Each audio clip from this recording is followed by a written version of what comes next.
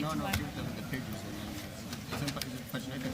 Yeah, but they have to go through. I don't know if they will find it easy. 34, 31. This one, 34, 31. You give me this one. Why they would they find it difficult? Because you have to slot it in. Is it not paginated?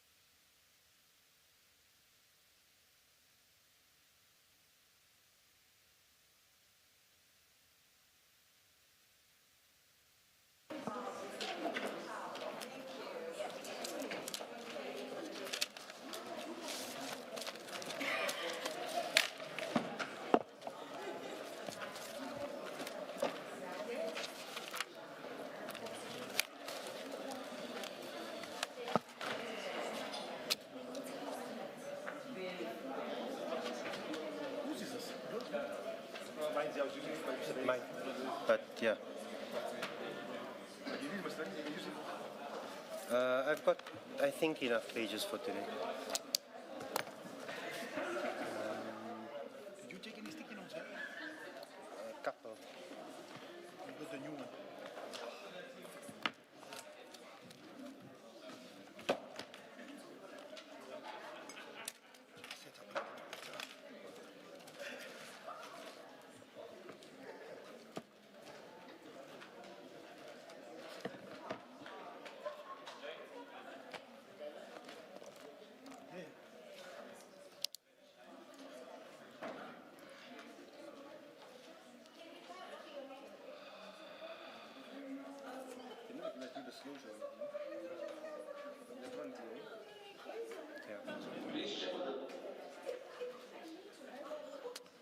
Good morning, all. It's 29 minutes past 9. We are ready to start the day's proceedings. Please make sure that your devices are on silent, that they are quiet. Thank you.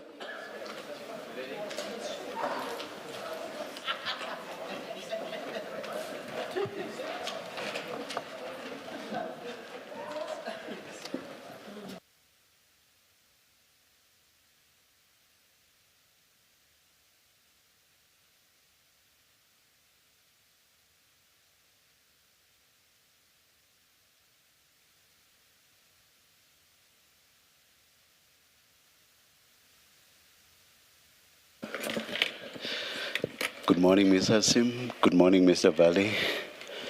Good morning, Chair. Good morning, Commissioners. Thank you. Morning, Chair. Good morning, Commissioners.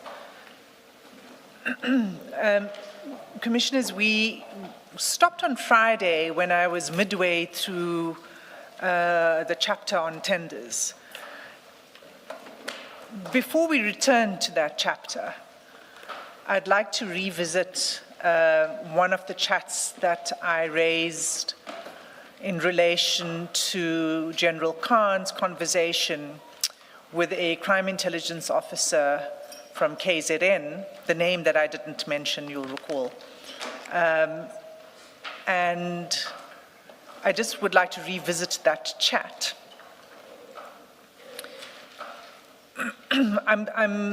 I'm still not entirely sure whether to reveal the name. And the reason for that is that the officer, it is possible that the officer works undercover and it might create a risk to himself or other people that he works with. That's the only reason. But Commissioners, I will establish whether that is in fact the case. I'm only hesitant because I don't know enough. But once I establish what the factual situation is and whether there's indeed any risk, we can then disclose, if there isn't, then we can disclose the name publicly. So I will do that as soon as possible. But that's not the only reason I want to go back to that chat, because since I raised it on Friday, I've obtained information that's relevant to that chat, which I'd like to put before the Commission.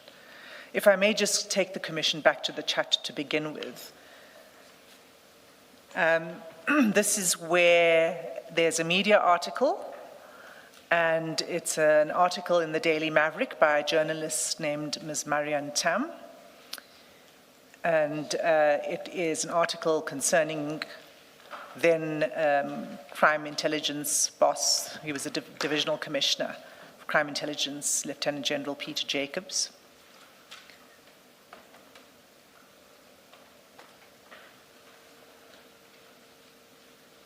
I'm just waiting for it to be flighted.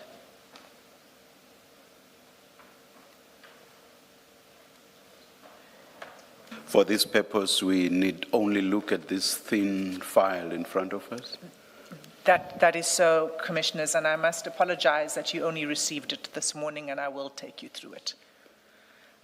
It's the thin file with the yellow tabs. Yeah, thank you. So you'll recall, Commissioners, And that I assume Mr. Valley also has a copy. Thank you, Commissioner. I was about to raise the issue. We haven't received a hard copy. I assume that the thin file that my learned friend refers to is what was disclosed at 5 minutes to 12 yesterday morning. I'm not sure if you could clarify. I'm not sure what time it was sent to you, Mr. Valley, so I'm not entirely sure of that, but it's the affidavit from Ms. Marianne Tam that I'm referring to. No, we haven't received it. We've received it now. Well, and my apologies for that, because you should have received it sooner. Yes. Could we ask for 5 minutes just to go through the affidavit, if that might be in order? Let's adjourn. You'll indicate when you are ready. I won't indicate a time here. Thank you, Chairman. Thank you. Thank you.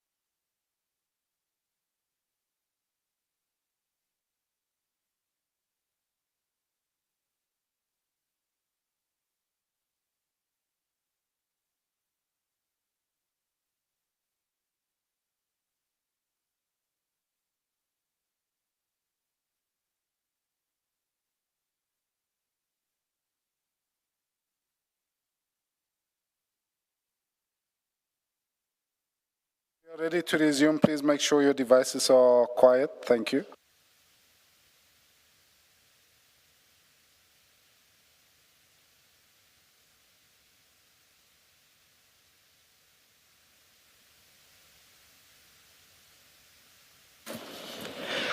Mr. Valley, you're ready. Thank you, Chair. We've taken the few minutes that you've granted us. We've Yes. gone through the disclosure. I believe it's marked CJC 366.1 through CJC 366.4. Yes, yes. We're not sure about the relevance, but we'll learn as you learn about where my Where friend this is is- going this morning. Where this is going. Thank you very much, Mr. Valley. Thanks, Mr. Sim. Thank you, Chair. So, Chair, where I was at first was just to take you back to the chat itself, the exchange between Lieutenant General Khan and the other officer, and that's displayed now. The article there is the article by Ms. Marian Tam. It was published in the Daily Maverick. And to remind you, the response from General Khan was, this journalist is a good friend of Jacobs and Vieri. And again, Lieutenant General Jacobs is the subject of that media report. And then the officer replies, it's clear as all articles are written by a single journalist. Counter needs to be activated on this journal. And the date of that conversation is 17 January 2021. Chair, I wish to submit into the exhibit bundle CJC 366. That is a set of documents pertaining to an affidavit that we obtained this weekend from Ms. Marian Tam. 366.1 is the affidavit itself. I'll take you to the affidavit, but what the affidavit shows is not 2 months later, after this exchange, Ms. Tam was the victim of a housebreaking in which 2 of her laptops were stolen. So it begins with Ms. Tam saying that she's a senior journalist at the Daily Maverick. That's on page 1 of the affidavit. Chair, if you don't mind, I won't read the entire thing, but only the relevant aspects. The second paragraph is where she describes the incident. She says, during the late evening of Saturday, 13 March 2021, I returned my house, she means to my house, situated on the corner of, and then she provides the address, to discover a break-in with my office ransacked, that is her home office, desk drawers emptied and pulled out, and my 2014 Daily Maverick Mac laptop stolen. Upon closer inspection, it became clear that the thief or thieves had also taken a personal MacBook Pro, which I had refurbished for my older daughter from her bedroom. This device had a Daily Maverick sticker on the casing. An iPad was taken from my youngest daughter's bedroom and a handful of jewelry, and then she describes the jewelry that was stolen. She says other large ticket items such as a flat screen TV, Bluetooth speakers, various cameras, and even a small amount of cash were left intact. She goes on to say that I informed the Claremont police station that evening. An officer arrived, took a look around, and registered the case, and she gives the CAS number, which is CAS 139/3/2020. But I believe that's a typo because this was in 2021, so it should be 139/3/2021. I was later sent an SMS by a Sergeant N. Getra to acknowledge this.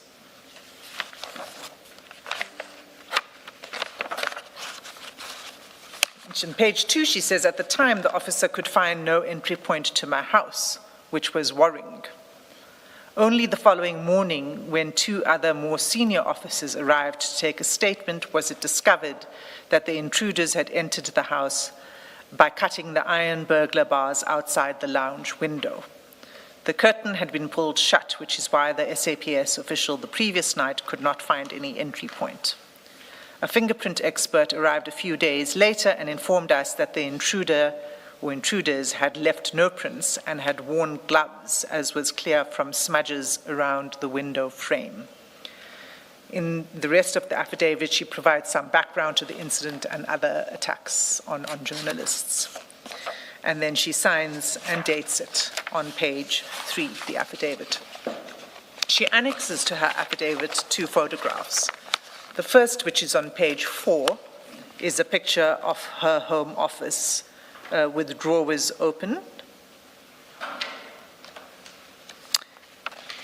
And the second on page 5 is the entry point. It's the picture with the burglar bars bent and the window opened.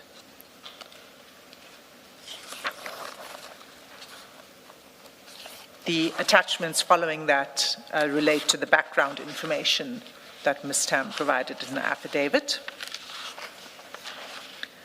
And then, Commissioners, if you look at page 8, 9, and 10, this is information that we were provided by the SAPS, which they retrieved from their system.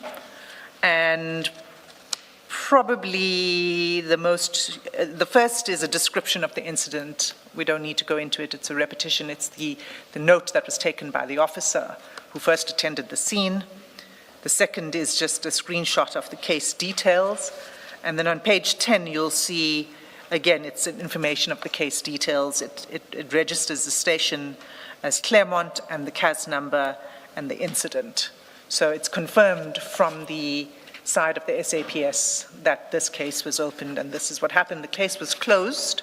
No further detection was possible to determine who the perpetrators were. So that was the incident. Now, please remind me, what was the date the journalist wrote this and that should be done about this journal? The date of that text. The date of the text. 17 January 2021. Oh, all right, thank you. And this incident took place on the 13th of March 2021. Now, Chair, I don't, this later housebreaking in March on this evidence alone can't conclusively show that it was linked to the WhatsApp exchange. But the sequence is alarming. And I raise it because it requires further investigation. It's a coincidence. It can't just be a coincidence, in my mind, which is why I think it needs to be referred.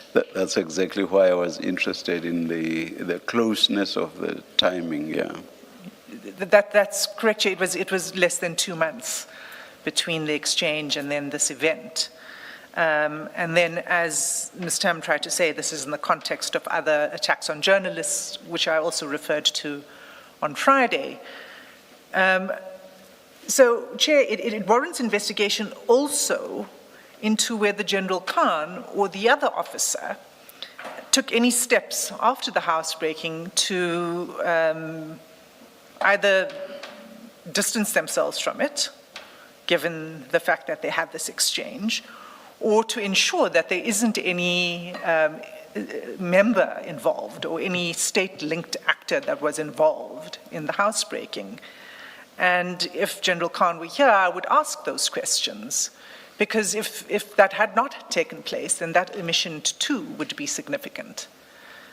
So, what is disturbing is that on the face of it, you have a senior crime intelligence officer informing another member of crime intelligence that a journalist appears to favor particular senior police officers, one of whom happens to be General Khan's superior.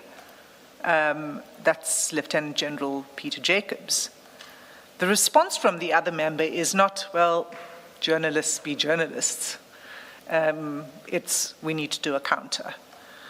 And there's no evidence that General Khan said, no, don't do that kind of thing, or trying to prevent him from taking any, trying to prevent the other officer from taking any steps that may be inappropriate.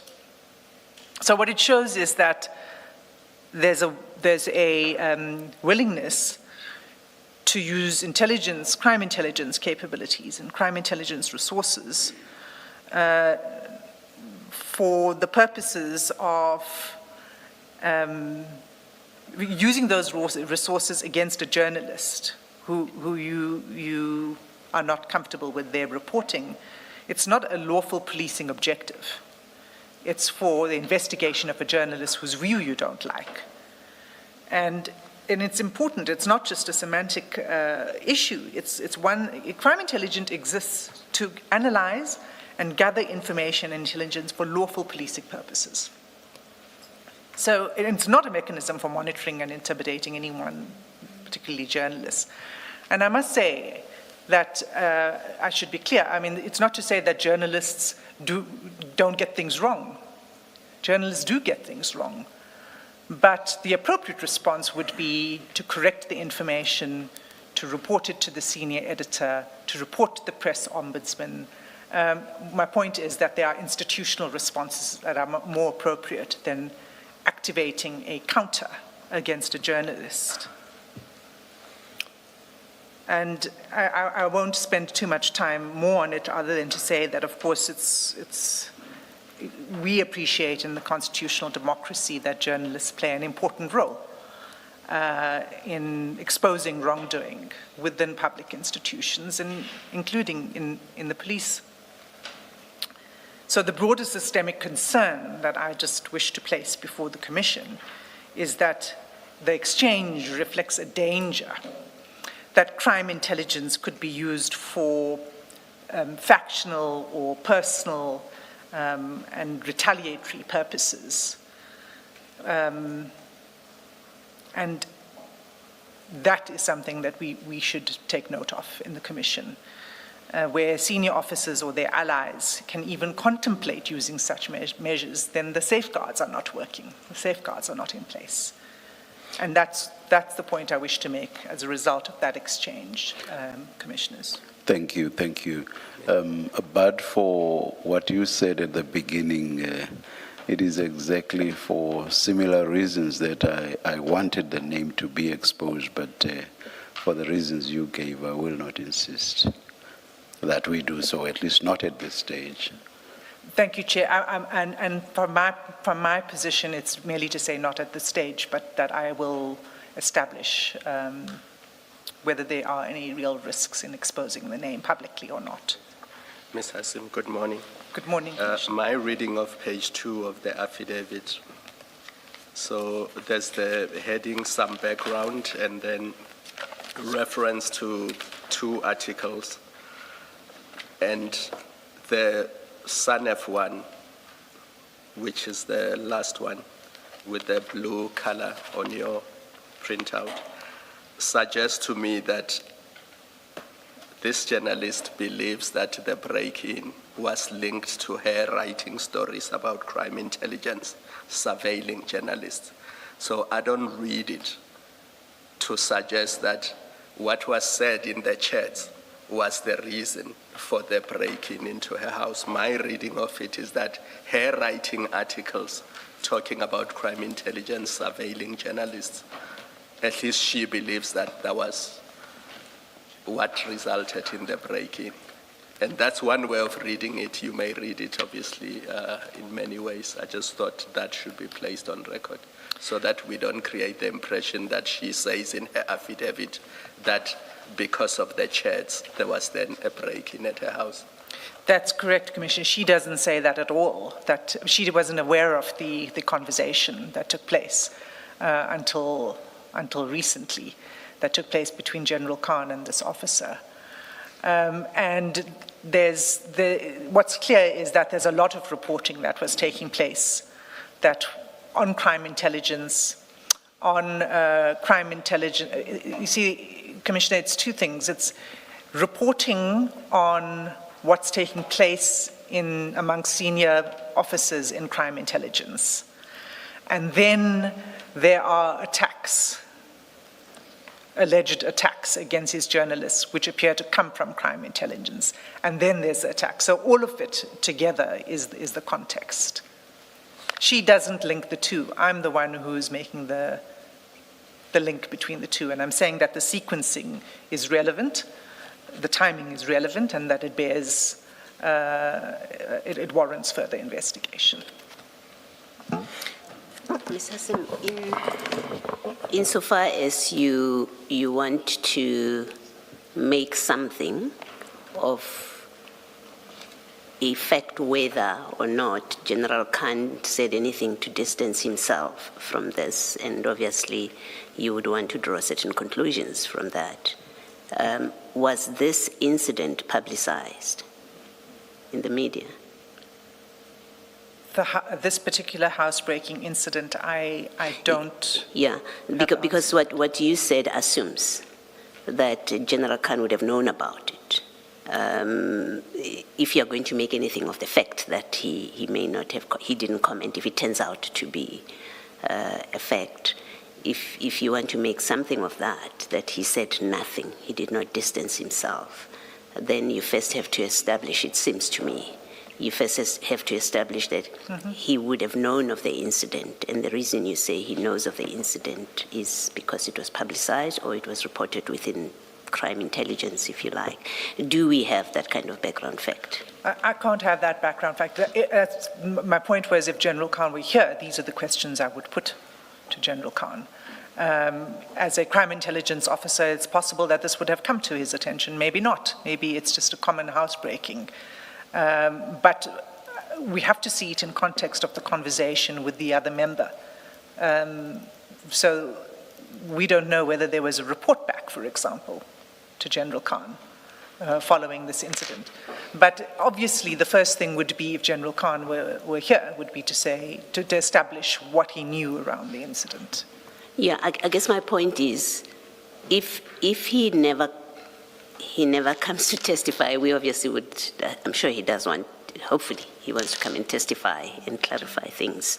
But if he doesn't testify, the point I'm making is there are facts that we don't have, that we don't, as matters stand, that we don't have, that we wouldn't be able to get to that point where we say, well, he failed to distance himself from this, and therefore he is implicated in this. That's the only point I'm seeking to. That's correct. In the absence of any objective facts, yes, to that point, then we would not be able to draw that conclusion or make that inference. That's correct. Thank you.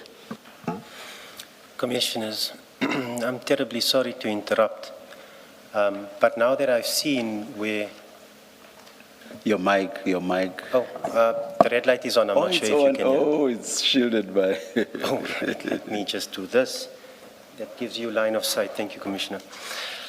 Now that I've seen where Ms. Hassam has gone with this morning's evidence, which I emphasize was disclosed to us as proceedings commenced, as you've seen, I reiterate that we are not yet favored with instructions from General Khan. I mentioned that while he is responsive and there is signs of improvement, he is unable to converse with me. I went to the hospital in an attempt to see to what extent he's able to converse. Now, in as much as we don't have instructions, there is the issue of residual rights or residual instruction. I have to act in General Khan's best interest to protect his rights. And what I've just seen this morning as an opening gambit of proceedings troubles me. It troubles me because we were not privy to the intended evidence. We were not privy to where the evidence was intended to be led. And that creates a troubling situation because the impression that is given, in as much as Ms. Hassam says that all of these facts that she leads is circumstantial and then not circumstantial, it has to be one or the other. You can't approbate and reprobate. Either it's circumstantial or it's not. But the difficulty we find here is that we have no instructions on this. We don't know, or we were not given prior notice of this evidence. It becomes worse when one has regard to evidence that was disclosed to us yesterday at 5 minutes to 12. That's additional evidence outside of this small bundle here. And we have to object, or at least for purposes of this proceeding, object to the manner in which this incremental disclosure is coming about. We've previously highlighted and tabled our objection in relation to the disclosure historically, and now there's continuing disclosures. In fact, on Friday, there was additional disclosures in between, which I did not object to because it seemed that it may have been a printing issue. But it's not, because those were material documents. And I now have to wonder whether or not the incremental disclosure and the leading of evidence, essentially by ambush, passes constitutional muster. We contend that it does not. So at the very least, we simply want our objection to be recorded for the manner in which these proceedings are being conducted by the evidence leaders. Ideally, Chairperson and Commissioners, this matter must be postponed until such time as Ms. Hassam tells us that the House is in order, this is the bundle, there's going to be nothing that's going to occur from this point. And at some point in time in the future, hopefully, with General Khan improving in his health, at the minimum, we can put before this commission an affidavit in answer to what Ms. Hassam has led and intends leading. Even if General Khan is unfit to come and testify in person, I would prefer that he is present so that he can refute the evidence, but right now he can't. And factually, and if I may draw from a colloquial expression, they're kicking him while he's down. And it troubles me significantly. Those are my submissions, Chair. Thank you, Mr. Valley. Ms. Hassam? Chair, unfortunately, this is a commission of inquiry. This is not a trial that we're conducting against General Khan. Information comes to us when it comes to us. The investigations are ongoing. This is an investigative inquiry. The affidavit that was presented to the Commission this morning was only obtained yesterday, late yesterday. I couldn't have provided it to Mr. Valley any sooner than yesterday. And I apologize that he did not get it at least earlier this morning. I had thought that it was sent to him. But it couldn't have been provided sooner because it was only made available yesterday. And that's the nature of the Commission of Inquiry. I notice the date of commissioning is 5 July 2026, according to the stamp. That's correct. Which I assume is the stamp of the Commissioner of Oaths. That's correct, Chair. It's dated and stamped by the Commissioner yesterday. And so I can't take it any further than that, but to say that when the evidence comes to us, we need to put it before the Commission. Was the affidavit solicited by the evidence leaders, or was it offered to the evidence leaders? Well, because if it is the former, a point might be made that it should have been sought much earlier than yesterday. No, Chair, it was a combination of being approached by certain individuals, followed with only yesterday a request that if it is going to be placed before the Commission, it needs to be in affidavit format. So as the evidence leaders didn't have knowledge of this before yesterday. And so it was only once I was seized with the affidavit that I could then make it circulated. All right, please continue then. I thought you were still making your points. So. No, Chair, my point is really about the nature of a commission of inquiry, and we've made the point before. And it's unfortunate. I mean, this isn't a trial, so we don't have a case that's built up, that we disclose, and then we go to trial. This is an ongoing investigation, and it's not entirely in our control. And the second point is that in relation to Mr. Valley's submissions that this is unfair because we are continuing, even when General Khan is in hospital, we had alerted General Khan's legal representative of our intention to present the evidence as it is, because this commission has a limited lifespan and we have a compressed timetable and we needed to provide the evidence. That's simply what we're doing, is we're presenting the evidence to the commission. And we've also made it clear that that will be, obviously General Khan when we do await a response, when it is possible to get a response from General Khan to the evidence that's being presented. Now, according to the current plan, the last day of the hearing of evidence is 31 July 2026. Our schedule runs until 31 July 2026, and with August to be the period for writing the final report. That's correct, Chair. The extension that was granted by the President was to the end of August. And the end of August was, what the President required was that the final report must be submitted by the end of August.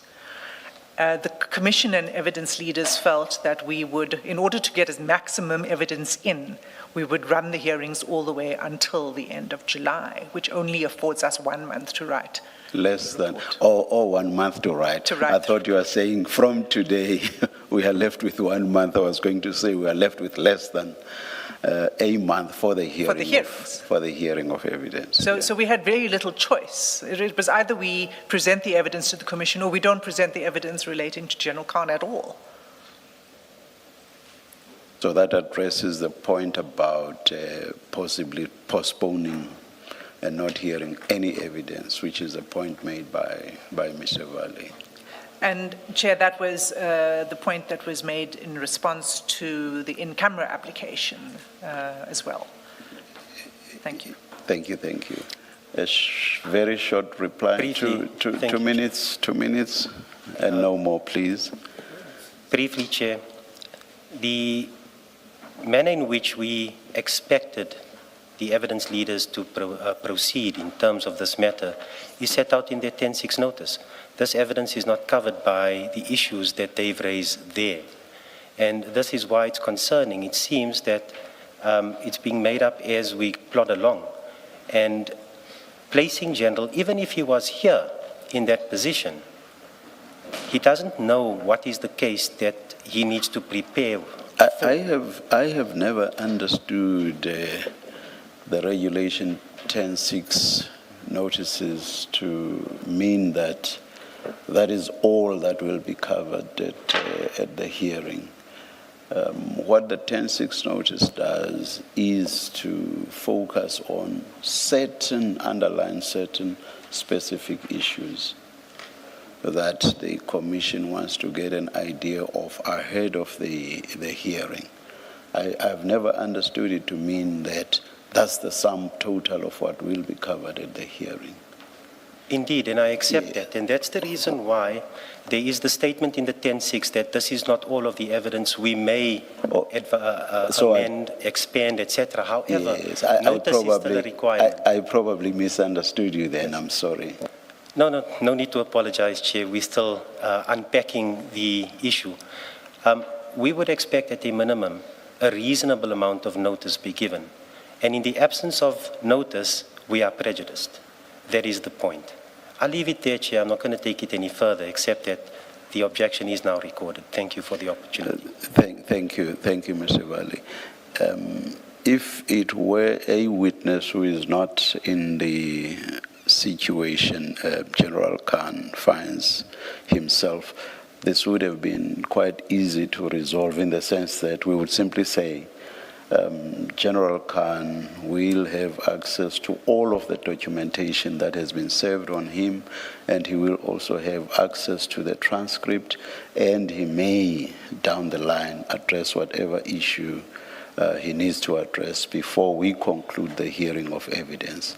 But because he's in the situation in which he is, we do not know whether by the time we conclude the hearing of testimony, he will be in a position to address all of these issues, having had sight of what I've referred to.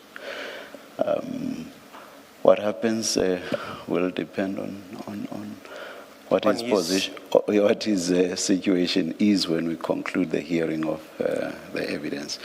But to cut a long story short, we must proceed with the hearing of evidence. We will not postpone. As it pleases. Thank you, Chair. Thank you.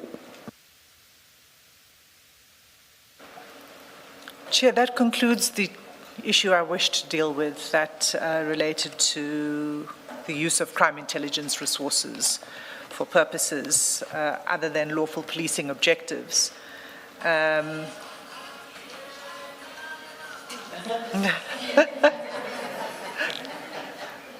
do apologize. Now we know Commissioner Baloyi loves Maskandi music.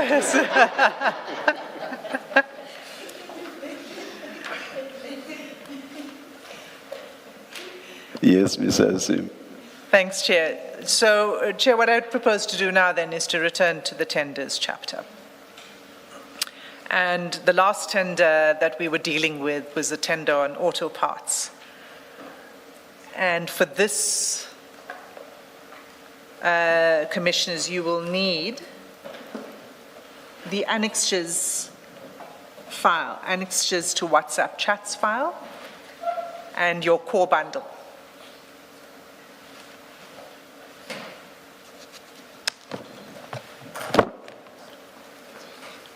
Core bundle is file number, remind us. It's with page 5204.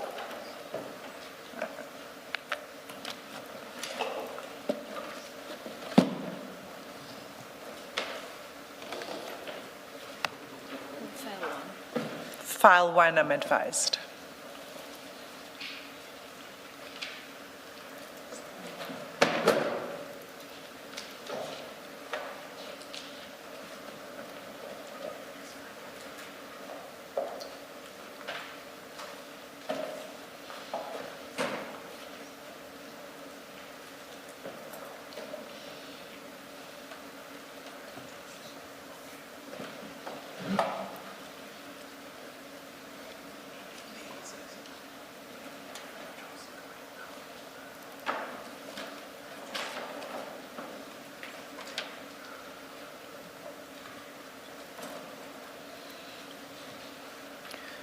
Thanks, Chair. So 5204 is where I believe we left off. It was the chat where Mr. Valley, on the 17th of June, 2021, at 1:54 p.m., says we will be ready with the file by next week, 24th, and pricing. So if I can pick it up from there.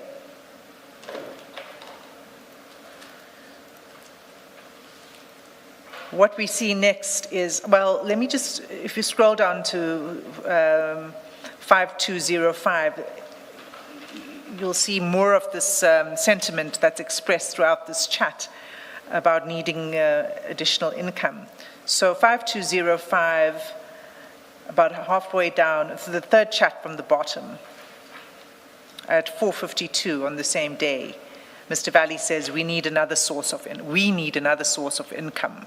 Bro.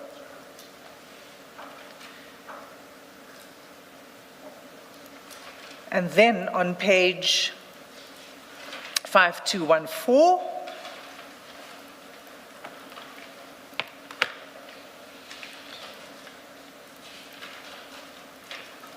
the preparation of the documents for the tender seem to now be complete, and you'll see on the third chat, Mr. Valley says, hi, sir, this is the front of the file. That's, in fact, a forwarded message from one of his employees, which he sends to General Khan. And in the next message, you'll see a screenshot of the cover of the file, which is the bidding documents, the tender documents that will be submitted by the company. Kaizen MSD, Kaizen Motor Spares.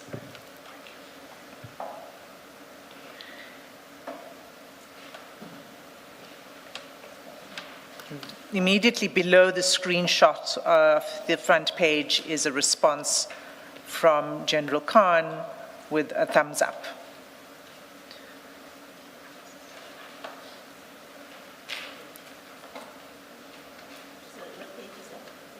5215. Can you fly to the actual thing? Thumbs up, we don't. So I think what's happened, Commissioner Beloy, in the process of producing the bundles, the emojis didn't print.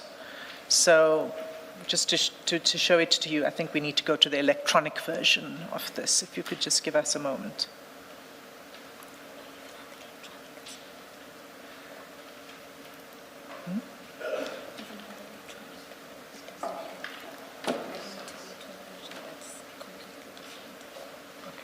Get there. No. You have to go to the original extract.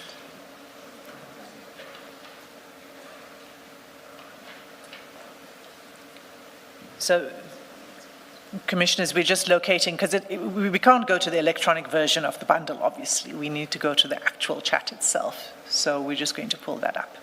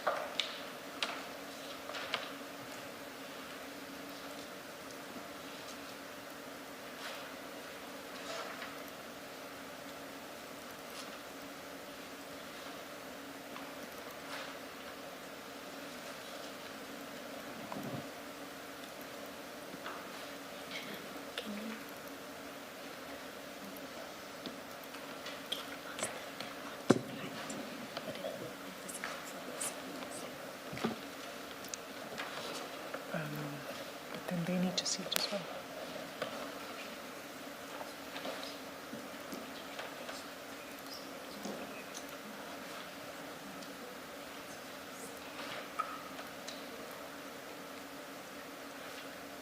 That's fine.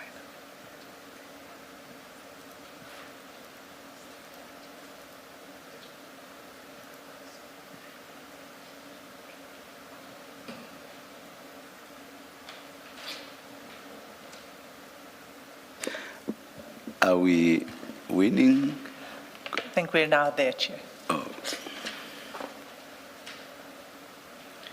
So on the screen now, you'll see, Chair, the WhatsApp message with a thumbs up immediately below the screenshot of the front of the file. It's strange because what appears to be the chat is actually there. When I look at the time, including the seconds as well, it's exactly the same as what we have, except that the emoji is not there. That's correct, Chair, Yes. and I don't have an explanation for why in the process of producing the bundle, the emoji went, disappeared. but on the original, it's there, and I think that we might, there's another chat where this happens again, and so we will need to go back to the original. All right, thank you. But Chair, as you rightfully point out, the time, the date and the time to the second is exactly the same. Then, Ms. Hassim, to avoid an accusation that you can add and remove things from chats, we may need a better explanation of what happened with this specific chat, because otherwise all the chats that we are reading, somebody will say, oh, you can add and remove any words that you do not like. So just to avoid that accusation, we need to get a better explanation. I'll find out from our technicians how it is. It's only the emojis that seem to not print when you convert it into this bundle format, not the text, but I will find out exactly what the reason for that is. But what the commissioners have and what General Khan has are the original versions of the chats. Have we used exactly the same format we've been using throughout? I'm asking because we have always had emojis on there. Chair, we are. I really don't know how this happened. It only came to my attention also in the preparation. Anyway, let's not belabor it for now. Let's wait for the explanation that you're going to seek from I will obtain an explanation, but Chair, I must emphasize that on the original, Yes. all parties have the original extracted data. Yes.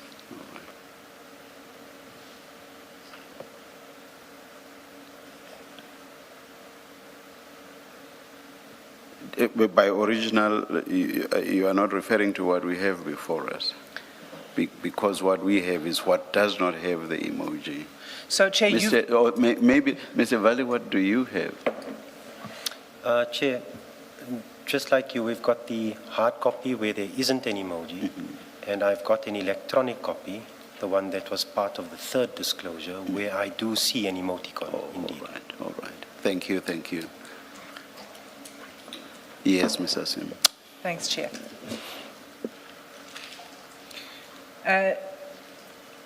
So to return to this, the chronology, that was the 3rd of July, 2021. And then on 5232, Ms.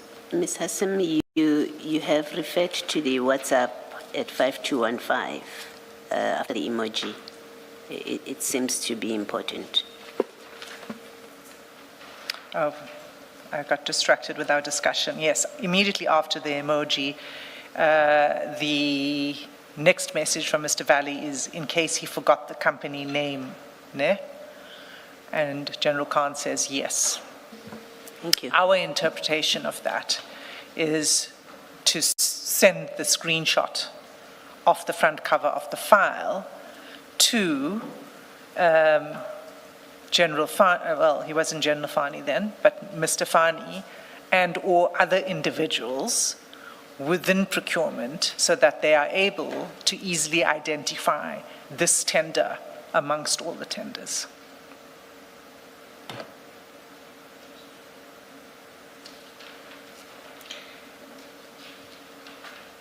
So 5232.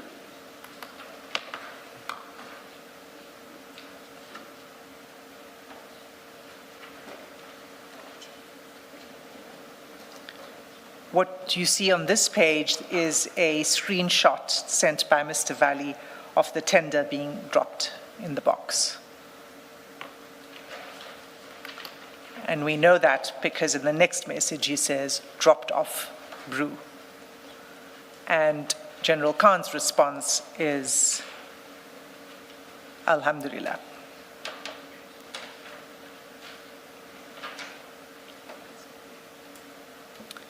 Are you able to assist us with what that means? It basically means praise to God, thanks to God. Thank you.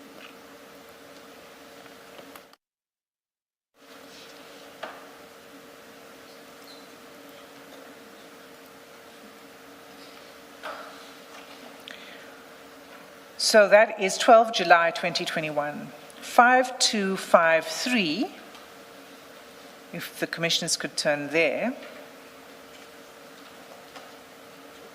5253.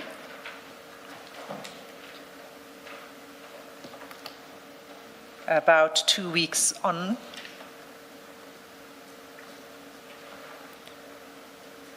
Mr. Valley says,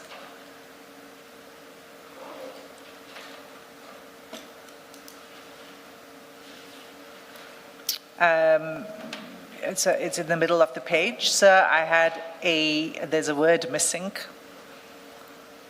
I'm not sure what it is. At National Treasury, still nothing on there. Maybe I had a look at National Treasury. Maybe it's had a look at National Treasury website. Still nothing on there, sir. I even tried calling from this morning as well, sir. No picking up the phones. The next message is, I think maybe tomorrow I should drive to the office and speak to the person that run the information bid department, sir. Chair, these are messages that are forwarded to General Khan. And we don't know who they're from, but I think it's his employee who's responsible for putting the bid together.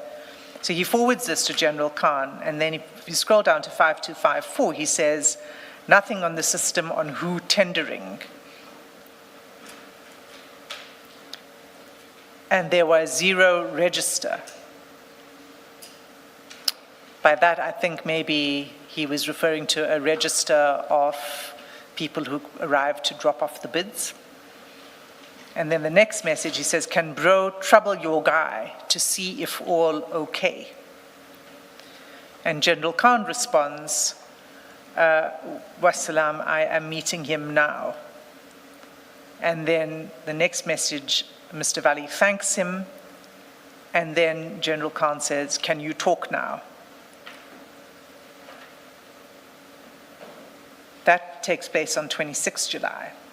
2 days later, at 5257,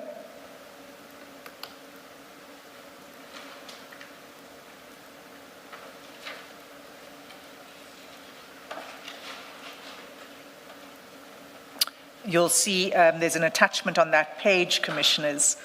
Mr. Valley sends General Khan a list of the bidders for the auto parts tender, and you will find that attachment at page 145 of the annexures bundle, the WhatsApp chat annexures.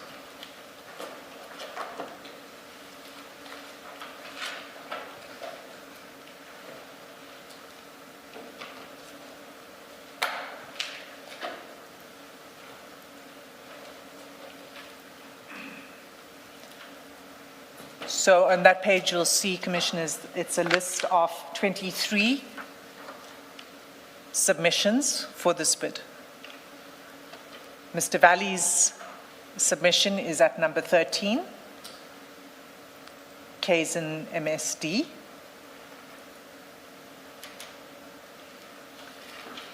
And what Mr. Valley says in the chat is, after he sends this document, he says AHK also tendering. And you'll see AHK at number 2. This is in alphabetical order. The numbering doesn't mean anything. But at number 2, you'll see AHK Motor Spares. So he says AHK also tendering. This is his competitor. General Khan responds to this saying, okay, he is greedy. Mr. Valley then replies, he's killing it in Cape, bro. General Khan responds, okay. Mr. Valley says, must target Cape, bro. And General Khan responds, I am going to very soon, inshallah.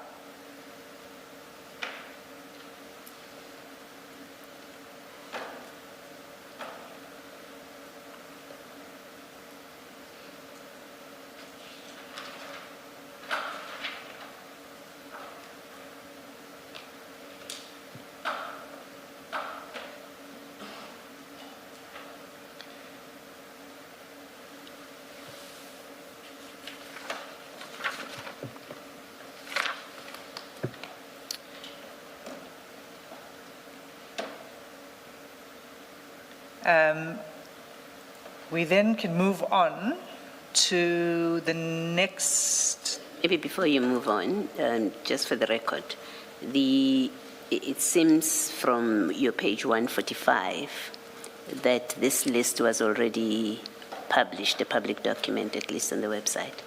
Is that, do you accept that to be the position? I believe so.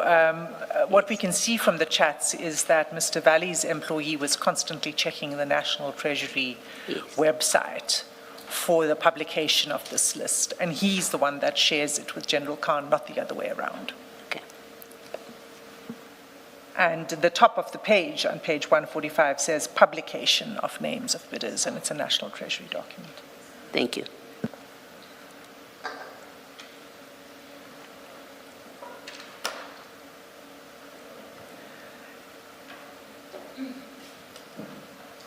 So what we need to go to next, Chair, is page 5261.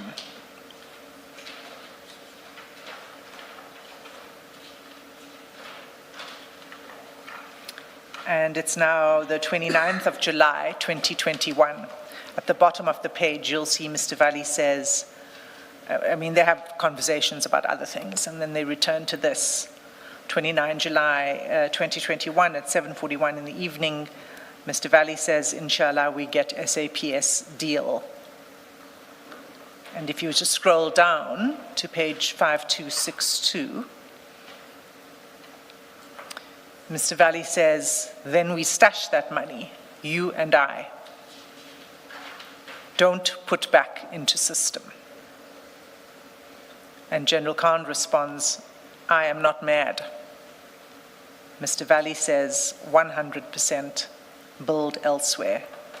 General Khan replies, definitely.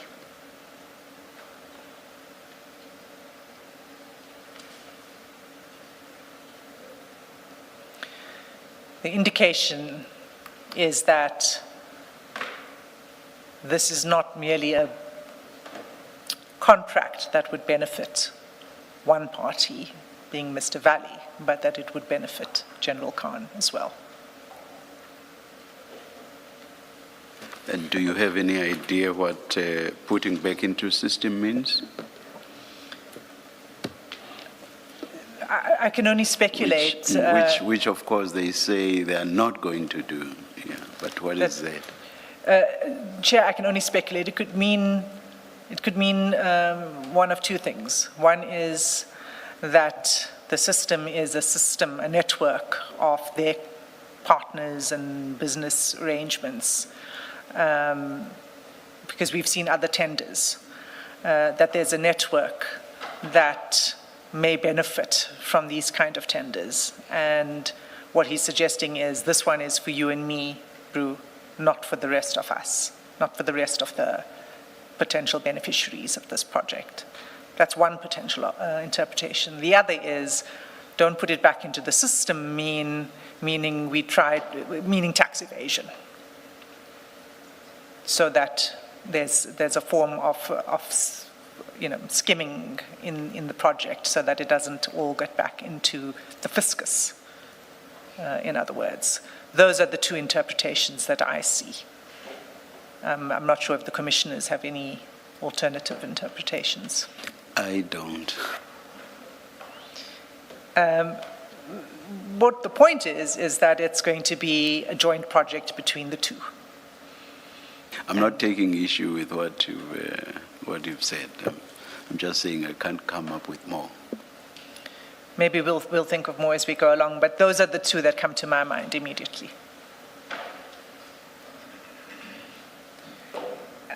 So that's 29 July 2021, Commissioners. On the 5th of August, at page 5303,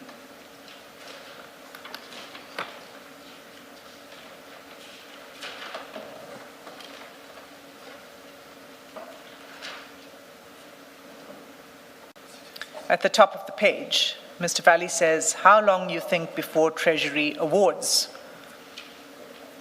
General Khan responds, I am with our friend now, I will ask. And then Mr. Valley thanks him, and then General Khan says, I wanted you to greet the brother.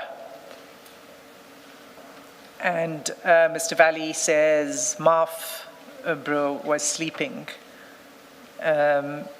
meaning, sorry, bro, was sleeping. General Khan responds, he's gone now.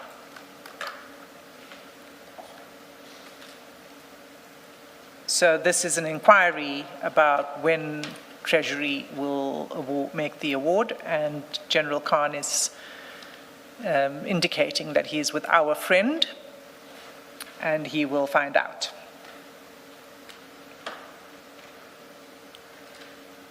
And that he wanted to introduce Mr. Valley, he wanted Mr. Valley to speak directly to our friend. On the 20th of August, at page 5322,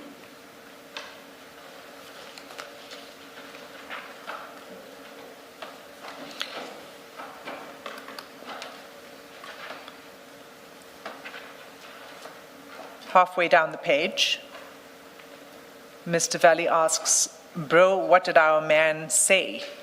Is all on track? Will we win a good slice?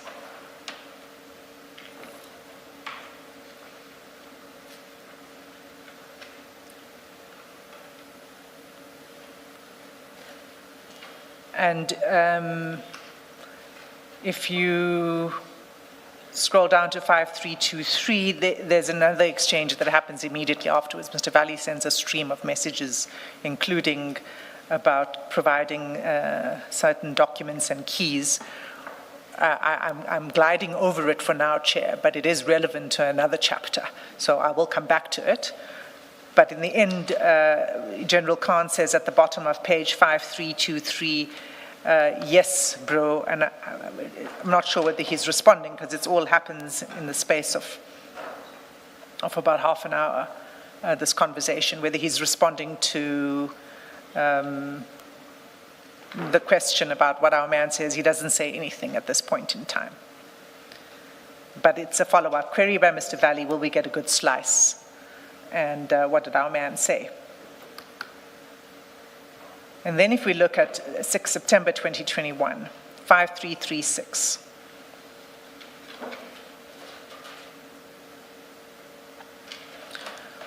What you see on this page is that Mr. Valley sends General Khan a letter from the Acting Chief Director for Transversal Contracting within National Treasury.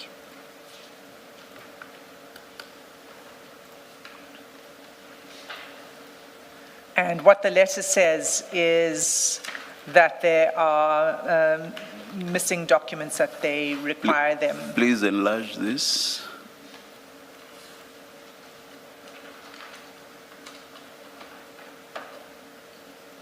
Yes, Ms. Hassan.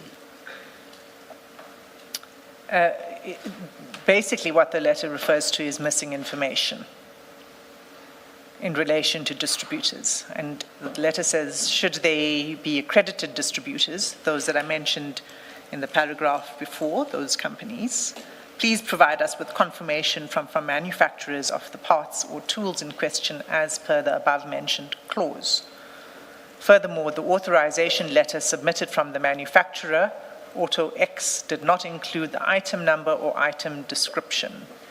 It was noted that the following documentation, and in brackets SBD 6.1, was not fully completed in your bid submission. So that's SBD clause 6.1, not fully completed. Please submit the requested documentation before the end of business on 13 September 2021. And it's signed off by a National Treasury officer.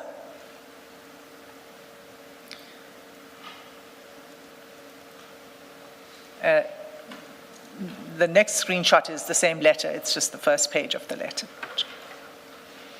Below the letter, Mr. Valley says, bro, it seems they nitpicking. We need to reply. 6.1 was filled in proper. So that's a reference to the SBD 6.1.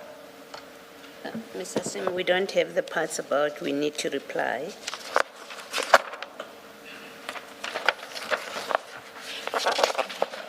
Sorry, you don't have that page, Commissioner Baloy, Yes. 5339. Yeah, no, we don't have. Okay, it's flighted. If you could have a look at your screen.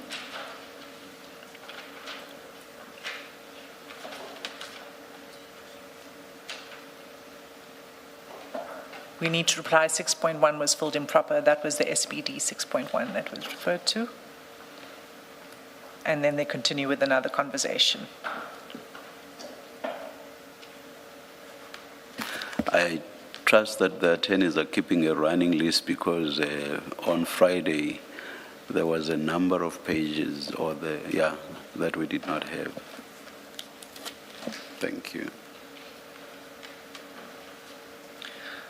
The next page may not be in your bundle as well, Chair, and it's page 5341.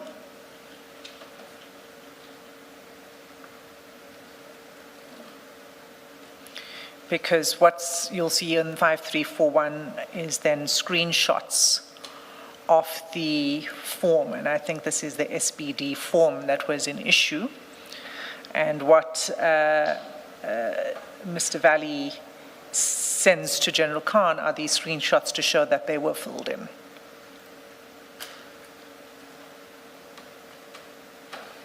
And there are a series of screenshots that are being flighted.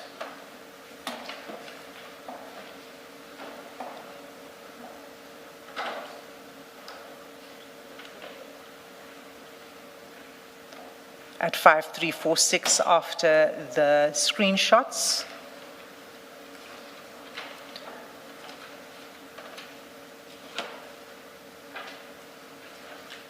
Mr. Valley, again, this is a forwarded message from his employee. Hi, sir, this is sad. 6.1, page 125. I just checked now, sir. It all filled in. So those were the screenshots that he's referring to, all filled in. And then page 5347. This should be in your bundle. At the top of the page. Yes, it is. At the top of the page, Mr. Valley says, "Can I have Goni at the table tonight, bro? He will draft letter. Goni is very trustworthy and quiet." And we've established that this person is probably the employee that's forwarding him this messages. He's the one who signs the bid documents as one of the directors of KZN MSD. And then if you scroll down, Mr. Valley says, "I think our man forgot meeting." And General Khan says, "I will call him now." On page 5348, just to remember the timeline here, this is now 8 September 2021. Mr. Valley says, "Blood, we can meet him tomorrow, no problem." General Khan says, "Okay."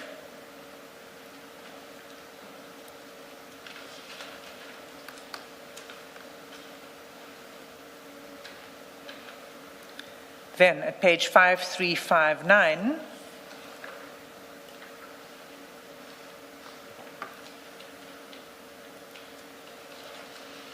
on 17 September 2021, at 7:36 in the evening, Mr. Valley says, "Blood, we'll touch base with your man tomorrow and see how we're looking." And then there's an emoji that's in the next message that seems to be present on your version this time. And it looks like the open hands, the pleading hands. This is the second time we actually see emojis on our copies, after the one that did not show. Yes, Chair. I'm not sure what you're asking me, but I will try to get an answer for you. But let's not worry about it now, but you'll still find or get that explanation. Yes, indeed, I will, Chair. And General Khan responds, "Okay." And Mr. Valley says, "Thank you." That was 17 September. At page 5372,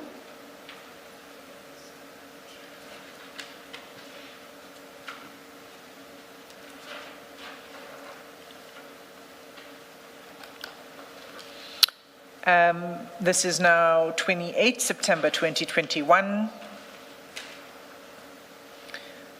3 chats from the bottom. Mr. Valley says, "Please trouble our man for progress, please." And General Khan says, "Okay."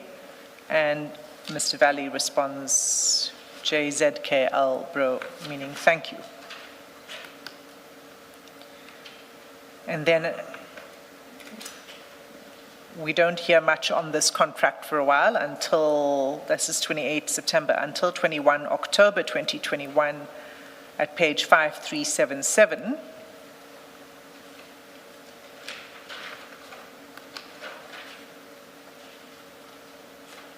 After the message from Mr. Valley greeting him and saying, "How's George?"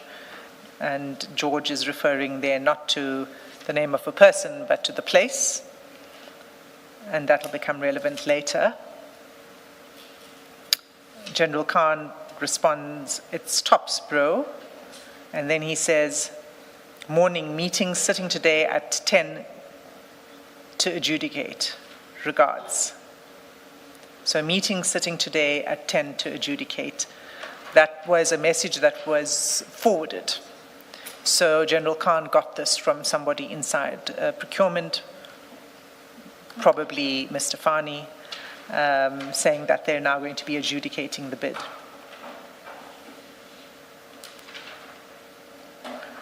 And then at page 5390,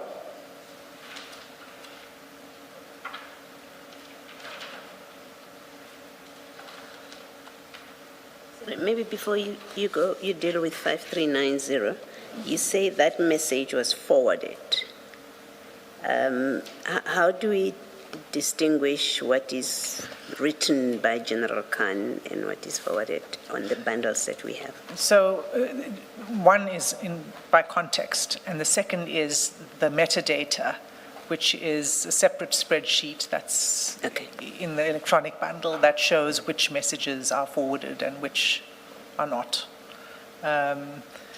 It's quite voluminous to produce the whole set of that metadata, but it would be very easy for us to cross-check to see that these are indeed the forwarded messages or not. Yeah.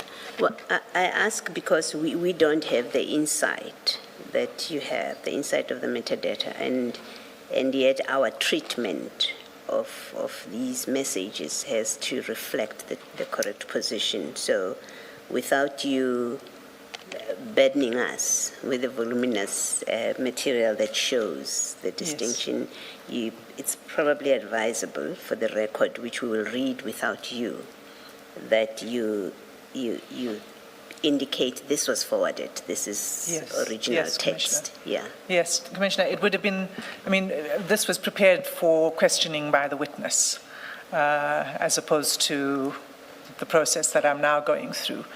The metadata is in the bigger files that are with the Commission, so it is part of our record. And so I think what we would need to do, given that we are now going through this process, is to just indicate on the relevant chats together with the page from the metadata that's relevant. Thank you. Thank you. So you have annotations, which will be what assists you to tell us whether this is forwarded or not. That's correct, Chair. So it wouldn't be difficult to pull out just the relevant aspects of that. Okay. All right. Thank you. Thank you.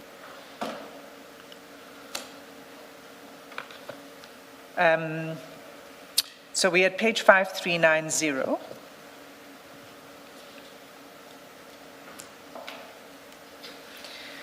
And it starts at the top of the page with General Khan saying on 16 November 2021, "Salams, bro, I'm with our man. He wanted to speak to you." Nothing further on this particular chat in relation to that.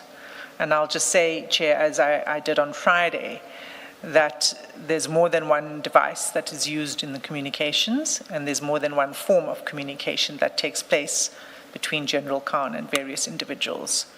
So there's nothing on the face of this chat that says that anything followed after this message on 16 November. But we just simply don't know.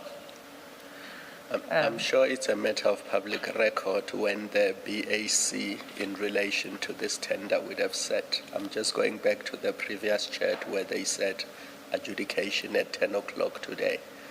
Are we able to obtain that so that we can be certain that the chat did not relate to some private business they have, but related specifically to the tender we are dealing with?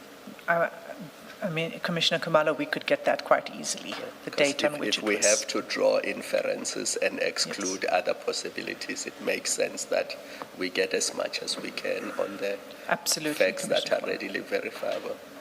Absolutely. I mean, again, Commissioner, it was prepared for the purposes of questioning a witness.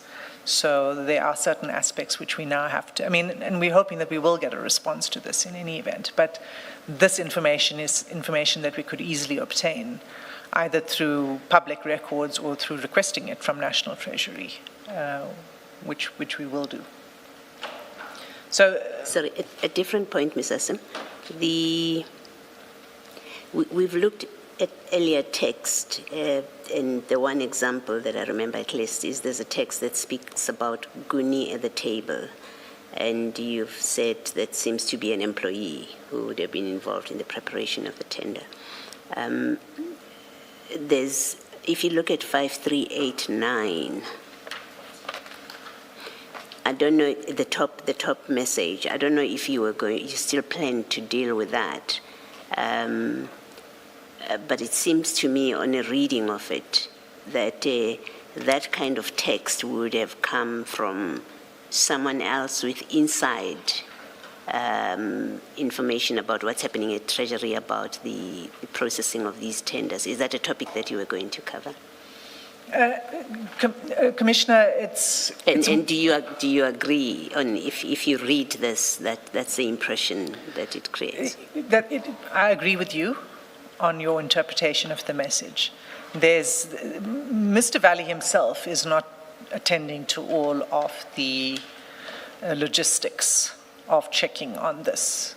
His task is to deal with another level of this, and that's to talk to General Khan and to the higher level procurement officials to ease their way, to facilitate the process. So I agree with you that this is someone else that is reporting to Mr. Valley.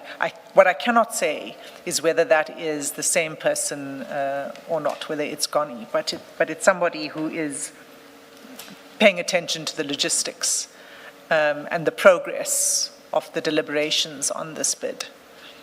The point I'm making about it is that on the face of it, it suggests that someone else who is reporting, this person who's reporting or who is forwarding this text, in fact, has got another person that they're talking to, possibly in National Treasury, who's giving them this kind of information, because this doesn't look like publicly available information. I think that's a point that I'm making about it, that you've got you have General Khan who's discussing with our men, and then you've got this person who's forwarding these messages to him, who in fact seems to be talking to somebody else who's within Treasury, who's telling them what's going on with this tender.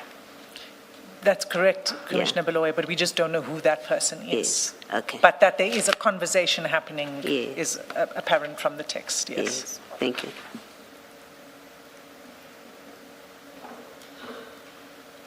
So what happens is that Mr. Valley receives information. He then goes to General Khan and he says, will bro ask your guy, our guy, in fact. Oh, no, your guy. He says, will bro ask your guy? And then he follows it. Did bro speak to the main man? That's on 5389. And throughout these messages, there's a reference to our guy, your guy, the main man, etc. And I have submitted, in the context of the previous chats, the previous tenders were not, the previous tenders I was dealing with on Friday, where Molefe Fani was involved, were different tenders with a different individual. But I will show in the course of this text that at least one of the guys inside Treasury that they are talking to is Mr. Fani. So on page 5390, he says, I'm with your man, our man, he wanted to speak to you, and that was the end of that conversation. Mr. Valley says, and we're still on 5390, and that's 19 November 2021, he says, do you know those guys, AKH? Now, you'll recall that that's the other competitor in the list of tenders that Mr. Valley pointed out to General Khan, and General Khan said he's greedy. Maybe a mix-up of letters. He speaks of AKH and your list has AHK. Yes, so I You believe say it's the same. company. And why do I say so? Because the next message says they're going around and stating they have won this contract. So it's obviously one of the 10 bidders, etc. General Khan responds at 12:29 as you see it. He says, Wassalam, balls. And Mr. Valley responds, 100%. On page 531, it continues. He says, but I don't talk. Keep you and other man hidden.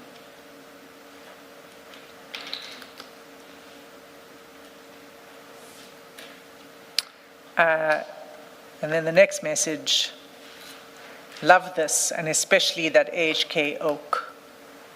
And then language we can't repeat on national television. And then General Khan says, big one. So that conversation takes place, as I said, 19 November. So they don't know yet about the award of the tender. 5393. This is now 22nd November 2021. Mr. Valley asks, middle of the page, will Big Bro see if they're going to award this month, please? General Khan responds, yes, bro. And Mr. Valley says, and landed cost is mad. General Khan says, that's going to give us a boost.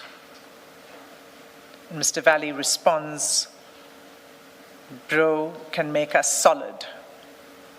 Over the page 5394, General Khan responds, inshallah. Can you just remind us, the business that General Khan is involved in, it is the spare parts business? Yes, Commissioner Beloy, and this is the subject of the next chapter I'll be dealing, well, one of the chapters to come, which is General Khan's financial disclosures. He has several spare parts stores. Thank you. And 2 separate companies that deal in auto parts. But he's not, at least not directly related to the bidder that we are dealing with in this chat. So in other words, he's not a shareholder or a partner in that business, as far as you are aware.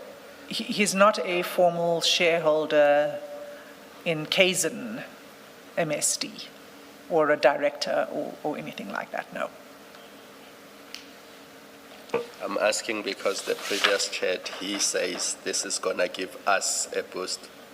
And this is one of those where it's him talking, so us must refer to him. Whereas in other instances where Mr. Valley is talking, us could be Mr. Valley and somebody else. Yes, Commissioner Beloy, he refers to the 2 of them, as I said, as General Khan being one of the beneficiaries. But the beneficiary is not going to be it's not straightforward. It's not, you're a member of the company. And I mean, I think they're just, I think they would be, they're just not that stupid. So when he says it's for us, it's through some other means.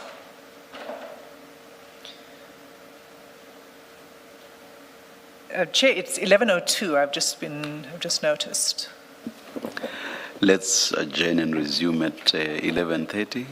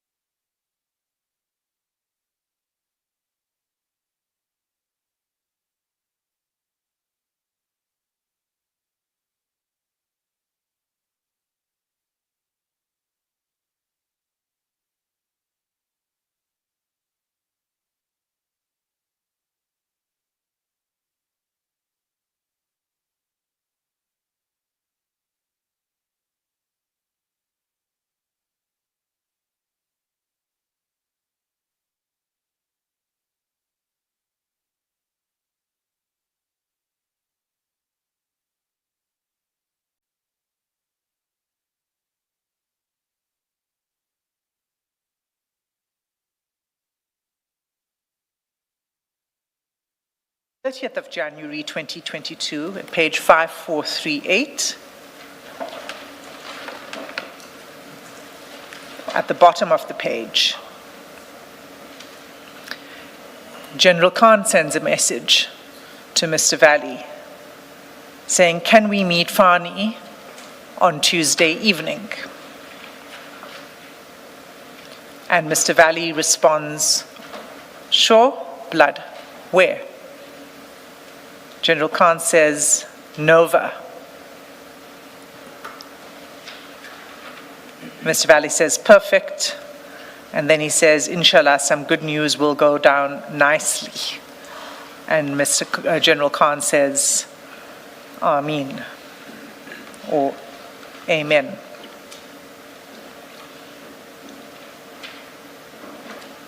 On 5439, no, sorry, Chair.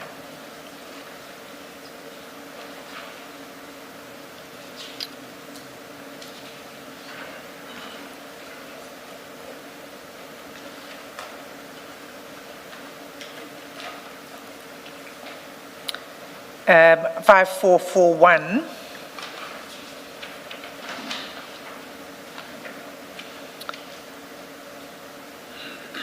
This is now the 1st of February 2022, and Mr. Valley asks, my bro, what time we meeting? Fan, he spells it F-A-N. General Khan responds, I'm waiting for him to respond. Mr. Valley says, JZKL. General Khan says, 7 o'clock Nova. Mr. Valley says, perfect, my bro. And then he says, on the next page, can we do 7:20?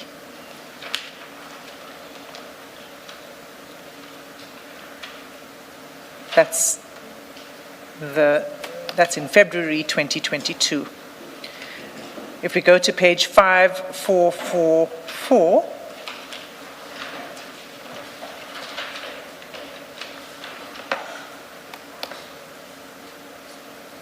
you'll see that Mr. Valley says, this is 22nd February 2022, 9:12 a.m., got feedback for us. When is Brew back? And then over the page, 5445, need fun, F-A-N, to sort one last hurdle. And General Khan responds with a pin location. At the bottom of the page, Mr. Valley says, see if Big Brew can pull Fan for a supper, please, F-A-N. 5446, General Khan says, when Brew, he says, when Bro is back. And then General Khan says, on the weekend, and Mr. Valley responds, perfect.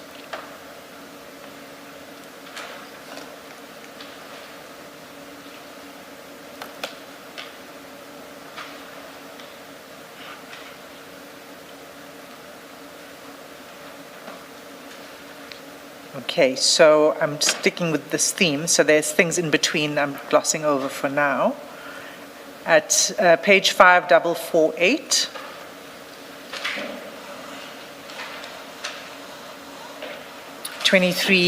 February 2022.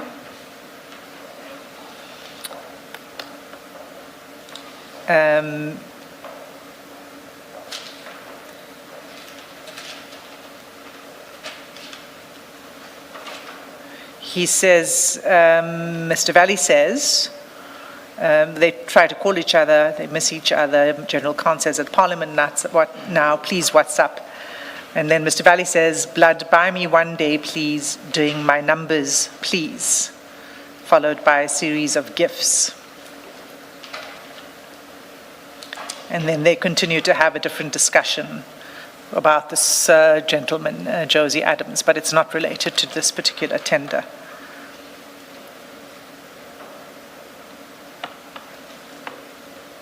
Then at 5452, still February 2022, 24 February 2022 in particular, General Khan at the top of the page says Eastern Cape, Limpopo, and Northern Cape prices were not submitted. We should have. So this was a transversal tender for SAPS across provinces. General Khan is saying that there are 3 provinces here where prices were not submitted in the tender. We should have. And then he follows in the next message by saying, we were too cheap, but we must find a way to up prices later. Mr. Valley responds immediately. He says, we must apply for price increase soon as we get tender, because it's been delayed too long. And you can see as we're going through this, he keeps asking about when is the award, have there been any news? There's quite a big delay between the submission of the bid and the actual award. So he says we must apply for a price increase as soon as we get the tender because it's been delayed too long. And in the next message, but your guy, Fan, is the man, F-A-N. Ms. Hassim, as you go through the chats, so 2 observations. The first question I have is, was Mr. Fani part of the various committees that evaluate and adjudicate this specific tender? I'm sure we are able to get that information. The second observation is, on its face, it appears to be improper that while a bid is being evaluated and you are one of the bidders, you are having meetings with a senior supply chain person in the very department. And yes. So on your question, Commissioner Kamala, even if assuming it was not in relation to the tender, the meeting, it would nevertheless be improper. Yeah, because you don't know what influence he has. Does he appoint, for example, the people who sit in various committees? What exactly is his role? And those are some of the questions that may have to be answered for us. Because how else do you explain the various requests for meetings with him? And it's clear that the discussion is about the tender, where there's interest by these 2 parties in that tender. They want it to be awarded to them.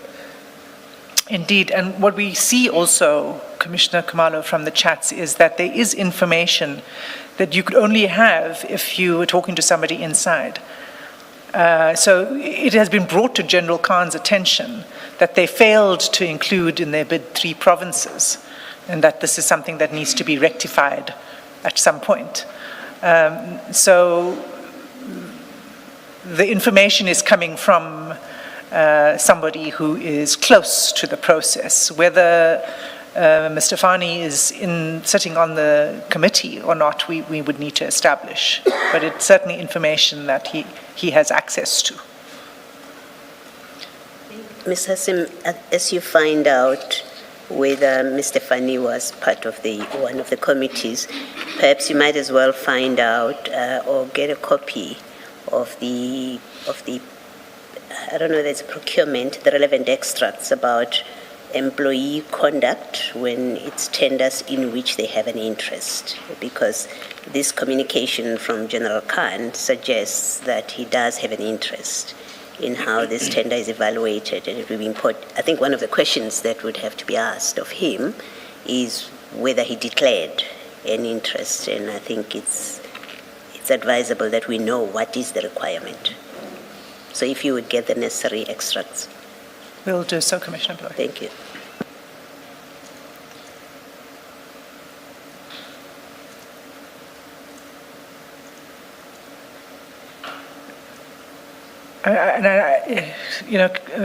Chair and Commissioners, we will be making submissions about that because while what's clear is it can't be correct that so there are 2 issues. One is the conversations with somebody in Treasury, that's clearly improper. The second is the fact that you are a senior member of the SAPS. This contract concerns the SAPS. And I would say there's a third issue, and that is that General Khan himself is in the spare parts business. And then there's a conflict of interest concern that arises there that, again, would be up for investigation. I'm not drawing conclusions. So to return to the timeline, in February, 24 February, the exchange was needing to apply, already anticipating that we're going to need to apply for a price increase on the tender. And if we scroll down to 5453, Mr. Valley checks and this issue of pricing for all the regions, and he responds on the same day at 12:37 in the afternoon. He says, bro, we applied and priced all regions, every region. And then he sends a screenshot. So this, you'll see at page 5453, and then it rolls over into 5454 is a screenshot that is sent to him from someone who, it's very small, the print, but basically what it says is we applied and submitted pricings for all the following regions, which is all the files that were provided for by the tender, and then he lists all the regions. Eastern Cape, Free State, Gauteng, KZN, Limpopo, and Mpumalanga, Northwest, Northern Cape, Western Cape. And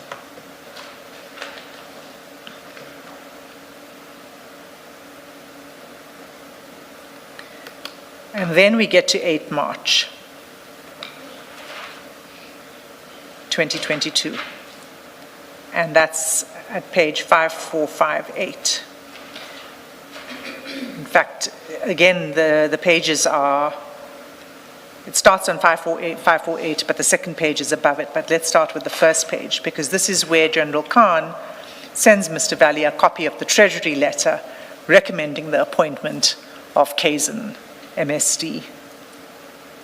So at 5458 is the first page. RT 45 2021, supply and delivery of automotive parts.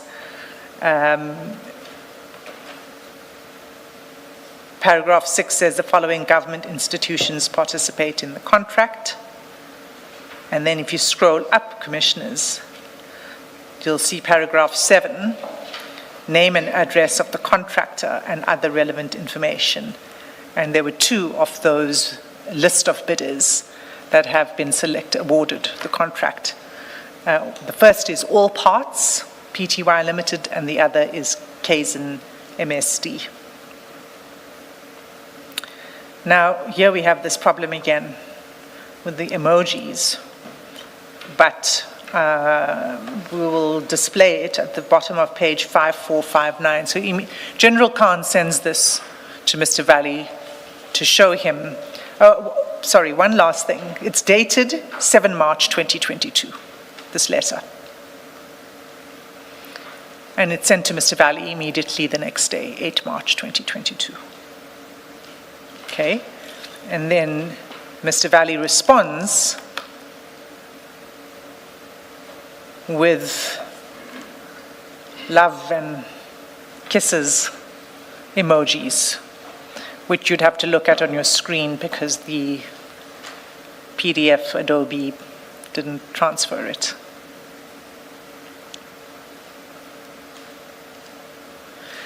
And then he says, busy with them today, on page 5459, and General Khan says, Bismillah. Ms. Hassim, I thought that name that we were looking for on page 5457, the contact person. Remember, we only had the name but not the surname. Oh, yes. Yes. This is why I believed the Goni to be this person. You see his full name there. Yes. Thank you, Commissioner Kumalo. So that's the Goni that's being referred to, who was the contact person for the contract. Sorry, Ms. Hassim, are you able to assist with the translation of the second text at 5459, please?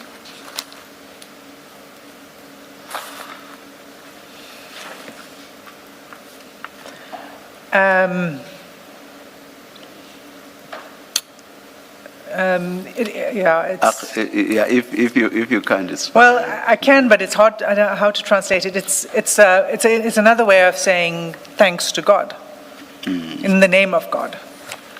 Oh, thank you. Okay.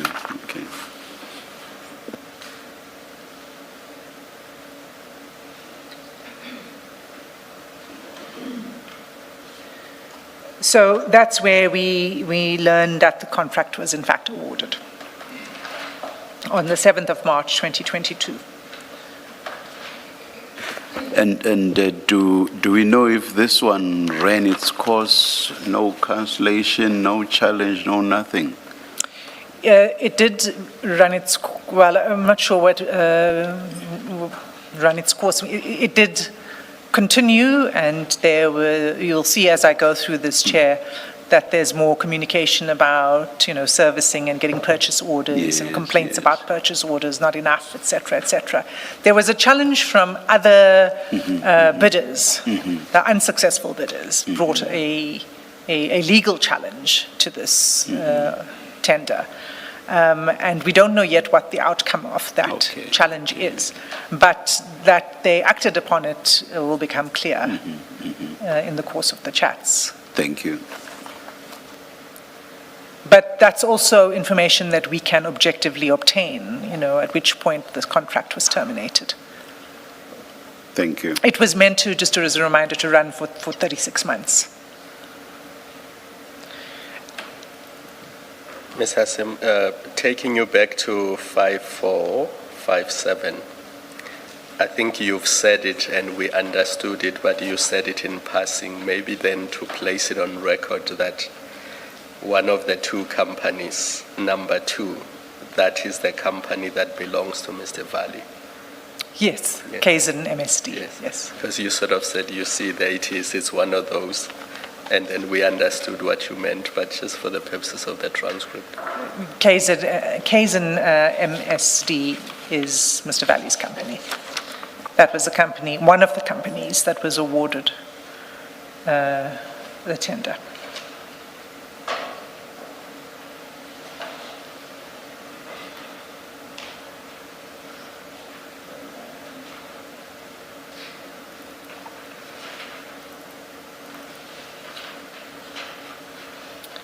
So, Chair, could I ask you and Commissioners to go to page 5472?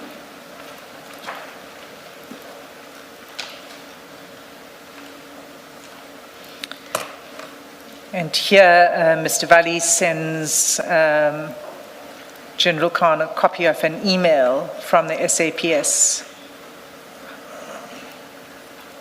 with the naming the individuals who are responsible for this particular contract within the SAPS.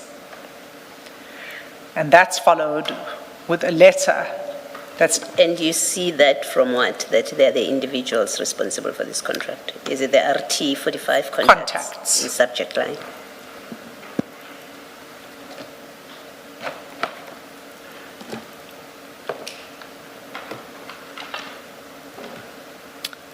And it makes sense that these are the individuals responsible from their positions, which follows their names: accounting officer, component, head, vehicle, fleet, etc. The next, this is then followed by this letter that's dated 19 March 2022, and it's a letter from KZN to the National Treasury, and it's essentially a complaint or a request or a plea to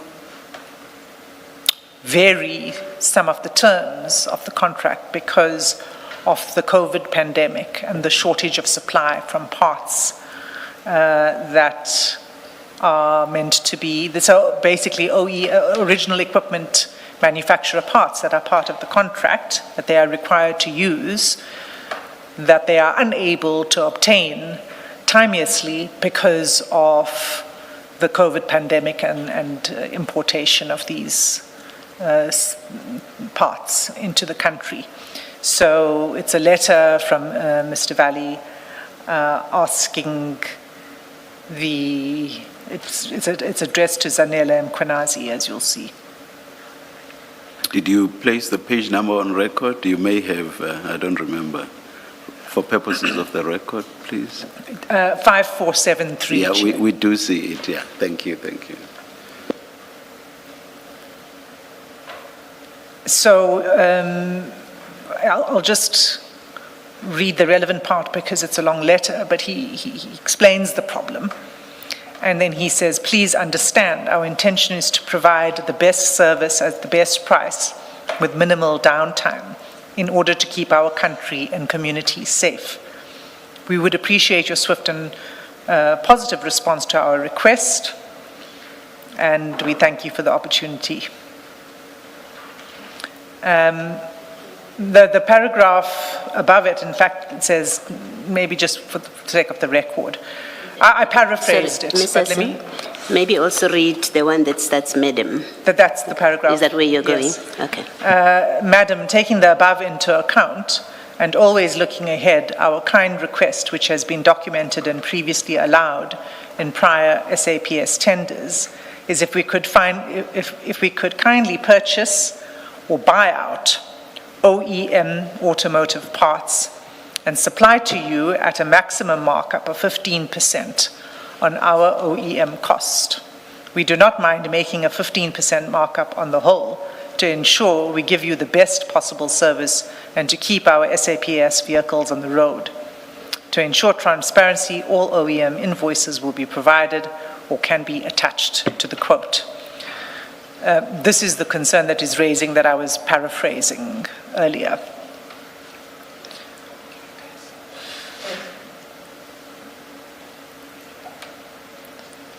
Please remind us, I may have forgotten, weekend might have come in.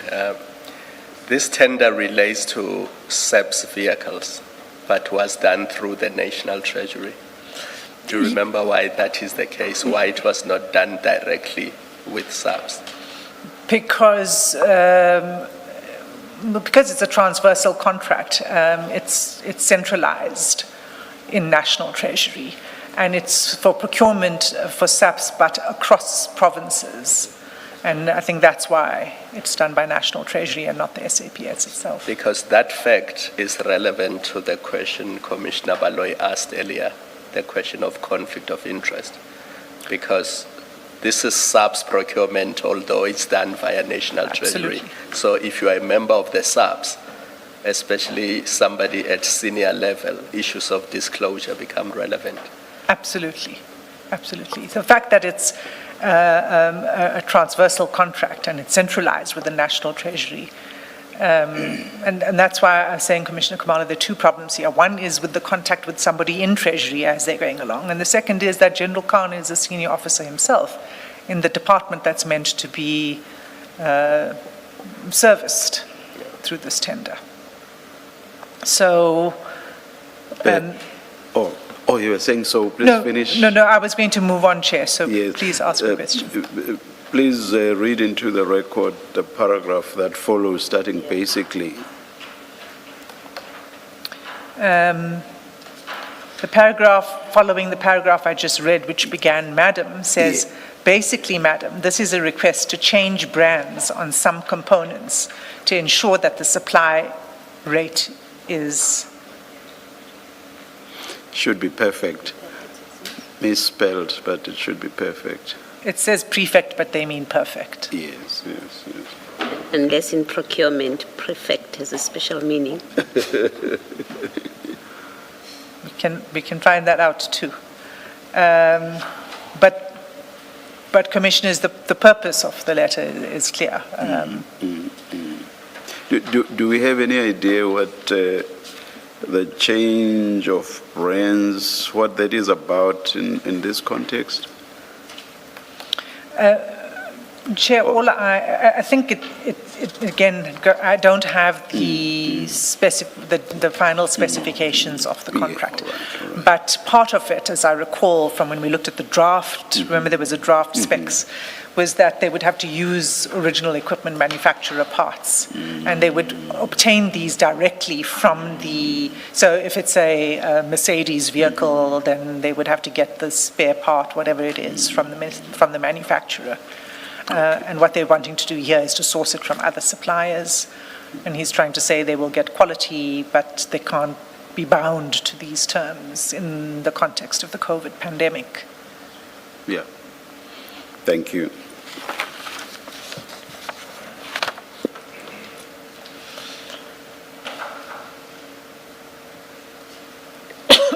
Excuse me.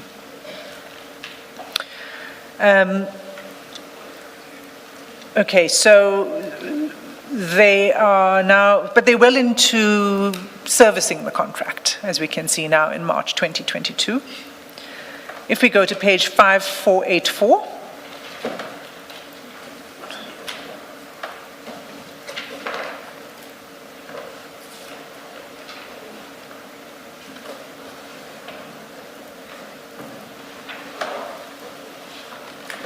do we put away file 1 for a while, or do we keep it close by? Chair, I know at some point, and I can't scroll down right now to see where it is. At some point, I'm going to go back to file 1, so maybe don't put it away yet. There's only one reference there, but it's an important one. We go to page? 5484.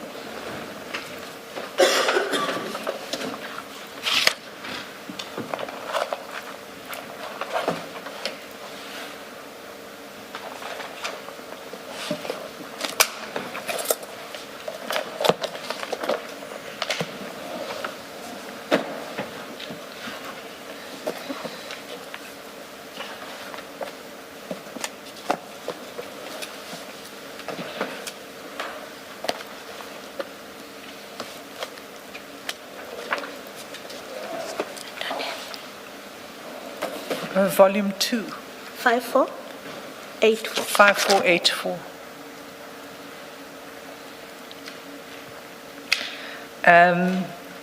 It's the second text below the picture. It says from Mr. Valley, it's dated 30th March 2022. And Mr. Valley says rumor ATM, meaning rumor at the moment. They want to pull a region from all parts. Can they give us? All parts is the other successful bidder. And yes, he's hearing that they want to pull a region, and he wants to know if they can get it. General Khan responds, let me ask him if it's true.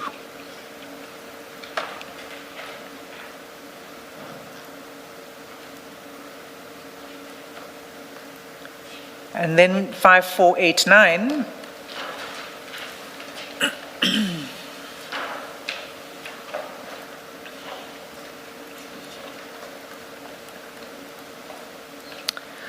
and again, I just must point out, Commissioners, that it will be obvious to you that there's a conversation above the one that I'm going to that's important. Where General Khan says we just have to make it disappear now at the top of that page. That is important, but it concerns the theme of abuse of authority, one of the themes I said we would deal with that arises from the chats. So I'm not going to deal with it now. Yeah, I was about to say at this point it's out of context. It is. So I'm just letting the Commissioners know that I'm sure you've seen that it's something that you would have an interest in, and it will be dealt with, and Mr. Chaskelson will deal with it when he deals with the topic of abuse of authority. For this chapter on tenders, what I wish to refer you to at 5489 is the message in the middle of the page where General Khan says, tomorrow, 2 o'clock, we can see him at the hotel. And Mr. Valley says, bro, can we do later or earlier? Meeting one auntie from SAPS to also ask what's going on with systems. They're blaming systems and paperwork. Over the page, General Khan says, what time? Meaning, if not 2. He responds, 11 a.m. Mr. Valley responds, 11 a.m. or say 4. And I can't remember whether I said it when I began, but this is now 23 April 2022. General Khan responds 4. Mr. Valley responds JZKL. General Khan says sorted, 4 o'clock. Mr. Valley says JZKL bro. At 5491, General Khan says salams, our guy is on the way. And then Mr. Valley responds, wassalam, I'm at Delhi Brew. General Khan says, okay, thanks. Mr. Valley says, you coming, blood, or must I put forward queries about processing orders myself? They blaming the process put in place by Treasury. Garages don't know how to use. General Khan responds at 5492, tell him like it is. Mr. Valley responds, okay. And then on the next day, that's now 25 April, Mr. Valley says, we found out some info as to what the delay is on SAPS. Brigadier Jagadesan has been away for 6 weeks and has not signed off on orders. So that's in April 2022, and it's a series of conversations that has to do with the purchase orders and processing of those orders.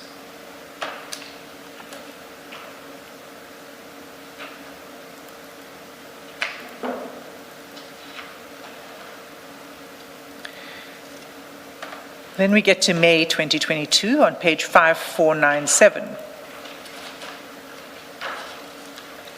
In the middle of that page, 1st May 2022, at 6:30 p.m., Mr. Valley sends the following message to General Khan. And again, this is one of those messages that are forwarded, and you can see it's a message that's addressed to Mr. Valley, who's Ish in this context. The message says, hi Ish, we are having a Microsoft Teams meeting on Tuesday, 3rd May 2022 at 9 a.m. with Peace Gumede and Zanele Mkunazi from Treasury and team from SAPS to discuss SAPS garages purchasing buyouts. In brackets, items or categories not listed on the RT45 2021 pricing schedule. We need them to agree to add this to the price list as it is crucial for us.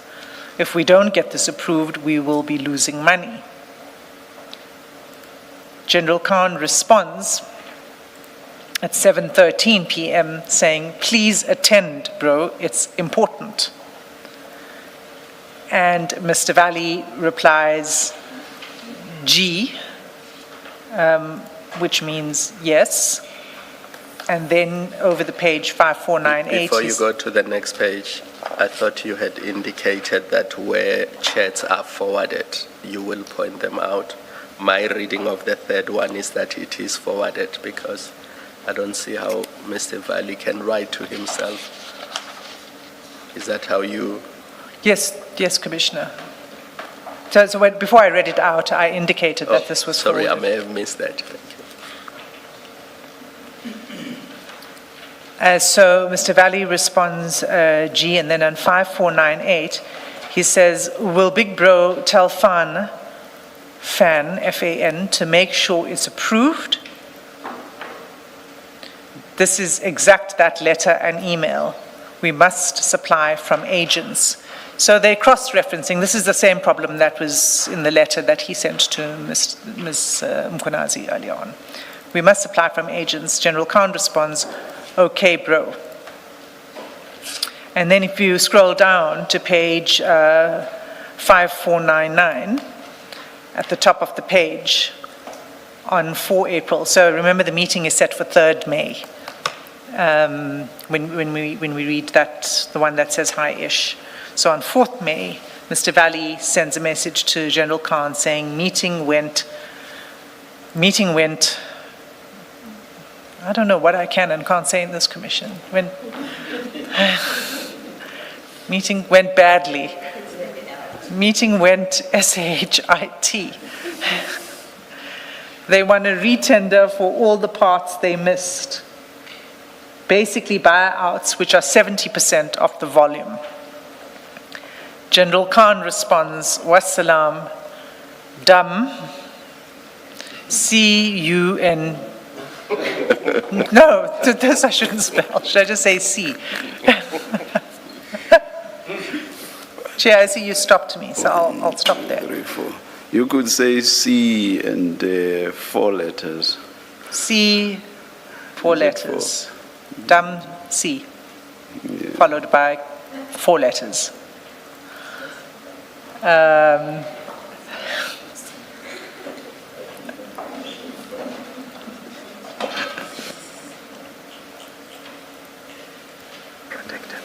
Oh, is it on the screen? Oh my gosh.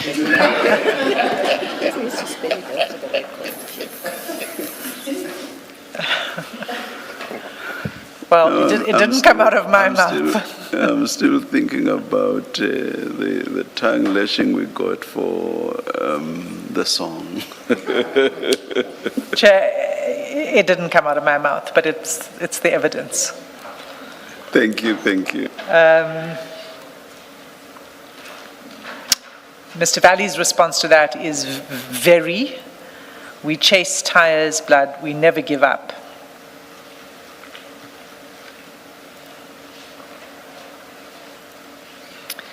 And then, just to be clear, what you see next is not actually about this tender, but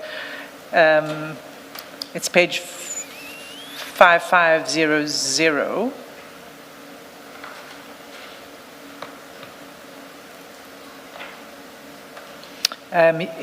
General Khan forwards to Mr. Valley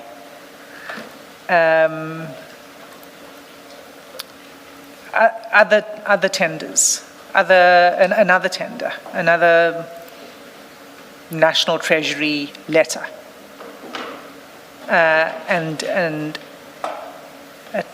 announcement of a tender for a contract for the appointment of service providers for provision of reflective marking of SAPS vehicles. And that's for the period, as you can see stated there, April 22 to March 2025. Where do we see what this is for? On the 550 page?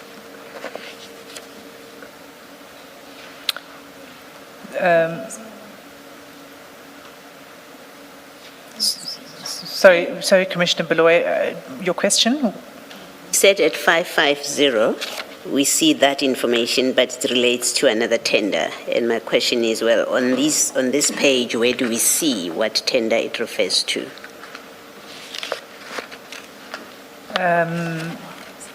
It's what I've just read out on I think it's 5501. Yeah. It's the email.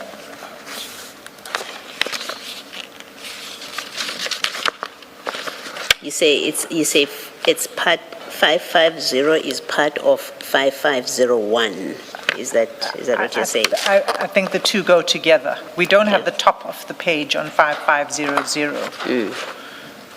But that is sent. What you'll see on the letter is, and the reason why you don't see the top of the page, it seems that what was most important for General Khan to forward was who was awarded that particular tender, because just above the signature it has the names and addresses of the contractors. And then the date, 12 April 2022, and then is the email with the appointment of this service providers for the provision of the reflective equipment. So the two are to be read together. Appointment of service providers on that tender.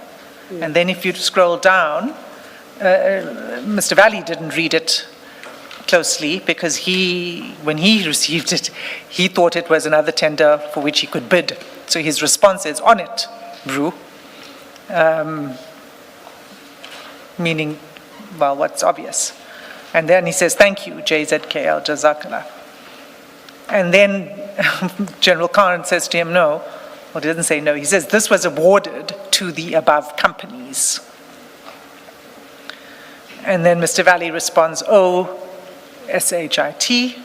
And then General Khan replies, another disaster on the way. And then Mr. Valley says, yes, Brew, they effing it up.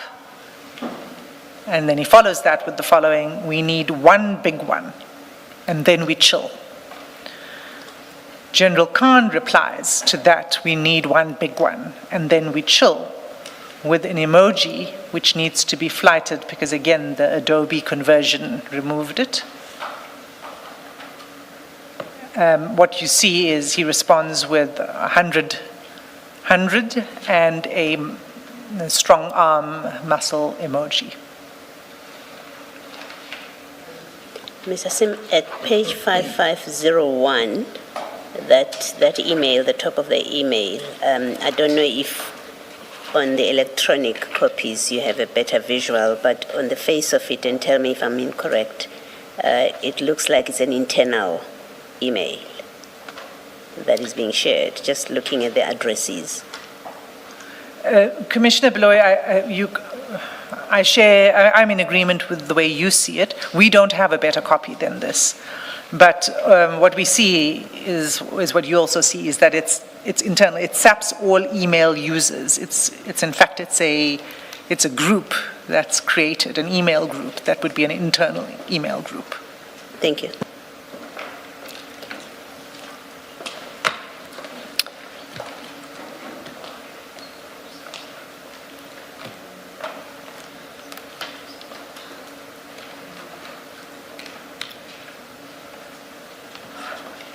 At 5535,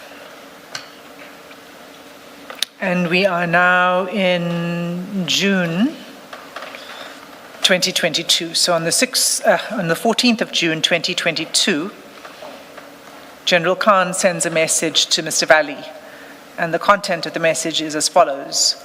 Grootman, I'm getting lots of backlash from the market players on K. We need to regroup ASAP so that they give me info. Mr. Valley replies, okay, Brew, we can meet him. So let me just pause there for a second, because again, this is a forwarded message. And it seems to be that it comes from Mr. Fani, who is getting backlash in relation to this particular tender. And K may be a reference to Kazan Motor Spares. So Mr. Valley says, okay, we can meet him. General Khan says, this evening. And Mr. Valley says, is it competitors? And then he says, to this evening, he says, gee, that's okay. And then he says, must I get Goni here? And General Khan says, yes, competitors. And just pause there, and you'll see later that there is a challenge, as I mentioned earlier. There is a challenge to the award of this tender. Yes, competitors, Mr. Valley says, okay, tell me time, Brew. General Khan says, I'm waiting for him to confirm the meeting. Mr. Valley replies, okay, Blood, main thing is we're sticking to the prices quoted, but we applied twice for an increase, but no response. General Khan replies, okay. And then over the page 5538, Mr. Valley says, so Leka, we meet F, because he can chase that email. General Khan says, please call. That's at still 14 June 2022 at 10:38 in the morning. He says, please call. And then we don't see anything until the next day, 15 June 2022, at 5:26 in the morning, when Mr. Valley greets General Khan and says, "See you just now."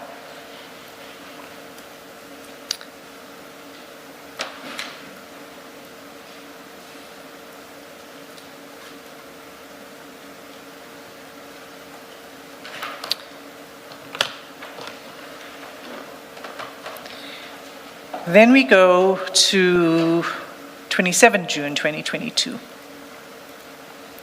5541.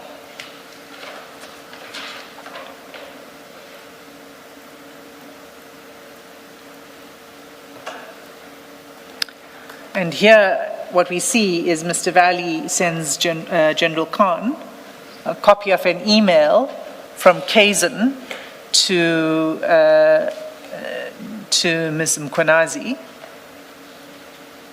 complaining to them, SAPS and Treasury, about not getting enough orders. So the email starts on 5541, it continues on to 5542.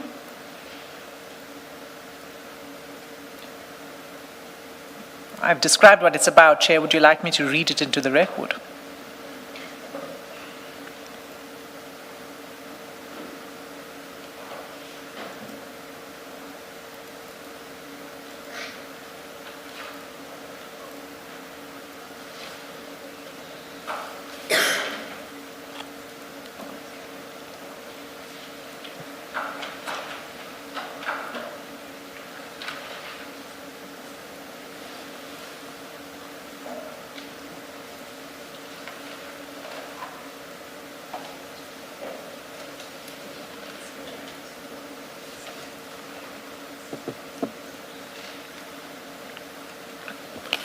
Read what you would want to read and then make the explanation?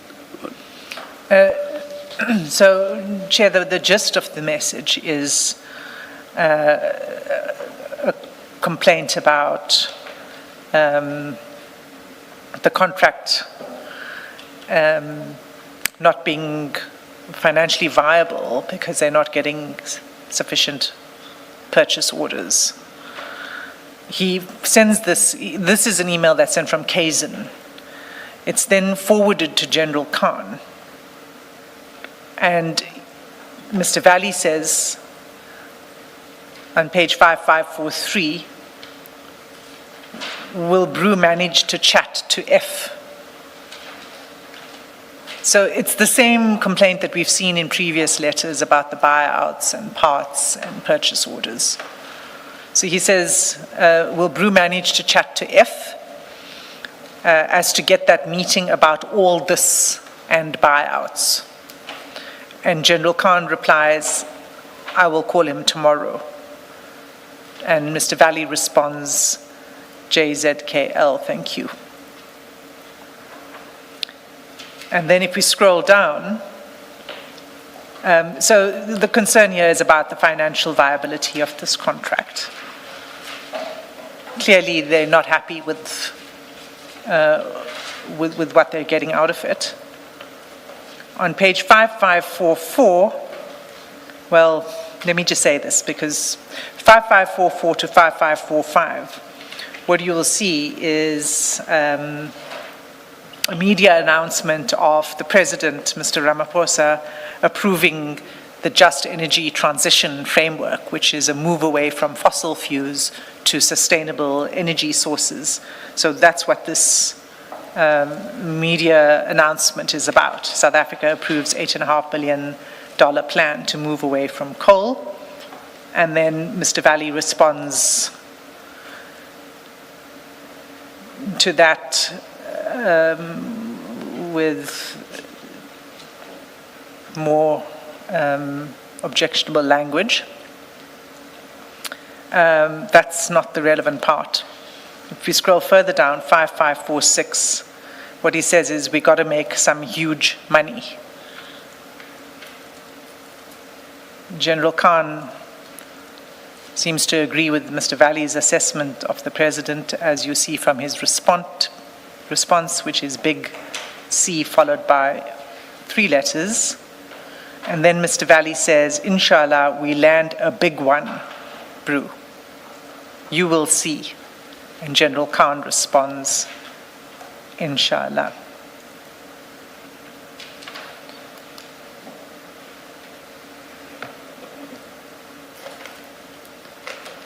And then on 5547, the next page, on the 13th of July 22, Mr. Valley says, can Brew push to meet F?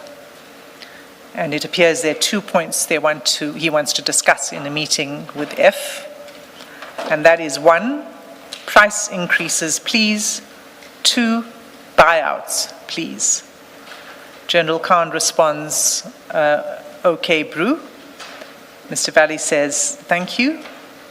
Over the page, 5548. General Khan says he can make it now at 12. Please confirm. This is 13 July 2022 at 9:30 a.m. He can make it now at 12. Please confirm. And then the next message is at 9:46 a.m. and he says, I am rescheduling.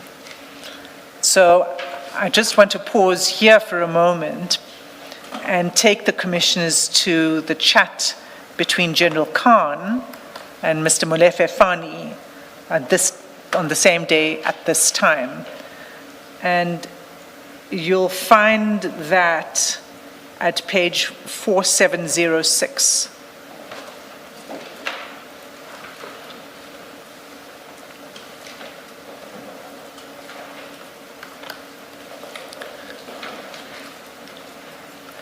That'll be the volume 1 that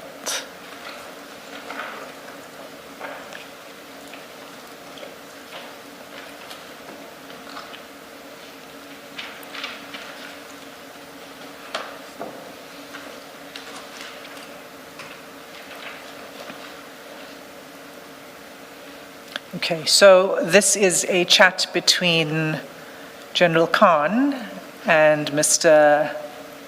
Molefe Fani. And at the bottom of 5706, it's 13 July 2022. It starts at 8:12 in the morning. Good morning, sir. How are you doing? When can you make time to meet with us? That's General Khan. And then you see Mr. Fani responds at 8:35 a.m. Are you available now at 12? I can come through. I must give other feedback. I'm well nonetheless. General Khan says, I am not around. Do you mind meeting with Ismail? Mr. Molefe says, Mr. Fani says, I don't mind. Will you be available later? He says, General Khan says, yes, I can do after 4. Then Mr. Fani says we can do 7 if that's okay. General Khan says he can't, he's got a family dinner. Mr. Fani responds saying, now it's 9:20 a.m., it's impossible earlier. Let me meet the guys now then, at 12. General Khan responds, it's spelt no, K-N-O-W, arrange, but I think what he means is let me now arrange. Mr. Fani responds, cool. And that's at 9:30 a.m. on the 13th of July. And you'll recall from the earlier chat we were looking at, he was trying to engage Mr. Valley to say, can we meet at 12? At 9:46, he says to Mr. Fani, let's reschedule. Ish is not answering now. Sorry about that. And Mr. Fani says, no problem.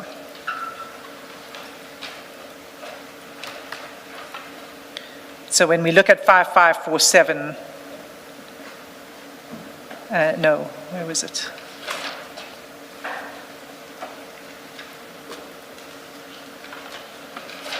Yes, 5548. At 9:46, he says to Mr. Valley, I am rescheduling. So basically, he's already rescheduled on the other chat with Mr. Fani. He comes back and he says, I am rescheduling.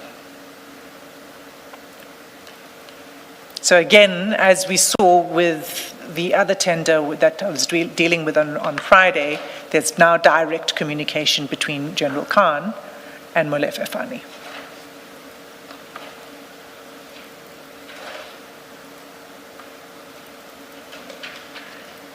So we then go to August. 555. Actually, it's 5554 is where it starts. 5554. And you'll see in the middle of that is an attachment. It's a PDF document.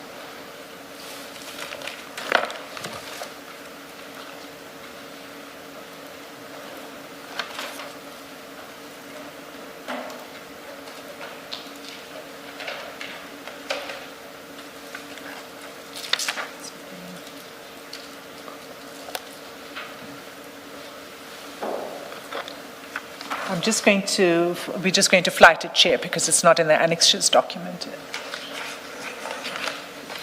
It's not in the annexures bundle.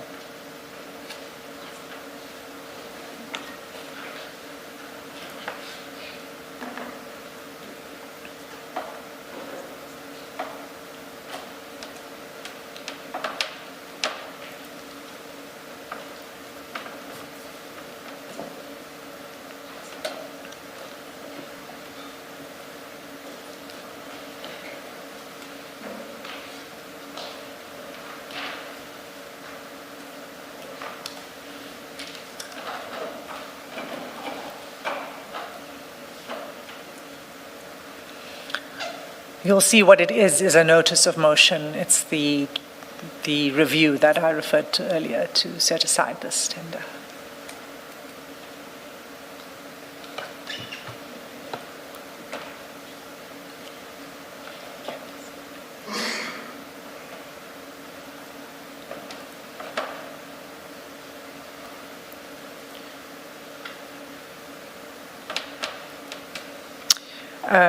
Chair, maybe I'll just move on and I can come back to it once we find it. This is bringing the whole topic of the tender to a close, though. But what we see is that this is a notice of motion brought by several unsuccessful bidders. Mr. Valley sends General Khan a screenshot of the notice of motion, which refers to affidavits, but he doesn't attach the affidavits that underpin the notice of motion. General Khan then responds, this is, by the way, 4th of August 2022. He says, do you have the affidavits he's referring to? Mr. Valley says, no, Brew. And then on 5555, he says, I'll get it, Brew, on it. It's this normal bull SHIT behavior, when guys lose. And then General Khan says, what did AHK get awarded? AHK, we've heard of before, they were not a successful tenderer here in this contract, but they were one of the applicants in this review application. So Mr. Valley responds immediately to that to say, no, Marf, it's Keegan's Jamie's partnering with AHK and DAR. Those three are all taking this on. So those are three different companies that had separately tendered for this contract. And he said these three are all taking this on. And then General Khan responds, big C, followed by 4 letters.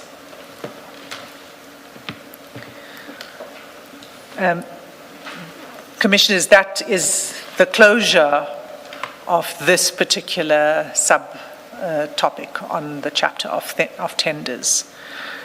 We will follow up on the legal challenge, but what's important for us is the engagement here between General Khan and Mr. Valley on this. And what I submit to the Commission, it shows, is that as with the other tenders, this again is feeding into and growing the pattern of engagements between General Khan and certain individuals. And from this particular tender, we see that Mr. Valley from Kazan treats General Khan as a person who can unlock access. Pardon me, you now see the notice of motion flighted in front of you. So we see that he sees General Khan as a person who can facilitate access for him, not just to one tender, but to several, and any opportunity that could possibly come their way. We see that General Khan arranged meetings with a contact within procurement and obtained information from that contact. We see that that contact is Mr. Molefe Fani. We see that Mr. Valley requested General Khan to modify the tender specifications to see if he could, through his contacts, assist in the modification of tender specs. We saw that earlier on in the chats. Meaning he sees General Khan as somebody who could maybe assist him on that, whatever may have come of it or not.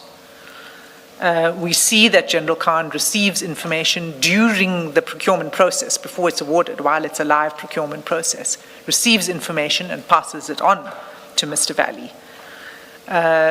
We see Mr. Valley sharing information as well with General Khan on issues of the purchase orders and the buyouts and requesting assistance from General Khan.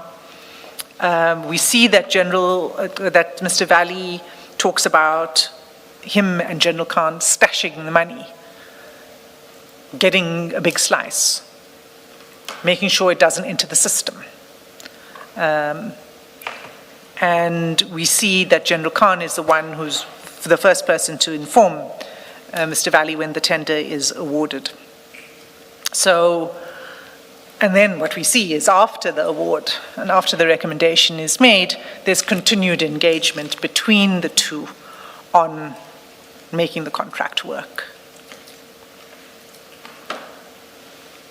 That is all apparent from the evidence, and all of those, as I mentioned on Friday, are part of this pattern on the tenders.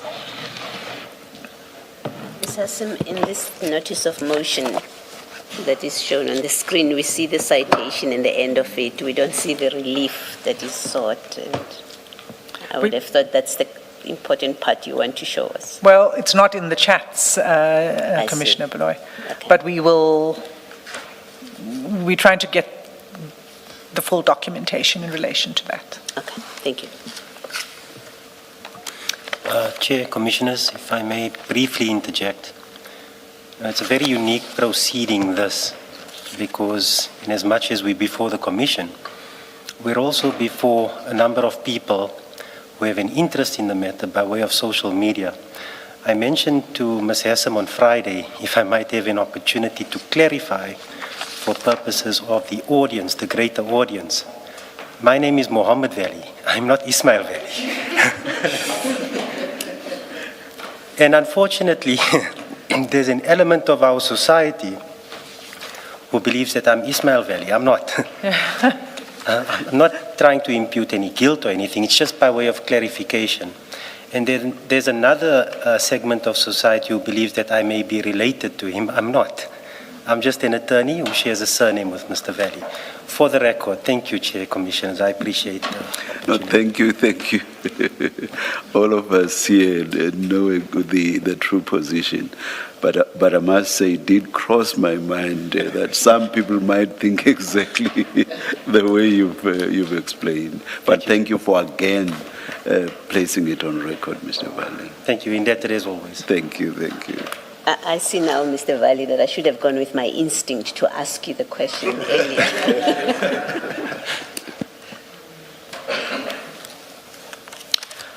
So, Commissioners, I'm going to leave that topic and turn to a new chapter, and it shouldn't take us too long. It's a small section, and it deals with a person named, the Commission is very familiar with this person, Ms. Imogen Mashazi. And for that,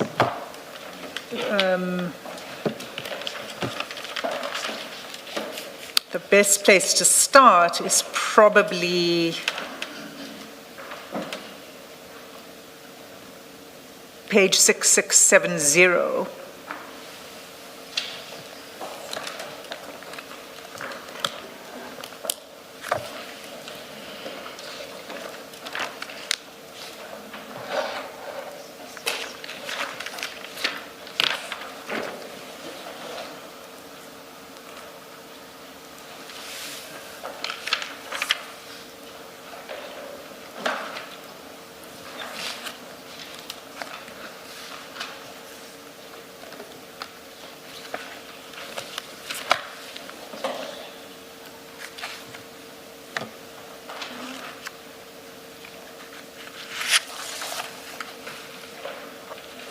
Six, six? 6670, Commissioner Beloy. I mean, we'll need to flight it for you if it's not there. And the reason it's not in your bundle is actually, as I'm about to show you, the images are blurred. We believe that these are passport, screenshots of passports of several individuals who traveled on a private charter to the UK. But when screenshots are deleted from a device, it appears in this manner, just blurred. So we won't be able to get the actual unblurred versions of this, but it's where this conversation begins on this topic. So these are passport pictures, but we can't see the detail of it.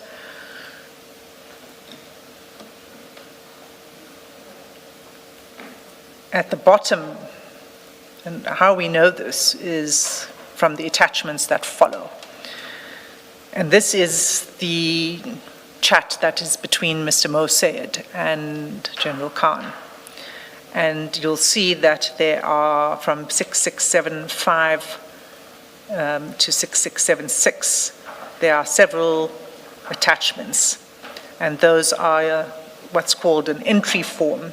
And those forms are in your bundle marked annexes to WhatsApp chats, and it begins on page 23.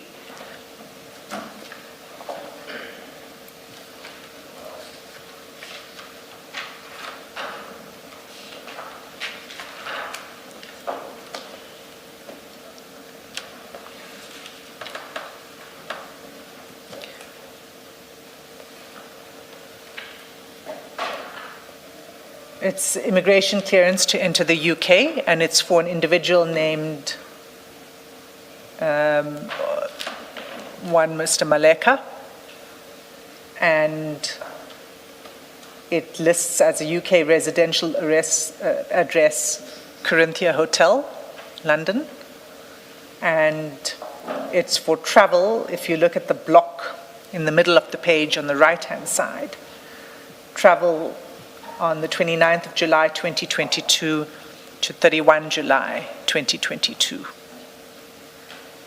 So for 2 days, it was a weekend. And if you turn over to page 24, it's the second immigration clearance form, and that's for Ms. Seletswane. Same period of travel, and the same hotel in London. Pardon me? The names are female names, so Yes. it's Miss. I think you said Miss there. No, Ms. Seletswane.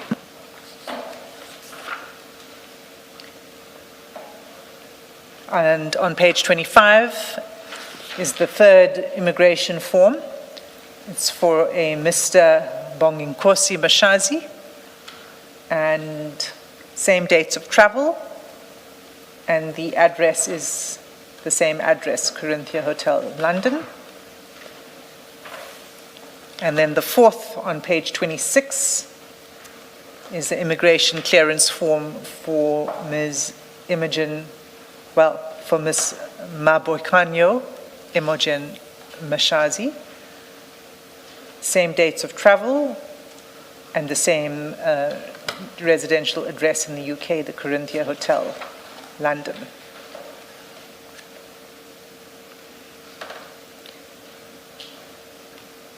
And then what you see on the page 27 is the certificate for a copy of the authority. It's a license, basically, to Execujet Aviation that will be operating that flight. That's on page 27.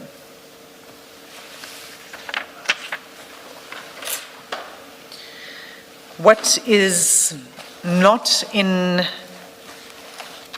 the chats, but which we obtained separately, is a payment from Onyx Aviation,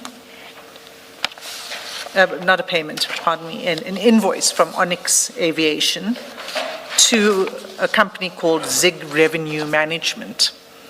And that, Commissioners, I'm going to have to ask you to look at your answering affidavit file, because we attached it to the answering affidavit at page 320.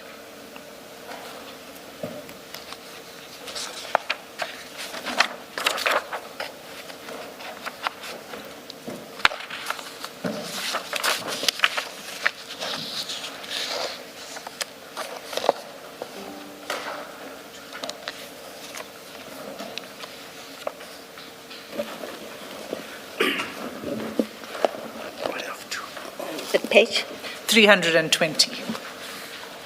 It's TN 27.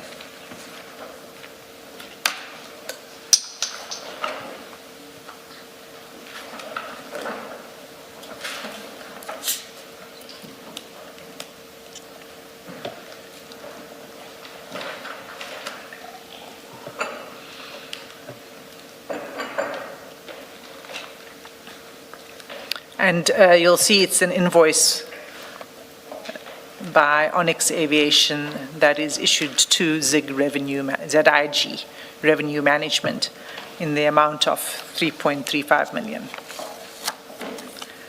But also what's important from this document is what is the description on the invoice, and it refers to a charter fee, and the dates of travel are 28 July 2022 to 31 July 2022. And the routing is there, Lanseria via Accra to Farnborough, and the return Farnborough, Accra, Lanseria. And Farnborough would be Farnborough Airport in the UK.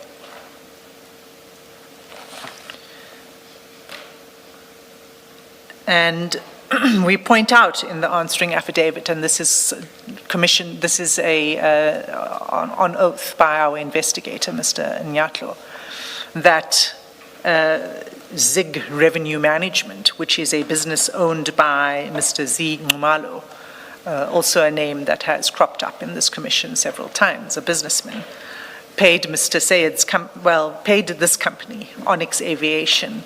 Mr. Sayed is not a director of Onyx Aviation, but he's associated with it. He's associated with people who are directors of Onyx Aviation. And Mr. Ngumalo paid Onyx Aviation to fly Ms. Mashazi, her husband, and her friends to London for a weekend in July 2022. And the charter flight itself was 3.3 million.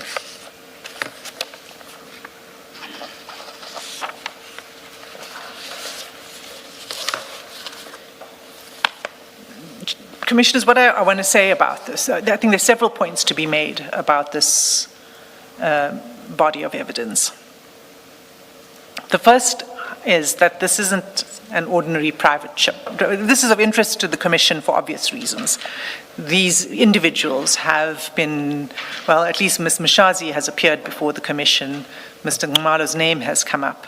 And we haven't had this evidence placed before the Commission before.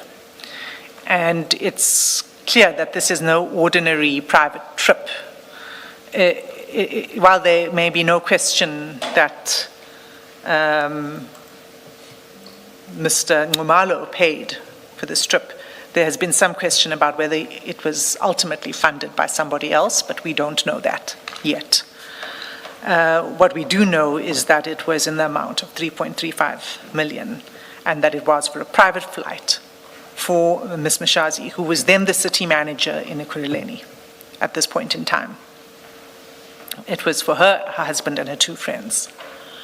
And so we say that on its face of it, the conferral of a benefit to the tune of 3.3 million is extravagant, and it raises obvious concerns for us of a conflict of interest and of possible corruption, gratification, and abuse of public office.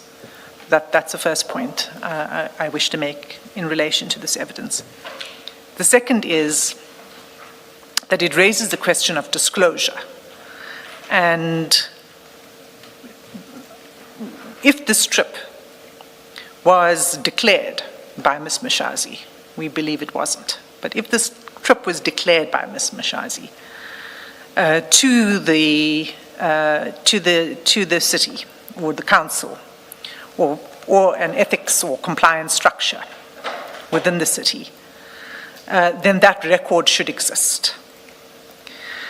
If it was not declared, then the failure to disclose a trip like this, as I said, it's not an ordinary trip. This is not just, an economy flight with your family to a low-budget hotel in London. Then the failure to disclose itself would be a matter of grave concern, because it would mean that a senior municipal officer accepted or was associated with a private benefit of an extraordinary value without any transparency to the public institution that she served in. So that's the second point in submission I'd like to make of concern that emerges from this evidence. The third is that the Commission would want to consider who benefited from this trip beyond Ms. Mashazi and her husband and her friends, because a payment of 3.3 million for a weekend flight is so far outside of ordinary hospitality or gift that it invites the inference that the person who paid for it expected something in return. And the question would be, if this was a gift or gratification, what influence or protection or access was expected from Ms. Mashazi in return, in her capacity as a city manager of Ekurhuleni. The fourth submission I would make on this is that General Khan is provided with this information, and that his receipt of this itself is significant. And the question would be, what interest did he have in this information? On the face of it, it's not apparent what interest he has in receiving this information. And the fifth and final point I want to make is that the question would be not just what interest General Khan had in it, but what did he do with the information? Did he refer it to the city or to the Hawks or to the NPA? One would have expected, normally one would expect that would be the normal course, that it would be referred to the relevant authority or something would be done with it. It would seem not, because Ms. Mashazi held her position as a city manager until last year, and this trip took place in 2022. So, she remained in a position until she retired last year. So, on the face of it, it seems that nothing was done with it, or else she would not have remained in her And position. when did General Khan become aware of this? Because you seem to be implying that it was in 2022 when he became aware. I'll tell you, just want to confirm the date that I was looking at. It was in October 2022, Commissioner. Is it those chairs that we don't have? Well, no, it's on page 6676. Oh, yes. Thank you. All of this information was forwarded to General Khan, including the passport pictures, which are blurred out. Ms. Assem, it seems to me that perhaps a further question, you've listed questions. It seems to me that a further question to ask, and whether you get an answer to it is another matter altogether, is considering this is 2 days or 3 nights visit for that amount of money paid for by somebody else, at least on what is before us now. What was the purpose of the trip? And that kind of question, so I would add it in the list of what was the purpose of the trip. And maybe or not, it leads or explains an interest, what was General Khan's interest in this, but not just General Khan. Why was Mr. Syed interested in this trip? Questions that I am not suggesting we'll get answers to, but it seems valid questions to ask. Absolutely, Commissioner Beloy. I mean, a number of questions arise, including how Mr. Syed obtained this information.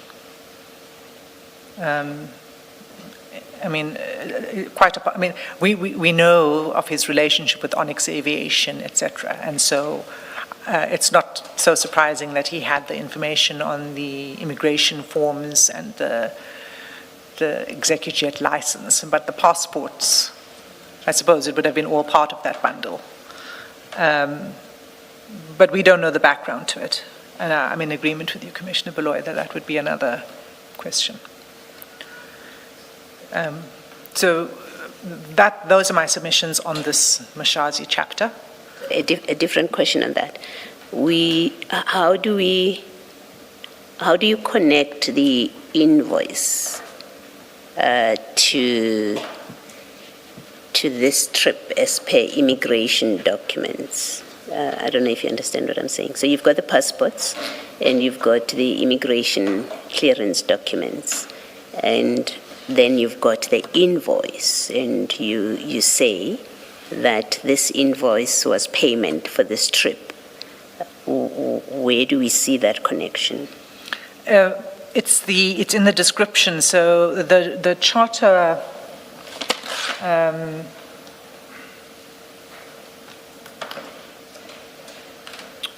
It's not in the executive document, unfortunately, but it will be in one of the other documents, the aircraft ZSFCI.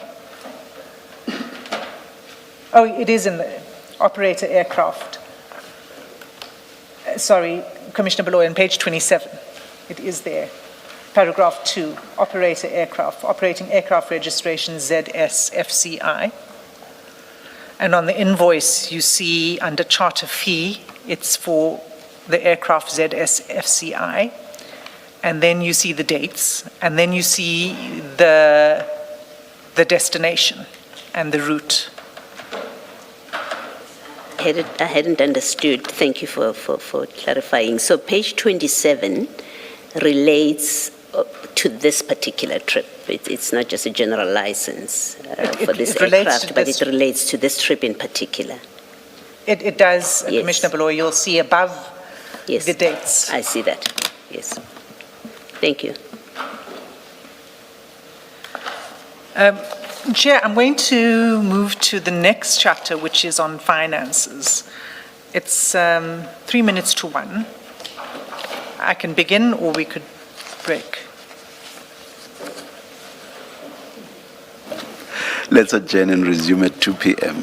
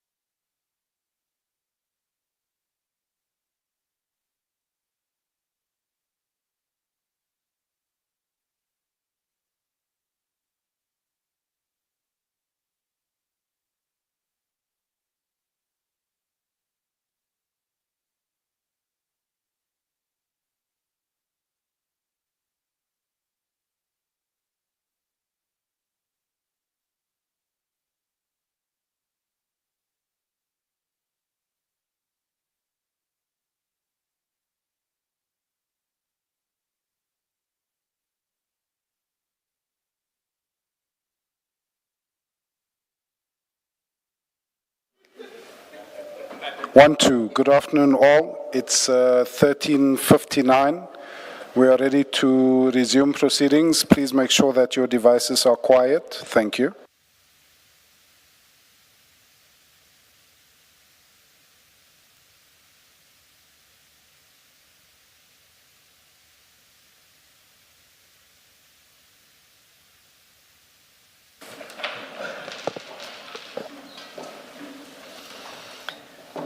Afternoon, Chair, Commissioners.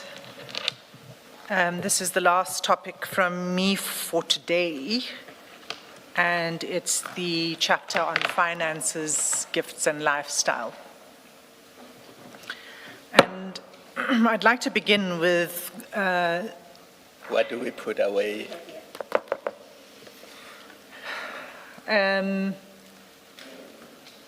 you should have, first of all, the file that says financial documents.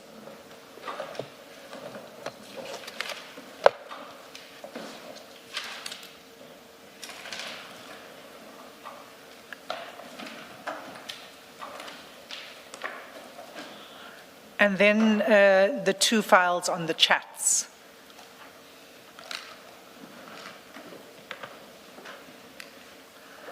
There may be some references to the chats that are not in your bundles, but Ms. Poe will display it for the commissioners. No, there won't be. Will there be attachments? No. Oh, all right.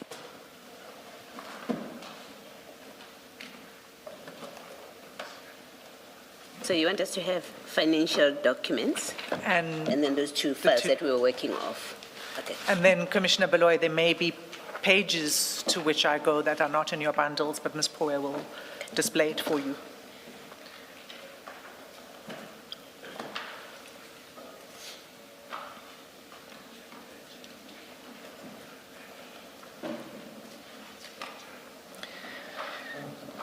So I'll begin, Commissioners, with the theme of the finances, gifts, and lifestyle as it emerges from the chats. And I'll just point out that I go there only because it's relevant insofar as it bears upon whether General Khan benefited financially from his relationship, some of the relationships we've already seen from tender syndicates or misuse of his SAPS position. That's the only purpose for us to look at this. It's not a gratuitous inquiry into his private life. And even in that regard, I won't go to every aspect of the chats where we see evidence of lifestyle and wealth. It's really to give a sense to the commissioners of what we're looking at. So I'll begin with page 6497.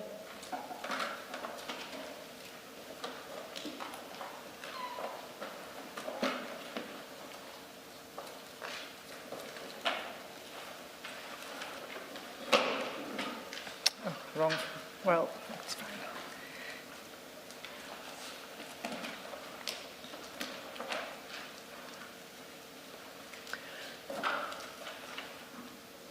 And you'll see on that page several pictures of a farm.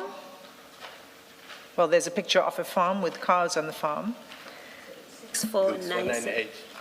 198. Sorry, 6499. Yes. Sorry, 6498. It's over 2 pages. Okay. 6498 and then 6499.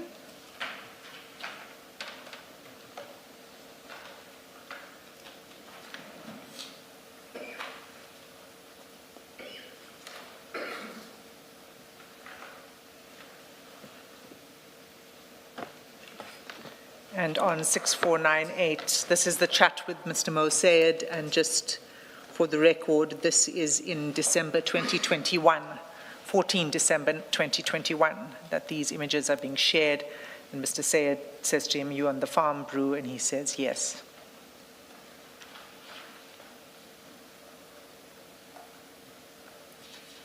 And then if you look at page 4962,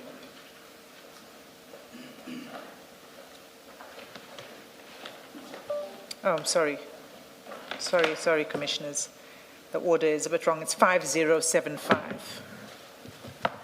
5075.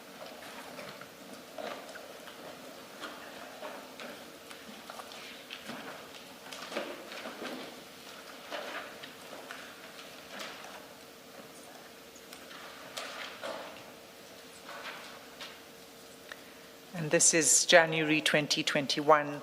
It's the chat with Mr. Valley, and he says in the second chat, your farm, and General Khan says, G. Immediately before that exchange are a series of pictures of the farm. If you scroll upwards, you'll see the pictures. As G means yes. Yes. G.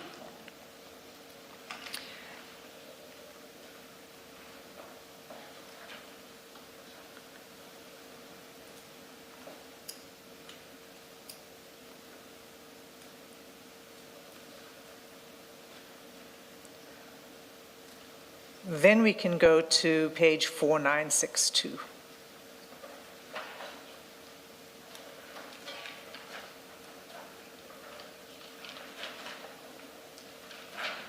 And what you see on this page is in the middle of the page, General Khan, again, this is October 2020, 22 October 2020.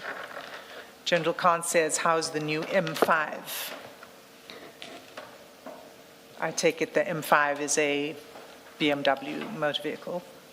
Mr. Valley responds, amazing car, get this car, bro. On the next page, General Khan says, price. And Mr. Valley says, I paid for this 2.3 with carbon ceramics. If you don't push spec, I'll get for you at 2.1. And then General Khan says, a bit heavy for me. I'm building my house at the moment, all extra cash going to the project. And then Mr. Valley says, George, and General Khan says, yes. So again, this is a reference to George in the Western Cape. This is in 2020, October 2020. And if you look, staying on the house, if you look at page 6075,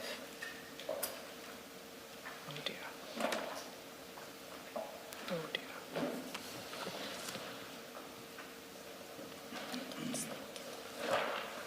But it's going to close.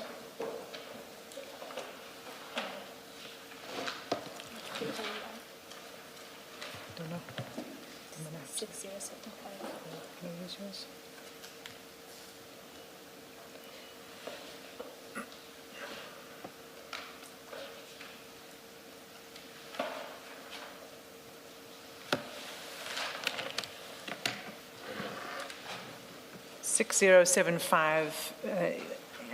And following pages. It goes all the way to 6084. And what you see there are a series of photographs of the new house in construction.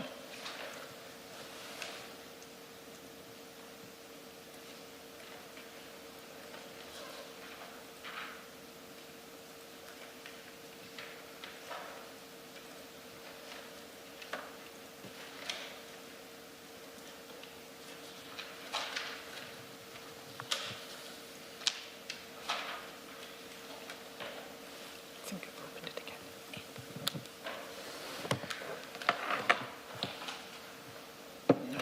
Sorry.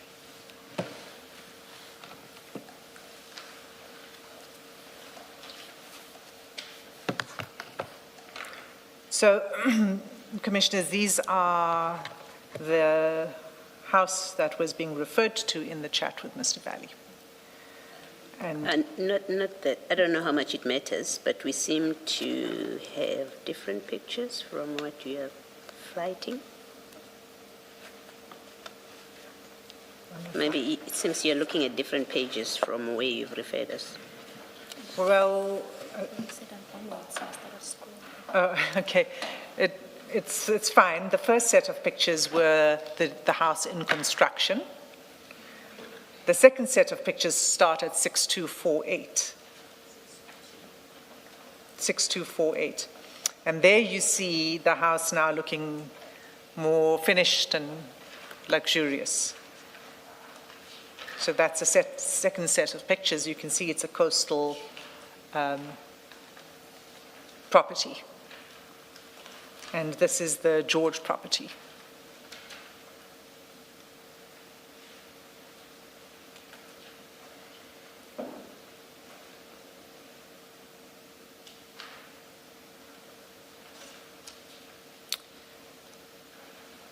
Do we need to show all of them? No. I think just one to make a point. Is there any reason why we're showing all of them? No, Chair, Commissioner, it's just taking you through the pictures to show you what the extent of the property is. I'm mindful of privacy issues and other things. We can move off them. I'm moving on to the next thing. And that's at page 4713.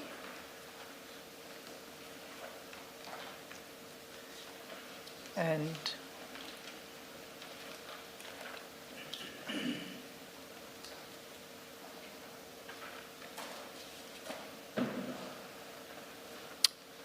at the bottom of the page, this is a chat between Ms. General Khan and Mr.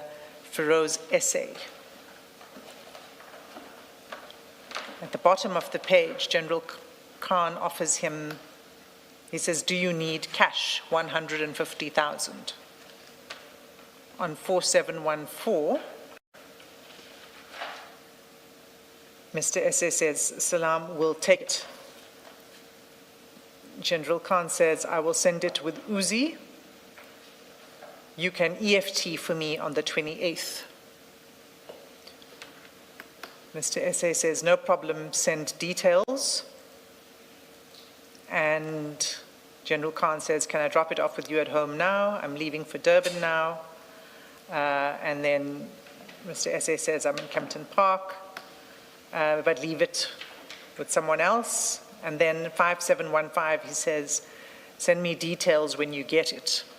And then you see the account information General Khan sends to Mr. Essay, presumably for the EFT. Immediately following that, Mr. Essay says, need name of account. And then there's a phone call. And then Mr. General Khan gives him the name of the account. And that name that you see there is not General Khan, but his minor son. That's the name on the account. General Khan, but? His son. Oh, I see.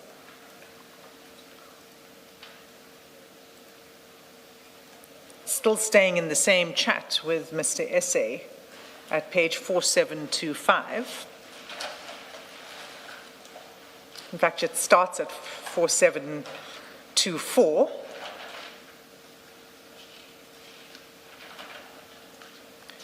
Mr. Essay sends to him pictures, a series of pictures of Rolex watches or luxury watches. Some of them are Rolexes. And on 4725, he says, choose which one, he says to General Khan. General Khan selects an image from those that were sent to him, the first image. Well, actually, no, it's not. It's one of the images, the Submariner. And he says, this one, please. And then there are calls that are made that are not answered. And that's the end of that chat.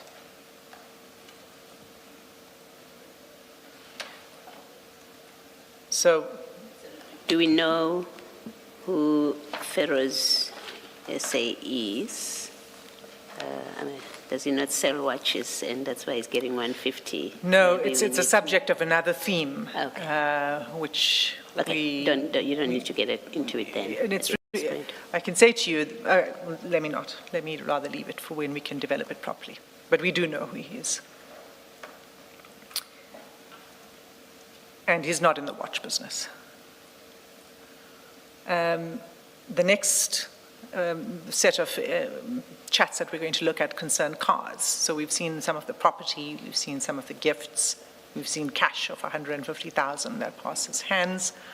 If we look at the cars, we can start at page 5094.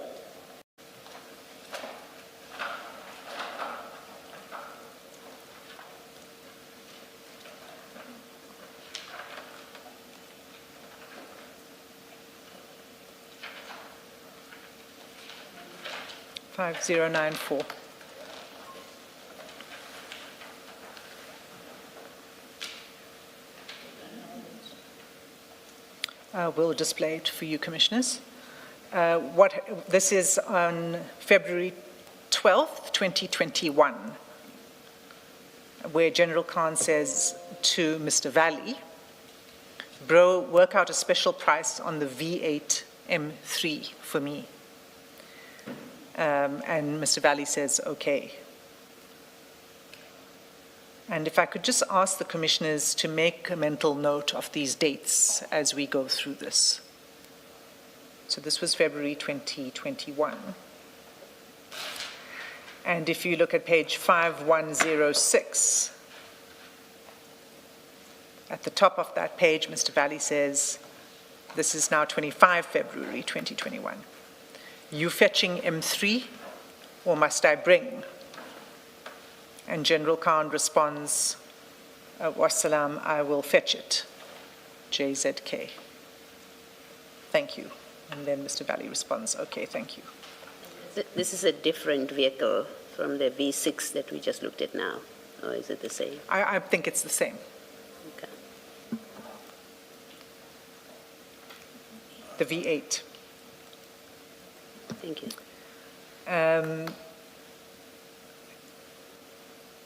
Page 5272.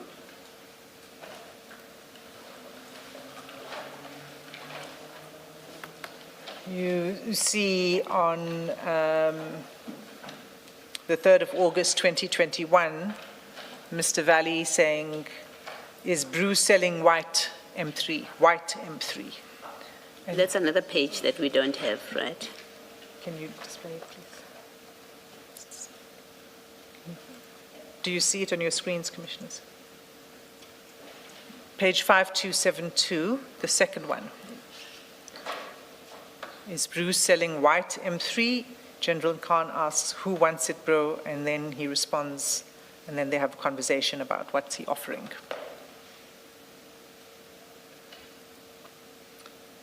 And then page 5336.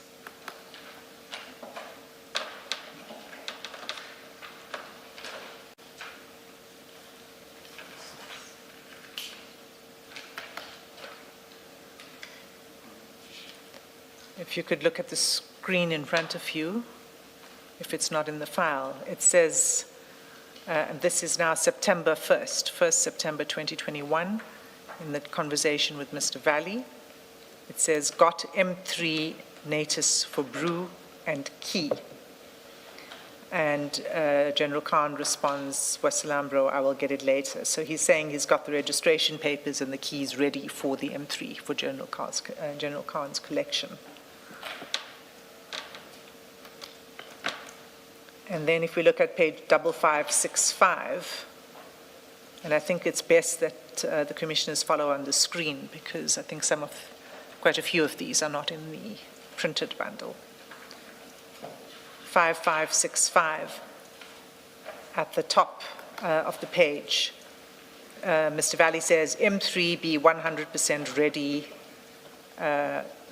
Juma polished, done, latest, meaning it'll be ready by Friday, latest, the M3. And then on the third chat, he says, M5, still some work, especially with oil line, etc. And General Khan responds, okay, thanks, bro. Sasem, if we don't alert you that we don't have a page, should we assume that the attorneys are keeping track and they know what we have and what we don't have? Because you've just said we should look at the screen, so you didn't get from us whether we've got the page or not. I think that we should put together a separate bundle on this. Okay. And even if it duplicates some of the pages, All right. it's better to you to have a set that just deals with this topic, Okay. Commissioner Leroy.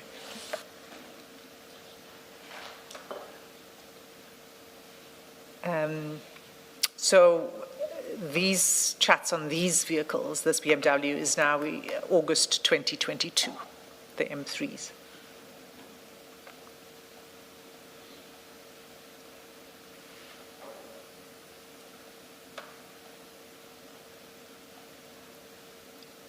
Okay, so that's on the cars. There might be one or two more, but I'm going to move off cars now to look at businesses.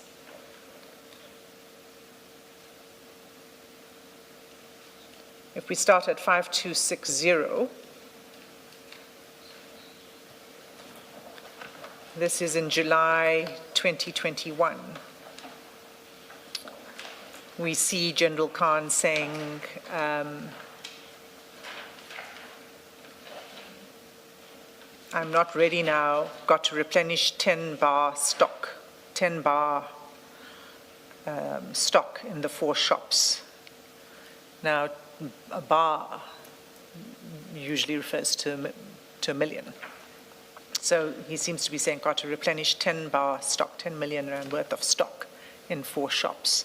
So we know there are at least 4 shops.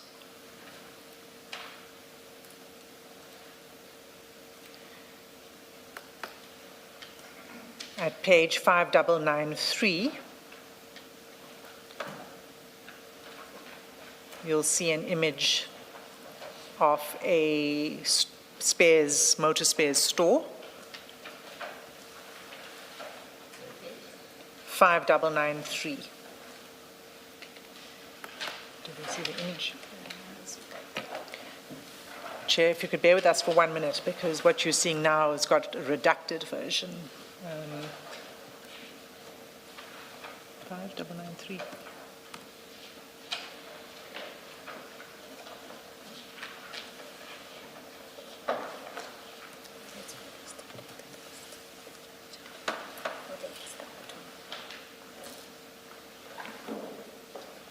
But they need to see it.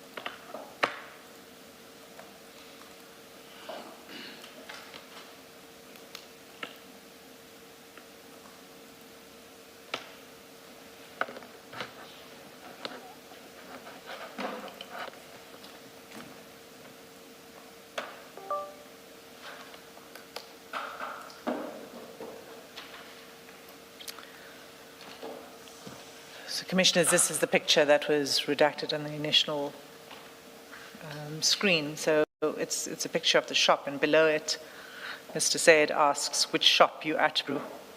And General Khan replies, Vosluris. And the date is June 2021, 16 June 2021.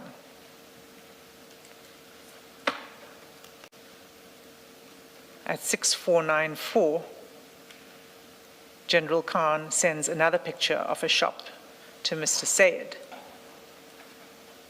And this is in December 2021. Are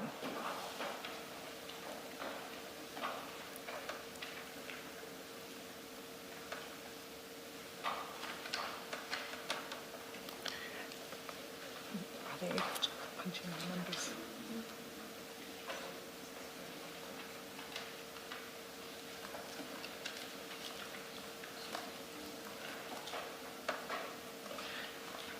And beneath it is a message from Mr. Sayed which says, which shop brew? And he says, Boxberg brew. General Khan replies, Boxberg brew, our first shop.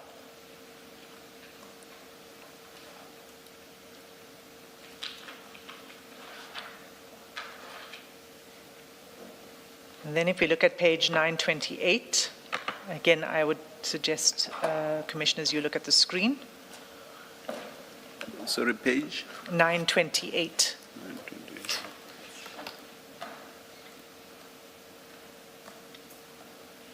And this is 29 May 2021, where General Khan sends a picture of Magic Moto Spares, another one of his shops. And Mr. Sayed responds, my man. And General Khan replies, graphing today.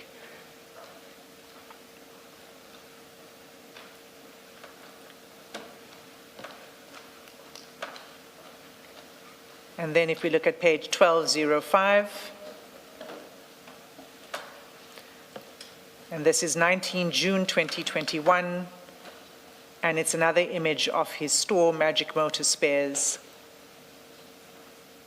And Mr. Sayed says, my man, so proud of you.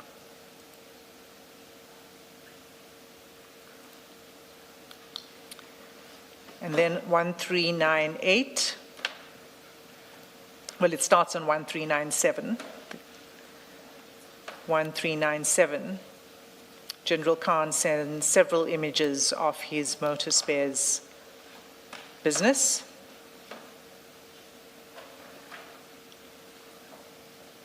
And if you scroll down to 1399, you'll see General Khan says, Carlfontein Ivory Park. So this is his Ivory Park store.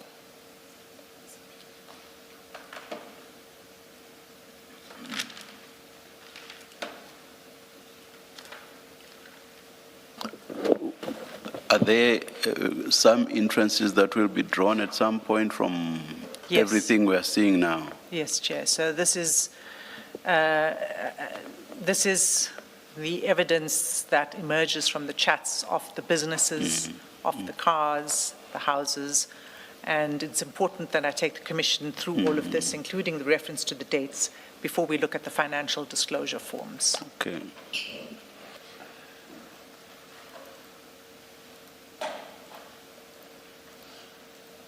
In fact, Chair, I think that this gives sufficient, well, let me do one more. It's page 1117.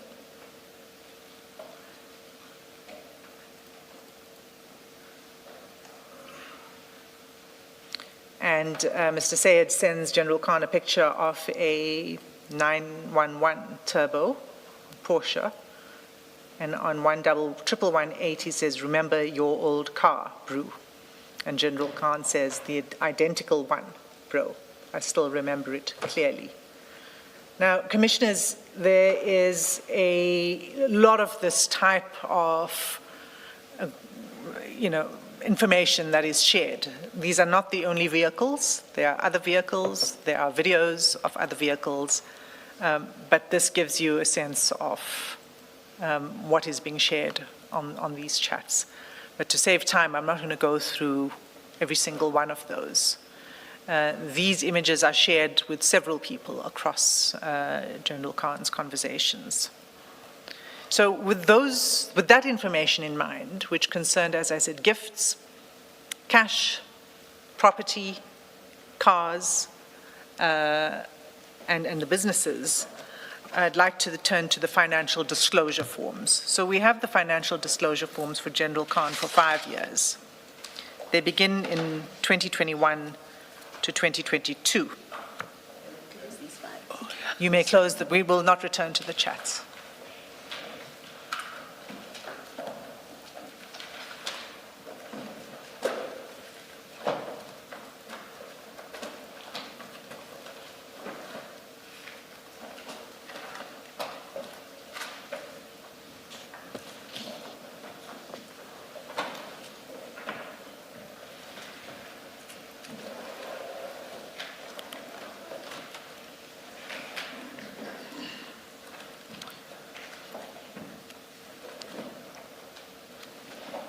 So it starts at page 1 of the financial documents folder.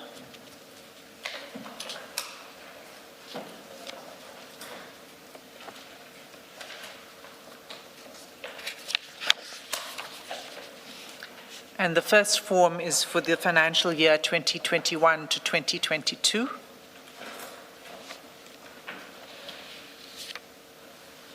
And you'll see on the first block of information on personal details, the salary level is level 14. That's the salary band, which is approximately 1.3 million per annum.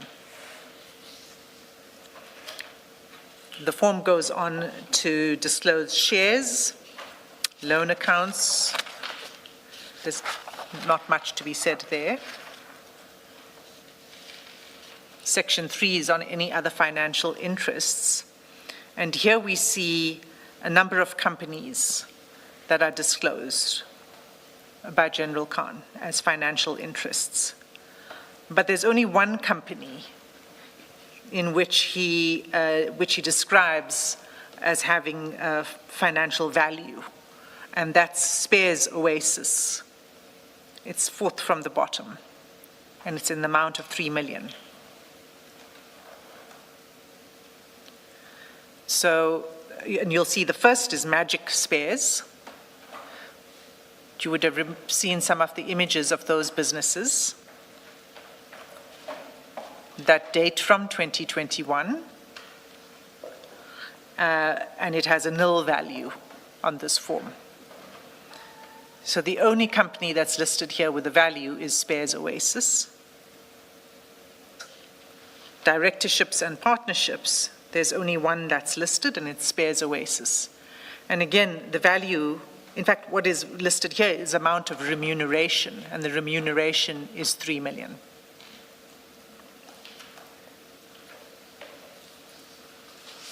And in section 7, which is where you should disclose other remunerative work outside of employment, again, General Khan discloses Spares Oasis, and he says the amount of remuneration, his own remuneration this is 3 million.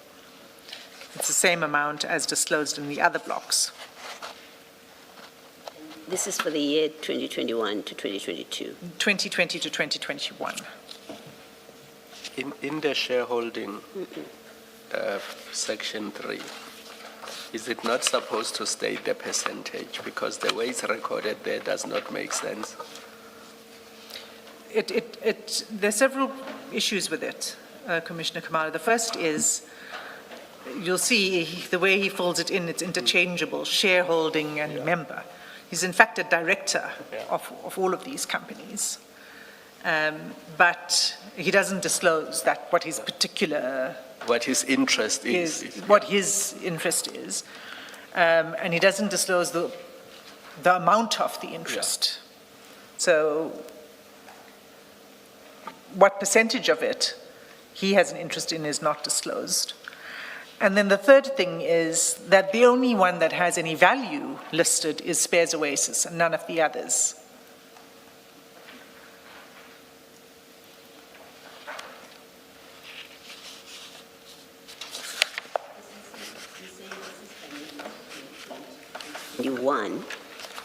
Your page 1 says financial year 21 to 2022. I'm sorry, Commissioner, by the way, I might have got it wrong. You're right, it's 2021 to 2022.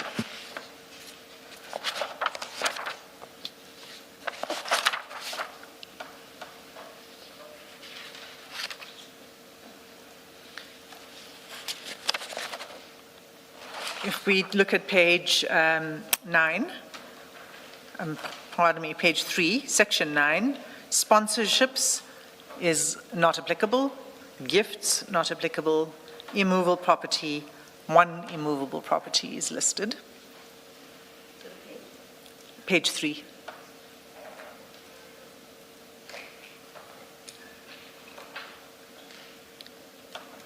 And under vehicles, one vehicle is listed, an Uno Fire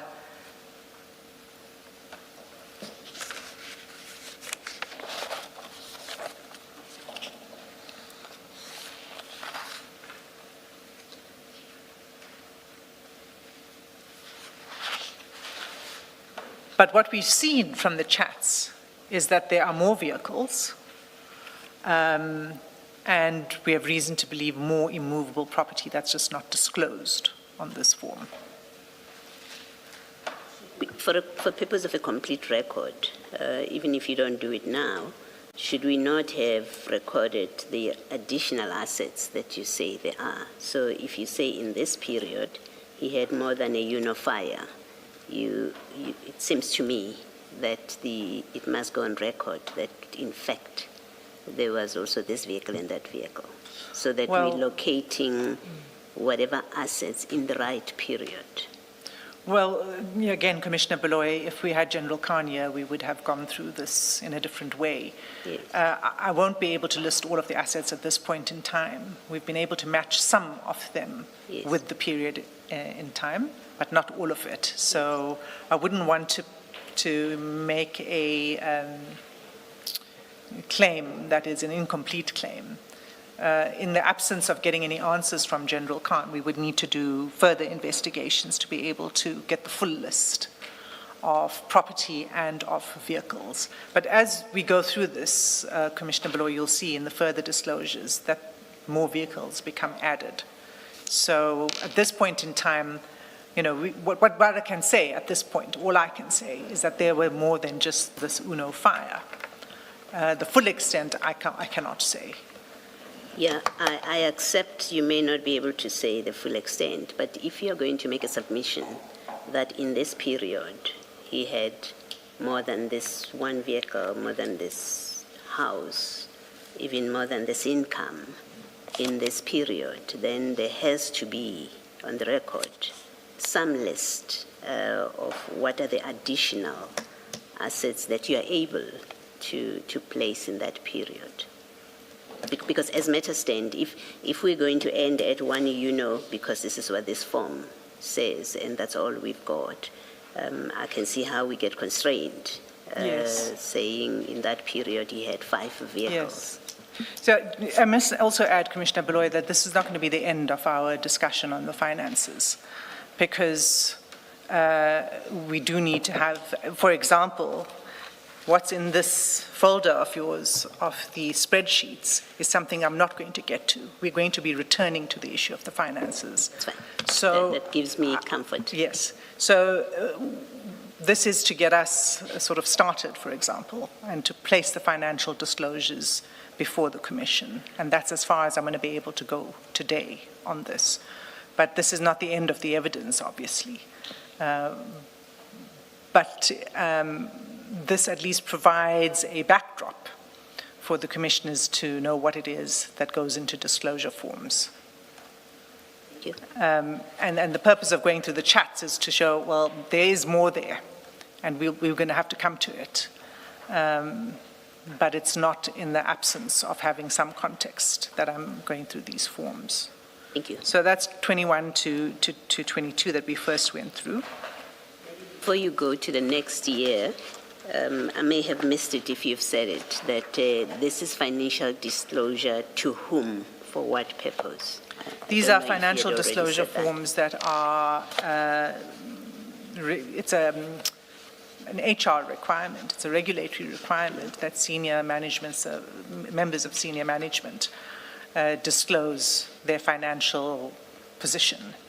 And it's precisely for the purpose of managing conflicts of interest and addressing issues of corruption. That's the whole reason these forms exist.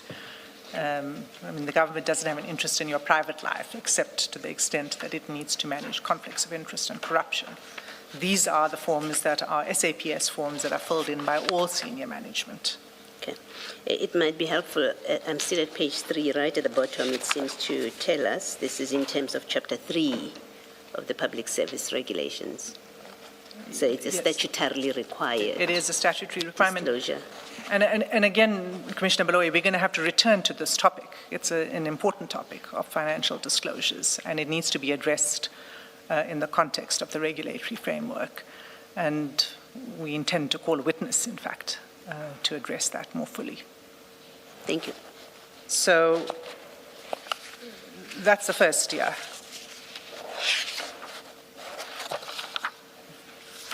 The second year is 2022 to 2023.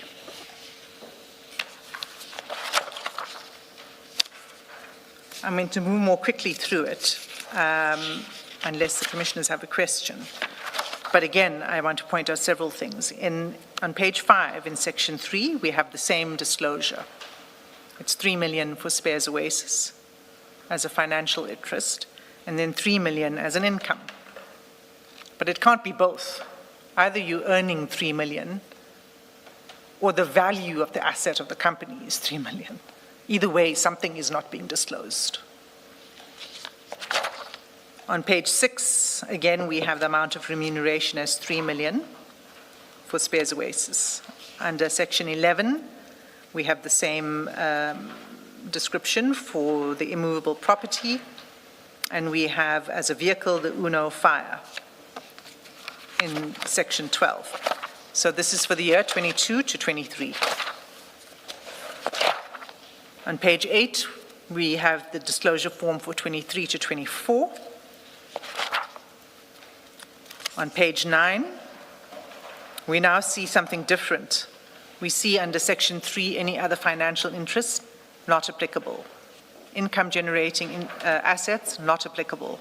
Directors and partnerships, not applicable. Remunerative work, not applicable. Nil values, not applicable.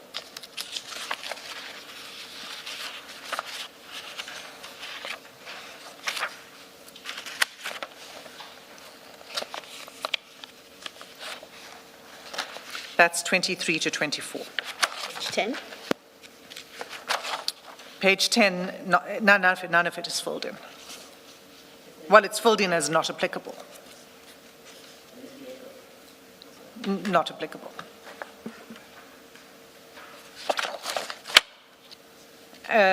You will see under 13 that you will see on page 10, under section 13, that it was received and acknowledged.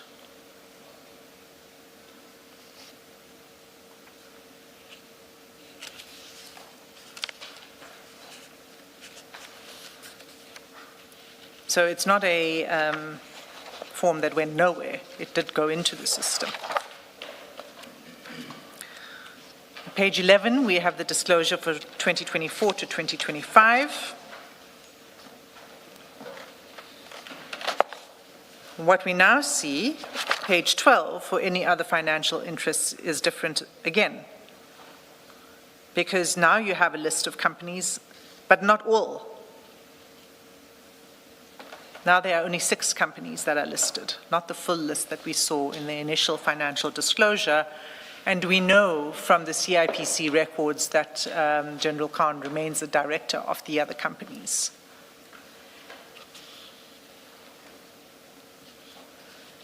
We also see that it's the 3 million again. Sorry, you say he remains a director, not shareholder, not member. You specifically said director of the other companies. Yes, yes. He's listed as a director in all of the companies. So we see the disclosure again. Now this is the year 24 to 25. Financial interests, Spares Oasis is the only one at 3 million. Magic Motor Spares, and again I refer the Commission to the pictures of Magic Motor Spares, the shops, which were clearly in business, but the value that's reflected here is nil. It's reflected as nil under the financial interest, which would be the asset value of the company. But under other remunerative work, it's not listed at all, Magic Motor Spares. The only one that's listed is Spares Oasis. And again, it's listed as 3 million.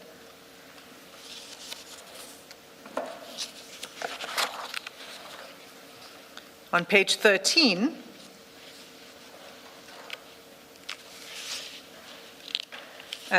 for immovable property, it's the same property.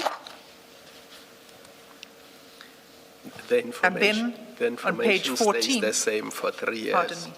Sorry? In the section 11, immovable property, that information does not change for 3 years, those entries there. It hasn't changed at all So if in you all go this back time. to page 1, sorry, the very first disclosure on page 3, is it on 3? That information remains the same throughout, and that's now over 4 years. So in section 11 on page 3, remember that's the very first disclosure. Yes. We are now in 2025, and it hasn't changed. That's right.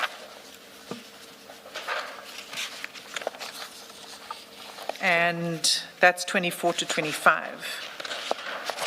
Now, when we look at the vehicles under section 12, we see that there are 30 vehicles that are listed.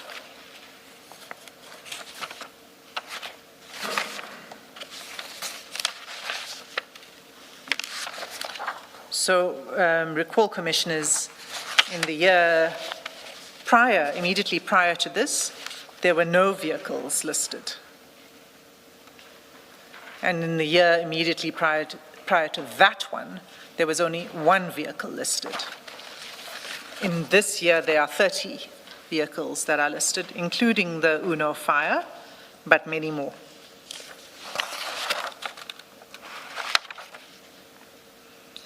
We see in section 13 on page 15 that it was submitted to the HOD.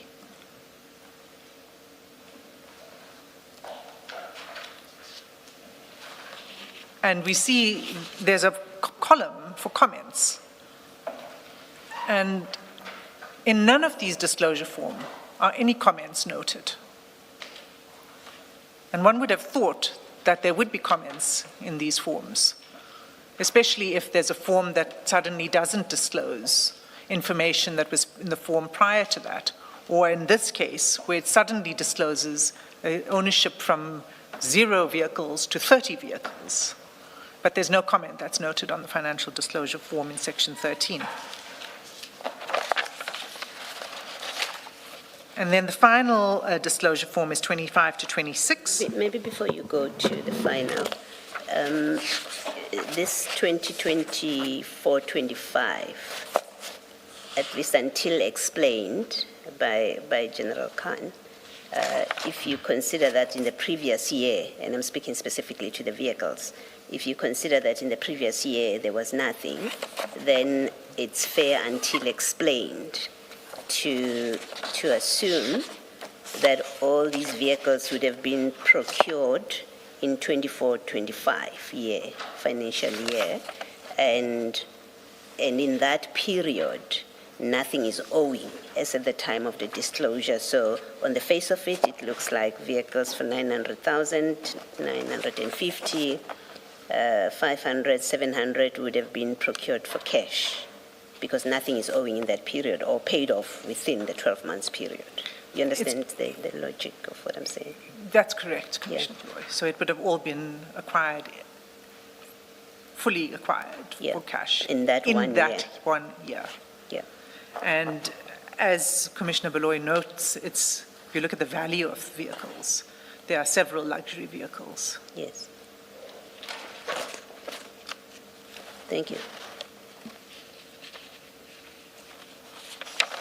And hence my drawing to your attention section 13 of this form,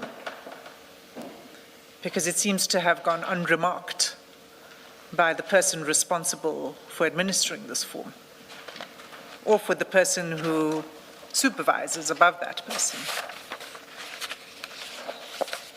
Aligned to Commissioner Baloy's point, there's no change in the disclosure about income. There is no change in the disclosure. It remains, in fact, to the number, the round number of 3 million.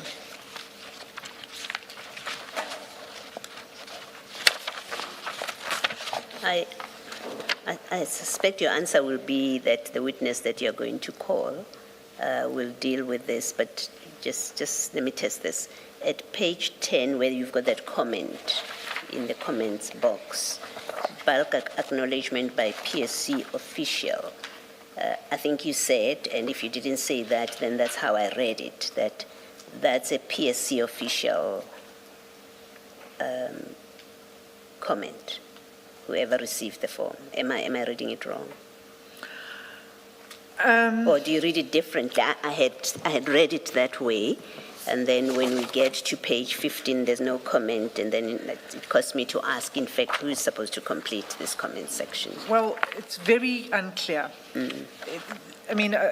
On page 10, it's not clear to me whether it's the official that himself or herself that's annotating this and saying bulk acknowledgement. What is bulk acknowledgement? It seems to me that it might be some other person who says there was a bulk submission of these disclosures and there's a bulk acknowledgement that they've been filed and nothing more. So no scrutiny of the form, merely an acknowledgement that it's being filed.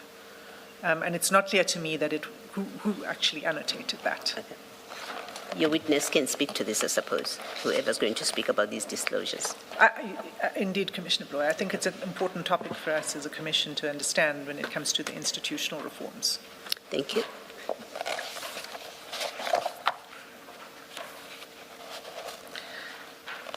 I think I was on the last form, which is 25 to 26. It's unchanged in all of the respects regarding financial interests, regarding the remunerative work, the 3 million. But you'll see under section 3, any other financial interests not applicable and a nil value. Under directorships and partnerships, only one, Spares Oasis. Other remunerative work, 3 million, Spares Oasis.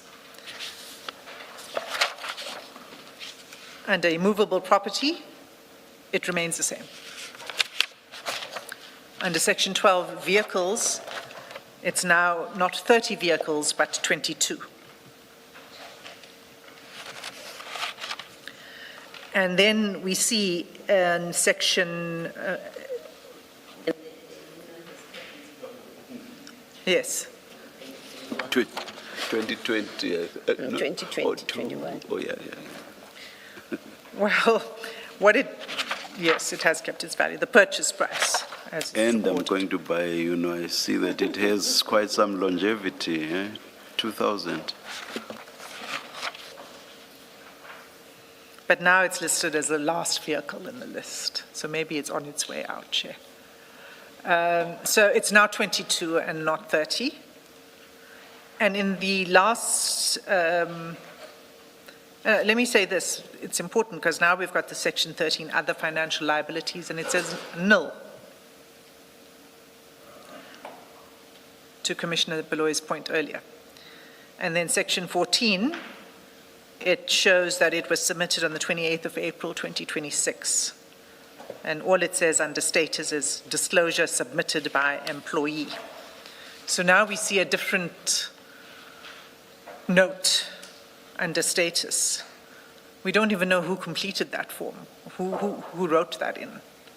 There's no comments in the comments block.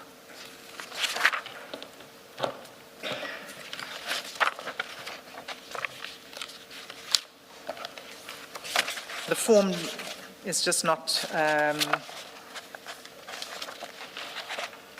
yes, there's just no information on that. So those are the financial disclosures as we have it for the last 5 years. There's a lot for us to deal with on finances. For now, Commissioners, what I wish to submit is that the evidence of his lifestyle and financial interests that we pick up through the chats, but also other information which is contained here, but we are still to deal with it. And we have had some engagement with General Khan's legal representatives on the spreadsheet that's in this folder. And we need to check the figures that's in the spreadsheet because there seems that there are discrepancies to be resolved. And that's why we are not going there now before the Commission, because there's no value in putting up information to the Commission that we are not 100% sure of is accurate. So that will be explored at a later date. But what we can say is that the evidence, as we have it thus far, and put it no further than this, is that it suggests that there's not been a full disclosure of his financial interests in these forms. That's the first thing. But even if it is, even if one were to say that what's contained in these forms is a full disclosure and is accurate, there aren't any other companies, there isn't any other source of income, there isn't any other asset, whatever it may be, it raises serious concerns, because the problem is not that we have a police officer, a senior police officer, with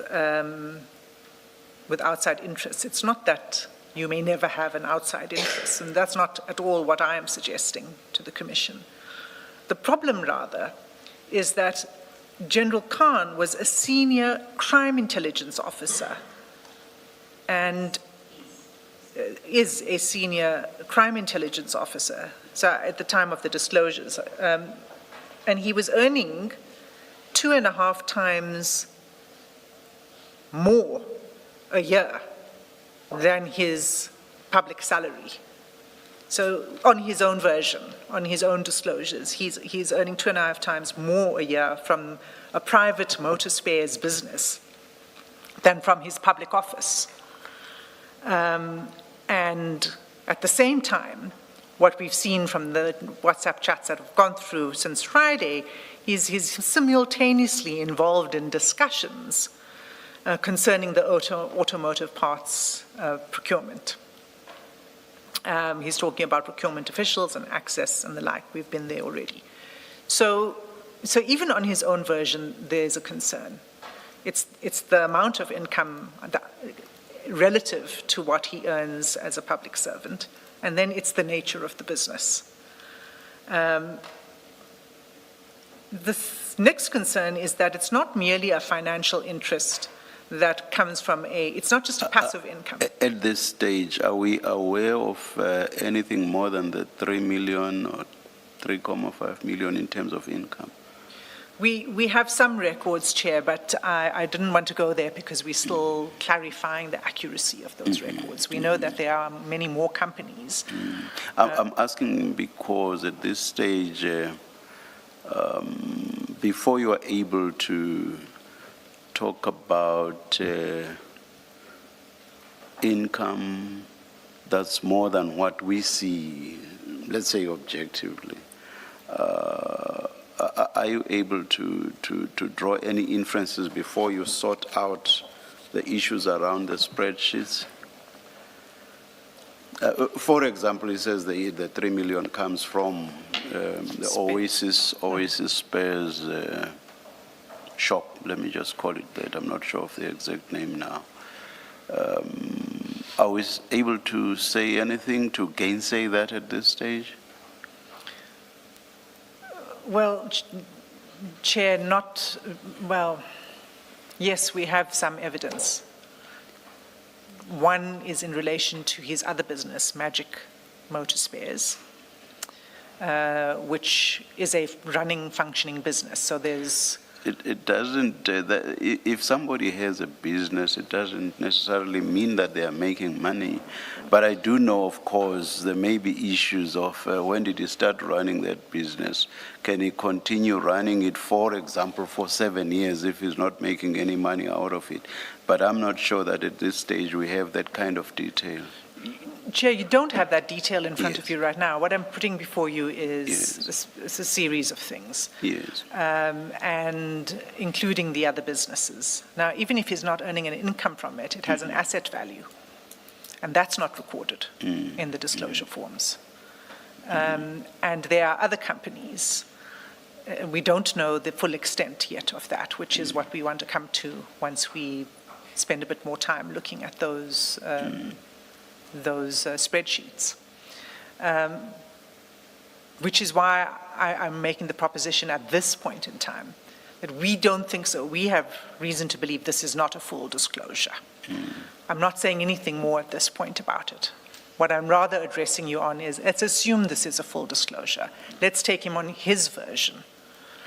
And my submissions to the Commissioner, there are nevertheless serious concerns, even on this version, for the reasons I've been setting out, which is one, the fact that it is 2.5 times more than the public, his salary in public office, that it concerns an industry in which he, we've seen, has had engagements with regard to procurement. In fact, you know, it's also a, let me leave it there. I don't want to give evidence on other things. And perhaps I should correct myself for saying what we objectively see in front of us. I should rather have said what we see in front of us, because objectively suggests that we are able for ourselves to see what the position really is in terms of what we see. I should have just said what we see in front of us, and not use objectively. That's true, Commissioner, Chair, even of the financial disclosure forms. Yes. So let's assume that what it is correct. And yes. And then my concerns remain, but they're different concerns. So I think the concerns are going to grow, but even at this stage, the concerns remain. We've also seen that this is not, you know, we've seen from the chats that there's a lot of engagement with the businesses. So this is not in the nature of shareholding in a company where you earn a passive income. This is an active business. And again, General Khan may have an explanation, and he may say, we don't know what he may say about it. But it's not that kind of a financial interest where you earn a passive income. And then the final point to be made on these financial disclosures is the one that I began to engage with Commissioner Beloy, and that is an institutional one. What is the purpose of these forms? And is the design of these forms fit for purpose? Who do they go to? Who checks that they are completed properly? What follow-up and consequence management is there? We don't know that yet, but it would seem that this is not a workable or functioning and a system that lends itself to accountability. And so I think it would be important for us in the time that remains for the Commission at some point to engage with the issue of the financial disclosure forms, but from the view of somebody who has a better knowledge and understanding of how this process is meant to function and what it's meant to achieve, and whether in fact in this context, and remember, we're not talking about financial disclosures here of any government department, we're talking about financial disclosures in the SAPS. And so there will be a particular unique requirements, one would think, for these kind of financial disclosures. So for now, Chair, that's what we wish to say on the finances, with the caveat that we're not done with it yet. Advocate Hassim, your first point, you highlighted the fact that General Khan is very senior within crime intelligence. And you state that as a fact. What we don't have is the organogram, the hierarchy within crime intelligence, and what his role entails and where it fits in, and why somebody in that role is so important, and why these disclosures are relevant, because that position is a particular position where that person deals with these types of issues. I think, Commissioner Kumalo, that would be something that we want to deal with, along with these other points that I've been making about financial disclosures. We know he's senior for several reasons, his position, but also his salary level is at 14, and also these kind of financial disclosures only apply to senior management service. But the point that you're making is that it's the function that he serves is relevant, and so it must be tailored to. So conflicts of interest, for example, are different when you are a senior crime intelligence officer than when you hold some other position, and those are the things we need to explore through somebody who has better knowledge of how that system should work.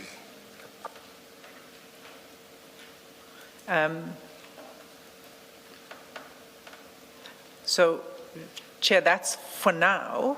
That's it from me. I will be back, but the next chapter is going to be presented by Mr. Chaskelson, And I think if we were able to take a short adjournment to allow him to set up, that would be appreciated. Let's adjourn. We'll come back when we are told to. Thank you, Chair.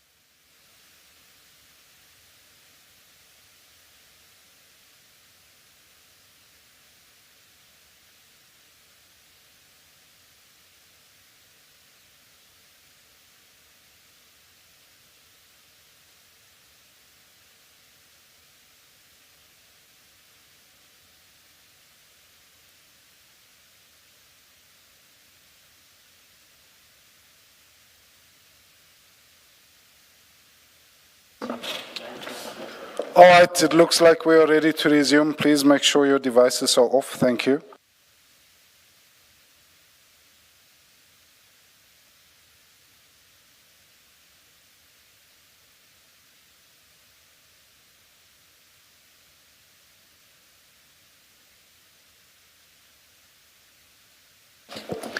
Good afternoon, Mr. Shaskelson. Thank you, Chair. I have much more than half an hour's worth of open material to traverse, but what, with your permission, I would like to do first is, after I've switched off my phone, is to move the in-camera application so that we know where we stand in relation to the in-camera application, and then to use whatever time remains today to do a piece of the open material. And if we need to pick up the open material again, either tomorrow or at a later stage, well, we will need to pick up the open material tomorrow or at a later stage, we can do so then. Chair, we have made an application for some of the chats of General Khan to be dealt with in camera. It was posted and there has been no opposition to it. But for the benefit of the public, I would like to explain at least the two central principles as to why we need to deal with those chats in camera. And the context, of course, is that before he was shot, General Khan had flagged the confidentiality of some of the information and had brought an in-camera application himself, which was subsequently withdrawn. But it is clear to us simply from inspecting some of the chats that we have seen, that traversing those chats would disclose the identity of informants who are placed within organized crime gangs and are supplying information to General Khan. And if we were to disclose their identities, or even the evidence from which their identities can be inferred, that would put the lives of those informants and possibly other people at risk. So that's one category that we need to address in camera, because it really does pose a risk to life. And then there is another category which relates to ongoing investigations into specific offences committed by organised crime groups, and offences in respect of which there are ongoing investigations, but the suspects have not yet been arrested.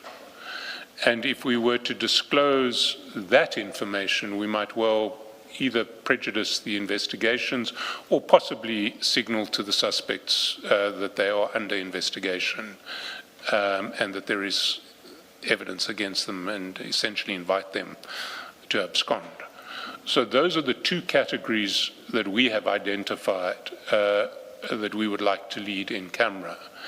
And in the absence of any opposition to the in-camera application, I would ask that we are granted leave to lead that evidence in camera.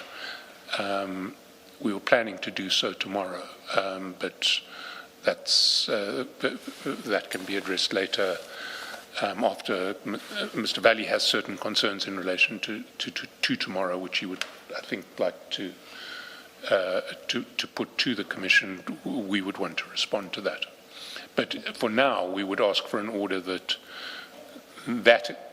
those categories of evidence be permitted to be led in camera. Thank you, Mr. Shaskelson.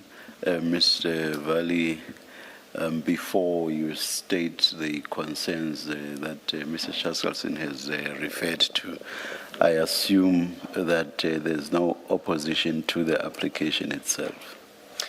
Indeed, Chair, and it's not because there's an intention to not oppose. It is simply because we are unable to extract instructions at this stage from our client. Now, if I may, while I've got the mic, address the concerns. the irony is not lost on me that we brought an in-camera application for the very reasons on which my learned friend Mr. Cheskelson relies. And we've gone through their 5-page notice of motion and founding affidavit, and we now learn from his address to you what the actual concerns are. And it is concerns which we shared, but we had additional grounds as well. So if one now relies on the residual powers vested in me based on my previous instructions from General Khan prior to him becoming injured and unavailable, in principle, we don't have an objection had we had instructions to the matter proceeding in camera. There's a lot more that we would like to say in any event, but now this creates a procedural quagmire. I understand from Mr. Cheskelson that there's an intention to continue tomorrow. However, if I draw your attention to the 10-6 notice, this matter was set down for 4 days. It was last week, Wednesday, Thursday, Friday, and today being Monday. So we didn't make any further days available for the continuation of the evidence. We will try, and in fact, attempts are underway for us to try to identify a date where we might be available, particularly for the in-camera, because it may not necessarily be available publicly, the record, or how matters would proceed. Ideally, we'd want someone here. Now, had we been made aware at the earliest time that there was an in-camera application that was intended to be brought, or perhaps our in-camera application had succeeded for different reasons, but coming to the same relief, we could have made those arrangements earlier. So tomorrow is probably a no-show, and I don't know what time we have left. I'm happy to sit here until the early hours of tomorrow morning if needs be, to try to traverse as much ground as we can, because we're not here to frustrate the Commission's endeavor or that of my learned friend. It just places us in a procedural quagmire. Now, the way we see it is that there's one of 3 ways in which we can proceed. Either General Khan's health does not permit him to come at all or to tender a statement, or the more likely is that General Khan may, based on what has already transpired in these proceedings, commit to an affidavit from his hospital bed or from another place of convenience. Or the ideal scenario is that his health permits him to actually attend, and then we can make up for the time that he wasn't here. I can't make any predictions on which of those 3 is likely, but my colors are pinned to the mast of an affidavit at the minimum, so that at least there's evidence before this Commission which answers many things that we know the answers to, and things that we don't know from which we can get instructions from General Khan. For purposes of achieving that eventuality, it's important that we are given a line in the sand to say, well, this is the evidence, or this is the documentary evidence on which we expect answers, and ideally, these are the pro forma questions that we would like you to focus on. Now we have certainty, and hopefully we can plan something for the near future before the Commission's function comes to an end. So, in as much as I've said what I've said, I don't know the answers, and I would be looking to the Commission for guidance. And at the same time, still record our reservations about the matter proceeding in the absence of General Khan. I know I've raised it before, I know you've made a ruling, but now given these new circumstances, I have to revive the objection. So that's where we are, Chair. The most difficult of circumstances that any legal practitioner can face in these circumstances. You don't even have a PA, professional assistant, that could be in attendance tomorrow. What we're trying to do is to make arrangements that somebody can attend to the various matters. In fact, I'll give you an example. I was briefed in a matter for the urgent court in Pretoria.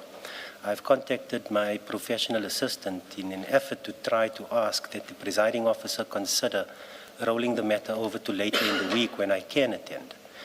But we don't have answers just yet, so we're not entirely sure. If the matter is to proceed tomorrow and we are not here, we ask we ask to be excused, number one. And number two, we'll make arrangements with Mr. Cheskelson for whatever record we might be able to procure. If in the off chance, Lady Luck smiling upon us, we are available, then that sorts out the dilemma. Perhaps Mr. Cheskelson can give us an indication of how long his address is intended, and we can try to make ourselves available. If not, that we attend on time at 9:30 when the commission starts, perhaps later in the day as well, if there's any other business that they may suitably interpose or deal with while waiting for us. And I certainly don't want to keep the commission waiting, so I'm trying my level best this afternoon to make those arrangements. Thank you. Part of the takeaway for me is that you are saying if push comes to a shove, you will be asking to be excused. Indeed, to the extent that it may be required. I mean, we are here, as I previously explained, on those conditions. Yeah. No, thank you very much. Thank you, Mr. Valley. Thank you, Chair. Yes, Mr. Cheskelson. Chair, I think that Mr. Valley and I should stay in touch over the evening and early tomorrow morning. There are really two ways that we can do this. We will have, I still have a couple of hours at least of open session address to go through. That will be addressed in public with a full recording, and if Mr. Valley is unavailable at a particular time tomorrow, we can schedule around that time so that the open address is done at that time. The in-camera session, my sense, is probably 3 hours in total, and we would prefer Mr. Valley to be there in person or a representative to be there in person, but we will ensure that it is transcribed and recorded. And given that we're dealing with a situation where there is no witness who needs to be protected or advised live in the moment, we submit that, although it's not ideal, if Mr. Valley gets a full transcript and recording, and he has all of the documents to which reference are going to be made, he will still be able to advise General Khan in advance of any affidavit that General Khan is going to prepare, or indeed any appearance that General Khan is going to make if he recovers, as we certainly hope he does, speedily enough to appear before this commission. So we would ask for the in-camera order to be granted. We undertake that we will coordinate with Mr. Valley so that to the extent possible tomorrow, that session will be held at a time convenient, I want to say convenient, less inconvenient to Mr. Valley. And we will certainly make available a transcript and a recording of that session to Mr. Valley. And that then, and he will have ample time to consider it before we demand any statement from General Khan. Thank you, Mr. Cheskelson.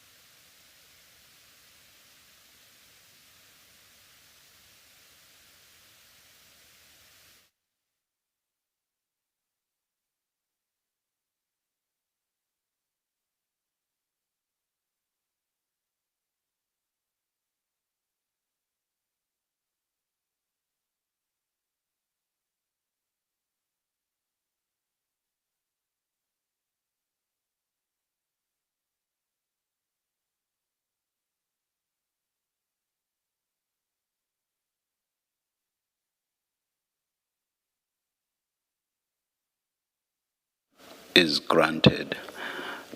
That's the ruling. But for a fuller expression of what exactly the ruling entails, I'm asking for a draft order. This is similar to, I think, what we did with witness K, if I'm not mistaken, because sitting here I will not be able to delineate everything. And also there's that about a list of persons and so on. So all of that will require a draft order. And for purposes of publication and the interest of everybody, the order, once granted after receipt of the draft order, will be posted in the Commission's website, and will also be circulated to the media. And of course, it will be sent to the attorneys. Thank you very much. We heard you, Mr. Valley, but as much as one would have loved to have you here tomorrow, we take comfort in the fact that you did say that if push comes to shove, you will ask to be excused. My view is for us to continue. You will be furnished with a copy of the transcript if you do not attend, if you are unable to attend, and if you are not able to even send a professional assistant. You will get a copy of the full transcript, and the copy that you get will not be redacted. What will be redacted will be what goes out to the public. And you are free.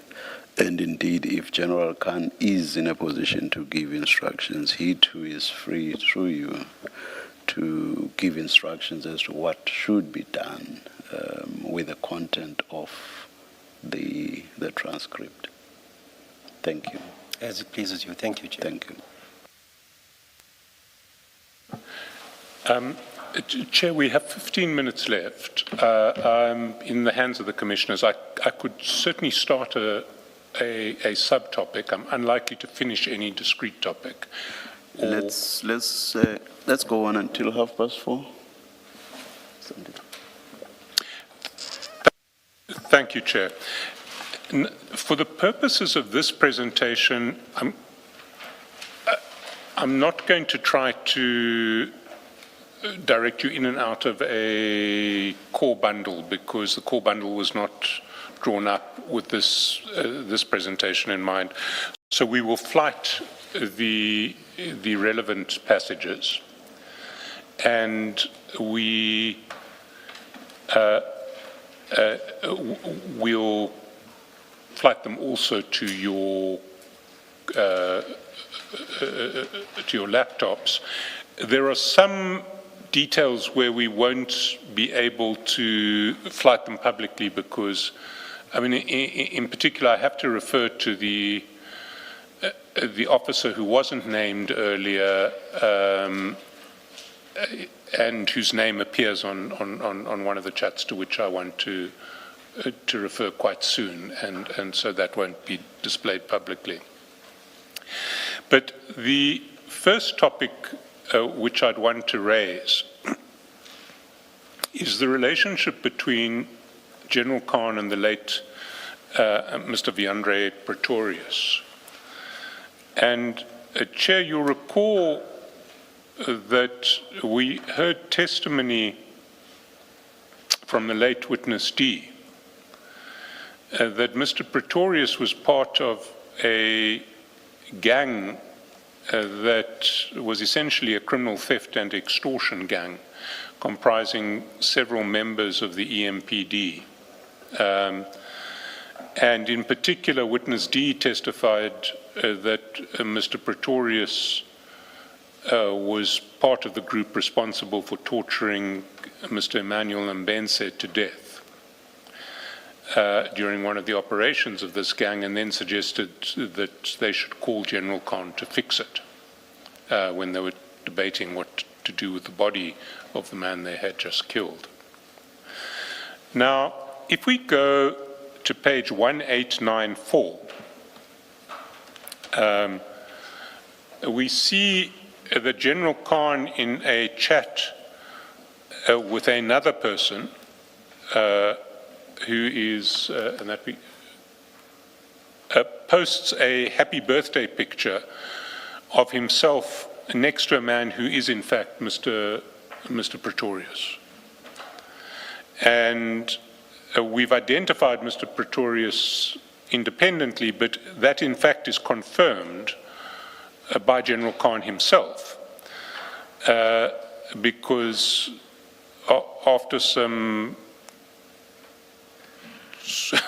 questions from his counterparty in this chat, which take a while to decode because they are full of, there's a big typo in the middle of them. The counterparty writes his Che, and what he wants to say is who's that? He follows that with that, and if you go over the page to 1895, General Khan responds Viandre. And the counterparty says, okay, cool, his birthday, and General Khan says, mine, bro. So, certainly by January 2021, Mr. Pretorius and General Khan were on birthday card greeting terms. Later that month, if we go to 3428, and here we may not want to display it publicly because this is the chat with the officer who was responsible for counterintelligence against the journalist Marianne Tam, and whose name we have not yet mentioned. If we go to the footer, page 3428, I don't know, Commissioners, if you see 3428, if you can get to 3428.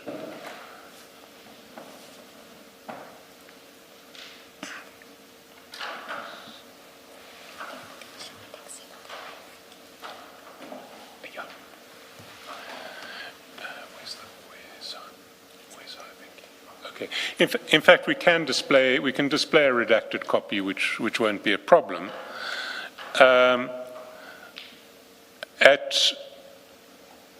On 14 January at message time 14:33, the officer says, "Hi General, with your permission, I'm issuing Viandre with a permit, just letting you know." We won't then display the next message, where the General says, "Hi so-and-so, no problem." And then over the page, the officer says, "We need team players on our side." The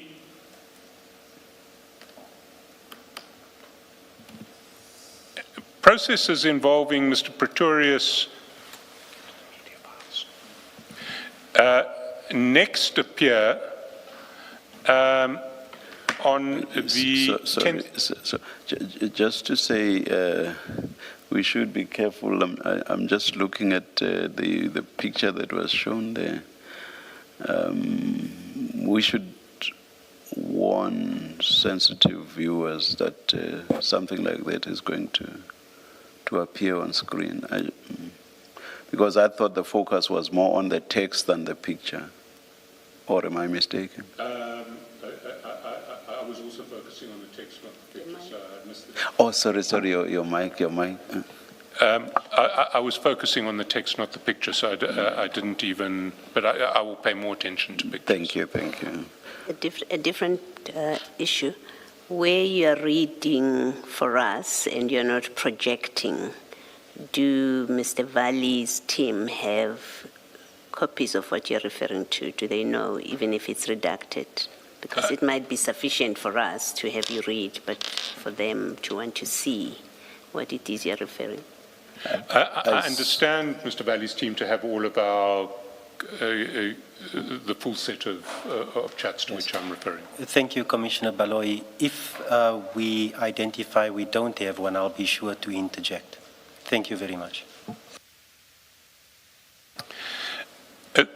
Then the next reference to Mr. Pretorius is on the 10th of May of 2021, and it's at page 5837. It's in the chats between Mr. Sayed and General Khan, and it is a video that Mr. Sayed sends to Mr. Khan, which we'll display because it's a video that he sends of Mr. Pretorius next to an unmarked car with blue lights.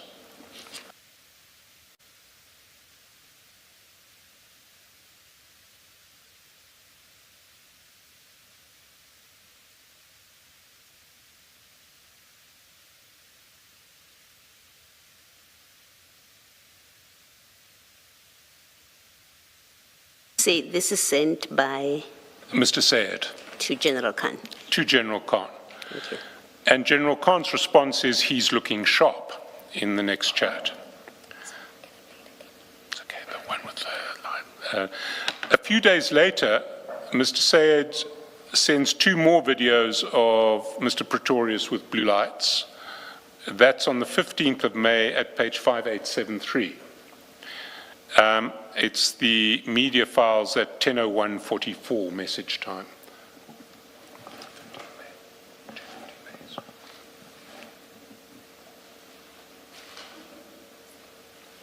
Volume, we'll need volume for this.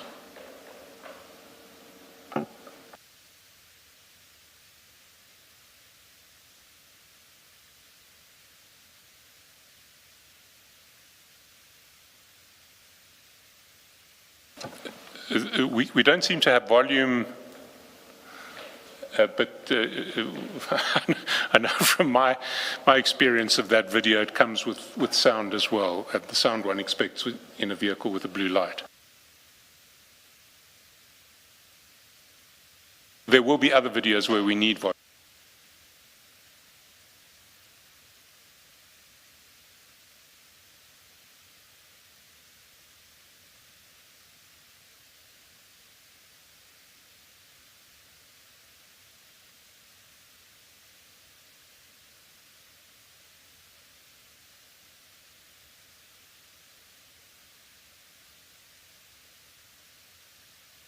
And the second video that is sent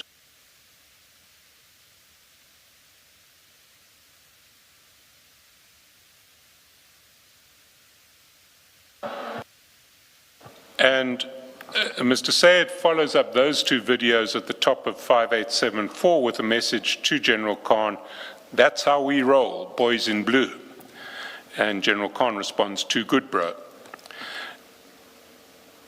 Now, the chats suggest that General Khan arranged for Mr. Pretorius to work for Mr. Sayed, where he would conduct raids on the competitors of Carney Links in the illegal tobacco industry.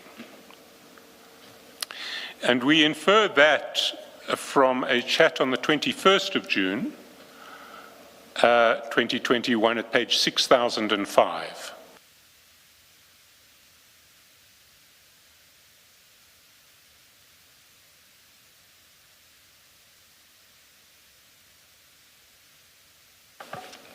And there at message time 7:18 a.m., Mr. Sayed says to General Khan, "Brew, won't Shaheen get upset that W," and W is a reference to Viandre, "is resigning? Will you please handle it for me when the time comes and tell him that you placed him by me for other reasons?" And General Khan responds, "I discussed it with Viandre, we have a plan."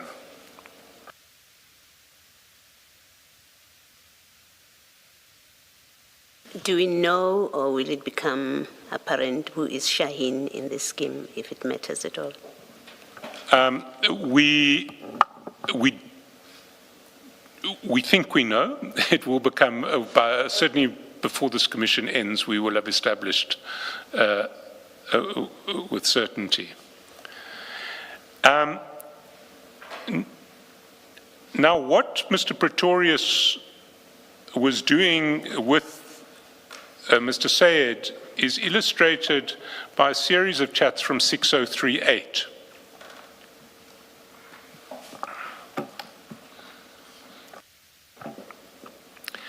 And there at the top of the page, General Khan messages Mr. Sayed, Slam's brother, Viandre has a lead on a big cigarette bust on the East Rand. Maybe give him a call. And I just want to pause there so that we can contextualize what we're looking at. We're looking at a crime intelligence general calling an executive in the tobacco industry, saying that someone who they both know has a lead on a cigarette bust on the East Rand, and so the tobacco industry executive should give him a call. And it requires some explanation, because one would imagine that if a bust is taking place in an industry, one doesn't notify players in the industry, even if they're competitors, while that bust is taking place. It's something for the police to do, not for the industry to be told about. Mr. Chaskalson, when you started on this topic, you said that officer, whose name we will not mention, was discussing with General Khan the issuing of a card or a document to Mr. Pretorius. Is that card or document issued in terms of the law, or does it reflect that he's a law enforcement officer? What does it show exactly? We do not know. We have not seen. That's a question we'd like to ask both of those officers, or both General Khan and that officer. What is that permit? He refers to it as a permit. We don't know what it is. But yes, I mean, it's a document that would purport to permit him to do certain things. Whether it was lawfully issued and what it purports to permit him to do, we do not know. Then there are a series of voice notes that are sent by Mr. Sayed to General Khan, some of which are forwarded voice notes that Mr. Pretorius has sent to Mr. Sayed, and we'll play them through one by one. So starting with the first one, let's do 1, 2, 3, 4 in succession. Sorry. Yeah. Salam's Jen. No, he sent me a message also. He sent me a voice.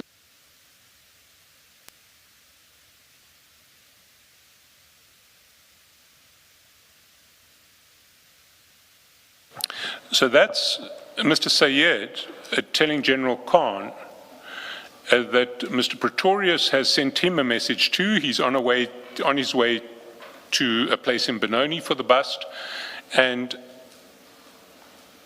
Mr. Sayed has told Mr. Pretorius that he will dispatch the boys. So there are some boys who Mr. Sayed controls who apparently are going to be part of this bust as well. Whether they are police or private agents of Mr. Sayed or Carney Links, we do not know.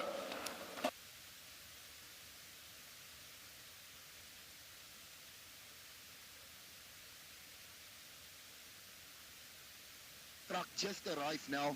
Fuck, the truck arrived. They're busy offloading the cigarettes now in Benoni. I'm rushing there. I'm going to quickly pick up the informant to show me the place. That's a message that Mr. Pretorius has sent to Mr. Sayed, and he has now forwarded it to General Khan. Listen, must I send the boys there to Benoni as well? I can send them as well to Benoni. And that we understand to be Mr. Sayed. We may be wrong saying that he can send the boys to Benoni. Okay, let me just pick up the informer quickly and ID the place. I've just spoke to Colonel Singh now as well. He's with the general. We're quickly going to arrange people so we can eat there, because you know if it's in a warehouse, there's going to be a lot of cops involved there. So I want the big brass to be there so they can assist us and take over the scene. So that again is Mr. Pretorius saying he has spoken to a Colonel Singh who is with General Khan, and he wants General Khan to be there because he wants Big Brass there to be able to take over the scene.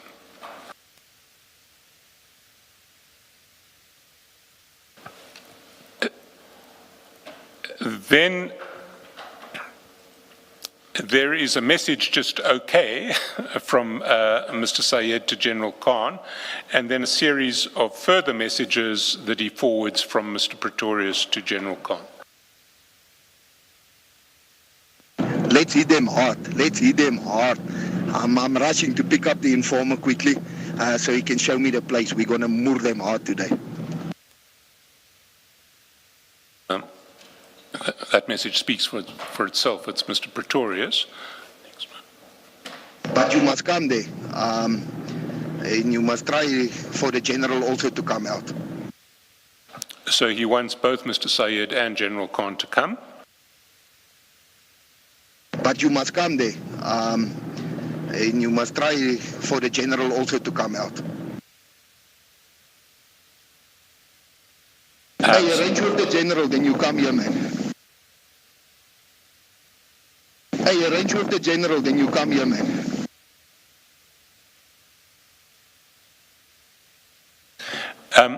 Arrange with the general so that you can come there.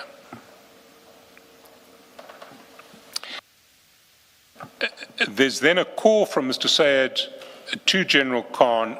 Those earlier messages are at 11:23. At 11:24, there's a call that isn't answered. And then from 11:50, there are a series of photographs of people lying on the ground, presumably having been arrested or apprehended, and of a truck, which we see at 6043 that has boxes in it, and at the foot of 6048 we see some cigarette packets which we can infer were found in the boxes. You stopped the flight?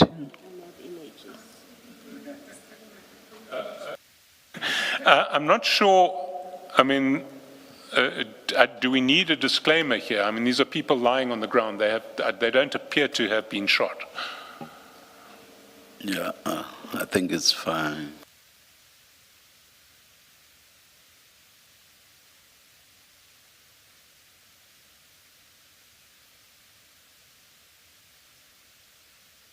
And if we can just scroll through those pictures.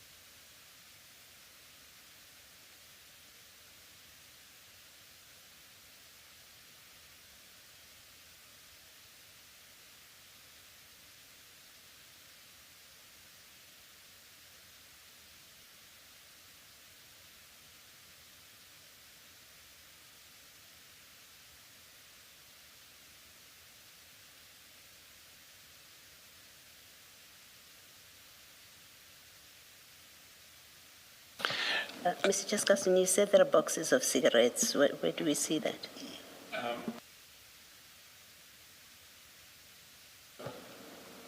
I saw some boxes of cigarettes on the ground at a certain, not many. I'm inferring that the boxes, well, if one goes, for instance, to the top of 6055,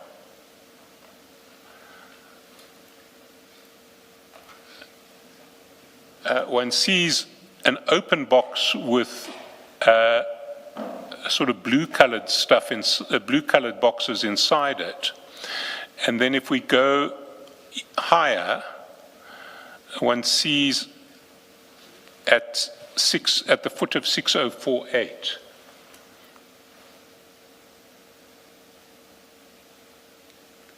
And if we can zoom in on that,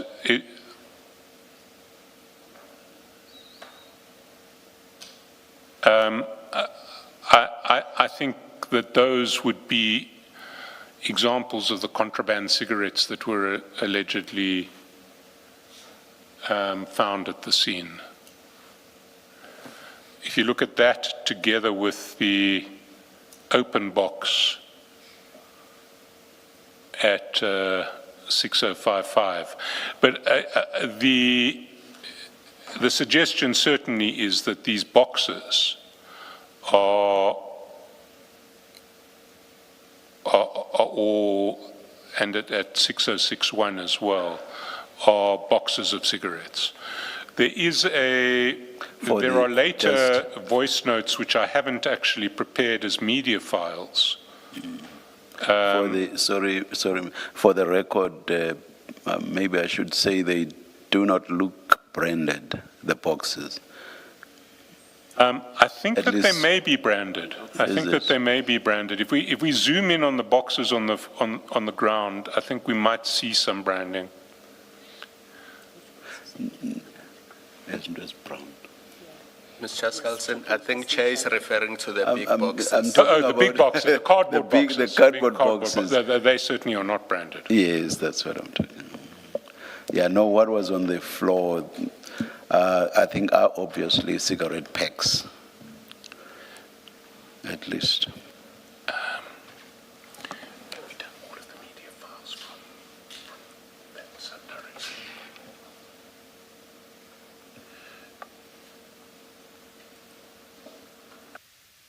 I seem to remember media files where Mr. Pretorius actually says there are cigarettes underneath packets of sweets and bananas. You can always come back to it if it's important, right? So the one on 6048, those are packs of cigarettes. Yes, inside the cardboard boxes would be the cigarettes. And they would be covered on the truck. So if, for instance, we look at the back of the truck on page 6046, we see a whole lot of plastic bags of sweets, and behind them the cigarettes. At least the one cardboard box that is open, you can see that what is inside those cardboard boxes looks like the cigarette packs that are on the floor on page 6048. Indeed. What I didn't do is download, it's a video file where he's describing what's taking place, and but we can arrange for that briefly to be shown tomorrow. But what I do want to draw attention to is the response of General Khan at 6069, where he says to Mr. Sayed, "Great work, brother." And again, this is something that I think we need to step back at and consider. What we have is a crime intelligence officer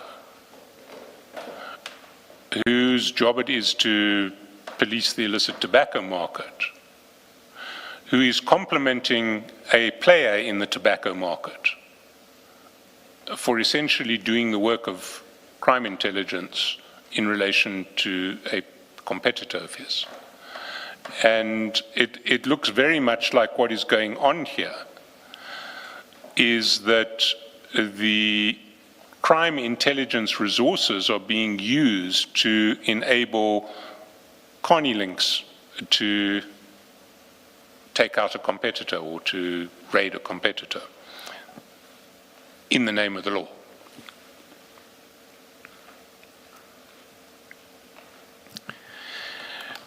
That inference that we draw is reinforced by a number of exchanges between Mr. Sayed and Carnalinks,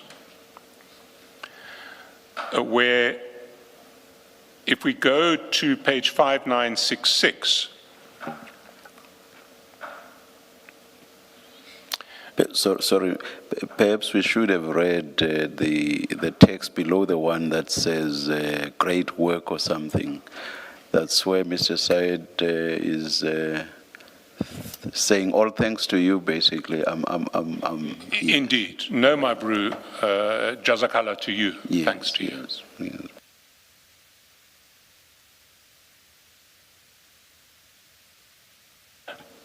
And then we have a series of exchanges between Mr. Sayed and Mr. Khan, where Mr. Sayed is General Khan, where Mr. Sayed is essentially asking General Khan to target a competitor of his called Protobac.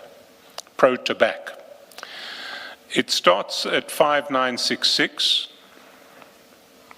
At the foot of 5966 on the 11th of June 2021, where Mr. Sayed says, Protobac, factories in Old Union Cotton Mills Factory, East London, they'll know, can't get it wrong. Over the page, please brew, they're manufacturing cigarettes, Pacific, Pegasus. I need to F them out of sight. And General Khan says, okay, bro.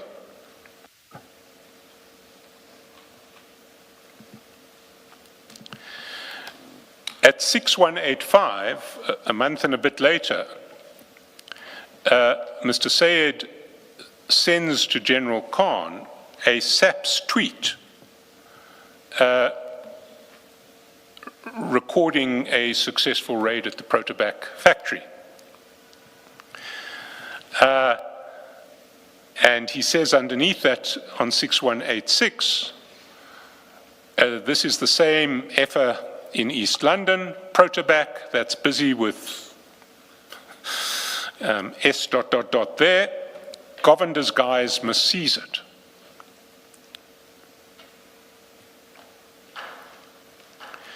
And at 6190, Mr. Sayed sends to General Khan a tweet from issued by SAPS, which describes a raid on Protobac. Not only does he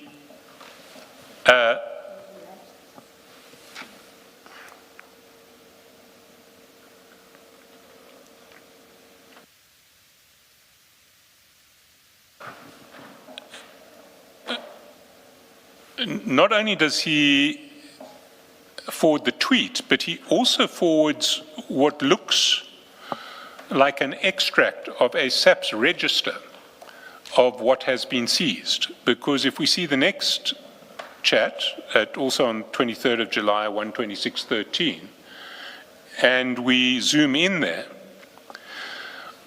what it shows is particulars of the goods detained. And it says 152 times 200 kilogram boxes of raw tobacco, 1127 times 200 kilograms of cut rag. And he says underneath, pro tobacco, all seized. Seems these people are doing funnies via a bond store. This is all Mr. Sayed, and he says next week they're going to pounce on the bond store. So he's been given advance notice that SAPS is going to raid Protobac's bond store, where they are doing something in relation to excise tax. And he then complains that there is a discrepancy between what is reflected as having been seized and the output of that, because he says after next week they're going to pounce on the bond store. He says the cut rag is imported from Zim as raw lamina at 200 kilograms, but this is contradictory, because cut rag, one can fill 100 to 110 kilograms per box. I'll keep you in the loop. And then underneath, Protobac is looking at under entries and penalties of 120 bar. He's saying they're going to be fined 120 million rands for tax evasion or excise tax evasion. Protobac is not the only competitor who is being targeted in these chats between Mr. Sayed and General Khan. There is another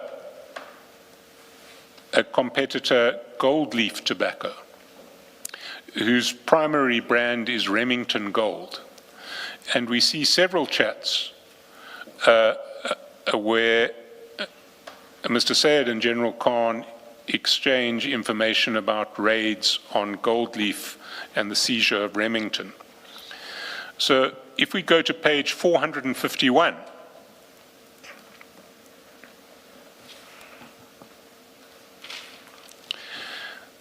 there on the 20th of April 2021, General Khan forwards to Mr. Sayed a SAPS report on a Customs and Excise Act, Tobacco Control Products Act operation, which is against Remington Gold. And we see Remington Gold mentioned at page 452, where the operations, the SAPS Parys conducted operations on 1 JJ wholesalers, 2 Delight wholesalers, and the goods seized in Parys SAP 13, in the SAP 13 register, 110 times carton Remington Gold. 50 times cartons, that says Pegasus, I think it's Pegasus, and if you recall from Protobac, one of the Protobac brands was Pegasus. Mr. Sayed's response is brilliant, brew. General Khan says, did Green tell you? And so General Khan expects that someone called Green would already have briefed Mr. Sayed on this raid on one of his competitors, or involving his competitors' brands. And Mr. Sayed said, he did mention to me, but not in this detail.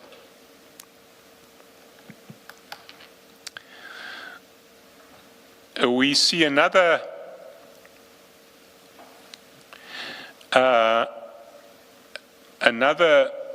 operation targeting Remington on the 11th of June 2021, that's at 5969.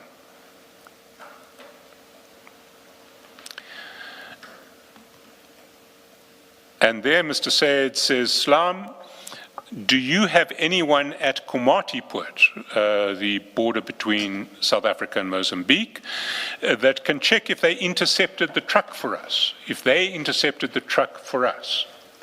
So the executive from Carney Links wants to know from SAPS if they have intercepted a truck for us. Let me ask, the one I sent to Hogg was intercepted in Bela Bela, waiting for feedback. Coffee Fontaine, it's positive, they're busy now. The other truck was caught other side of the border over the page. Bela Bela truck cannot get through to people on scene. We flagged about 15 trucks of GL, that's Gold Leaf, the Remington company. And now it's paying off. What was on? There's a Y, and then the answer comes Remington Gold. How many cases? Truckload. Now, while this is taking place, we see a parallel set of chats where, although Mr. Sayed is very enthusiastic about raids on competitors, he is particularly unenthusiastic about general attempts to crack down on the illicit tobacco industry, and in particular about the activities of Mr. Yusuf Abramji, who was at the time running a campaign against illegal tobacco. But before you go to those, these which we just looked at, this is Mr. Syed and who? Mr. Syed is communicating with General Your mic is off. General Khan, the chats are between Mr. Sayed and General Khan, where there may well be chats that are forwarded from chats that somebody else has sent to Mr. Sayed and that he's forwarding to General Khan, but the third party we can't identify because we don't have Mr. Sayed's chats, we only have General Khan's chats. Okay, so what we looked at, what you showed us now in that screen, it's a series, all of them from Mr. Syed. Where do we see that they are going to General Khan? Oh, because these chats are taken from General Khan's phone. They were received from his phone. So that's there how are we know. chats. Okay. So anything in white on these chats is chats that the sender sends to General Khan. Yes. Anything in green is what General Khan sends to the sender. You've answered me, thank you. Thanks, Mr. If we go to 6107, there we see that on the 7th of July, 2021, Mr. Sayed forwards to General Khan a post from Mr. Abramji, which is taking issue with the scale of tax evasion and tax criminality in the illicit tobacco industry. And it quotes, a post quotes Mr. Abramji, just when South Africa needs every cent available to combat the pandemic and the country is crying out for the enforcement of our laws, criminals are being allowed to loot the nation of billions of rands by making and selling tax-evading cigarettes, warns Yusuf Abramji, founder of the Tax Justice South Africa. We need an immediate inquiry into the industry to investigate how this is being allowed to happen. The new report by market researchers Ipsos, which is published today, reveals 2 in 3 shops in the hotspot provinces of Free State, Gauteng and Western Cape sell illegal cigarettes. Illegal cigarettes are on sale in nearly half, 41% of all shops nationwide. And then there are a whole lot of statistics. And down at 6108, we see a complaint about gold leaf tobacco, which Mr. Sayed wouldn't presumably object to. It says brands belonging to Gold Leaf Tobacco Corporation are winning the illegal price war with a number of its South African brands purchased below the MCT. That's the minimum collectible tax. I don't know if we've discussed it, but that is the total amount of tax that would be paid on a packet of cigarettes. And what these studies are showing is that cigarettes are retailing at a price which is below the tax that ought to be paid on them. So there has to be tax evasion because it's not even a cost price. It's below a tax, the amounts. The retail price is below the amount of tax that ought to be paid by the retailer. Never mind the retailer's purchase price itself. So this post says that brands belonging to Gold Leaf are winning the illegal price war with a number of its South African brands purchased below the MCT rising by 25%. The number of brands belonging to Carney Links bought below MCT has rocketed by a third. And so he's not only pointing a finger at Gold Leaf, he's pointing a finger at Carney Links, saying that the number of your brands that are purchased below the minimum collectible tax, which means they must be involve tax evasion, has rocketed by a third. And then there is a lengthy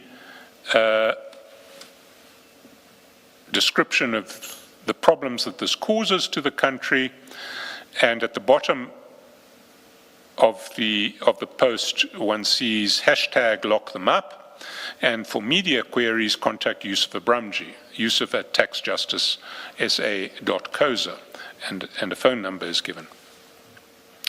The response of Mr. Sayed to this is to forward to General Khan, who ought to be investigating illegal tobacco, Abramji going to get effed up, bro? General Khan responds back, yes. F him up, bro. He must stay in his lane. So what we have here, and sorry, Mr. Sayed says 100%. what we have here is a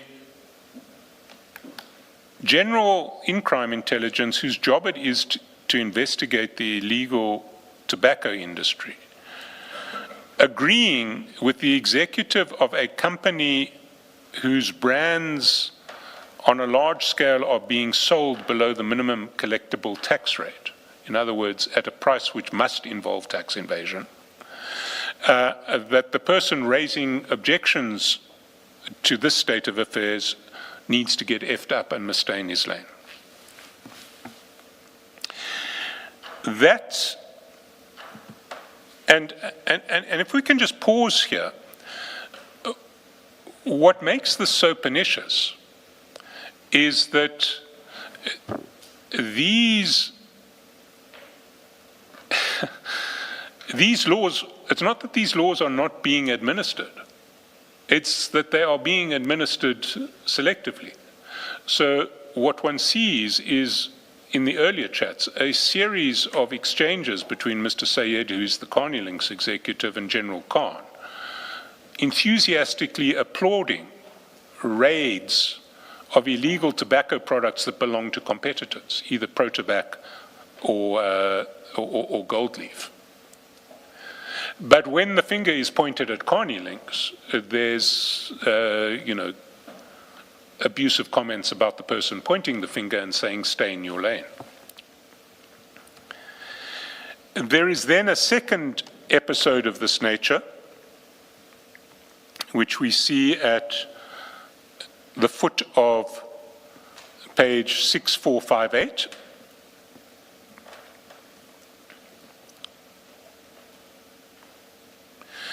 And this is now in October 2021, the first set of posts that we saw was in July.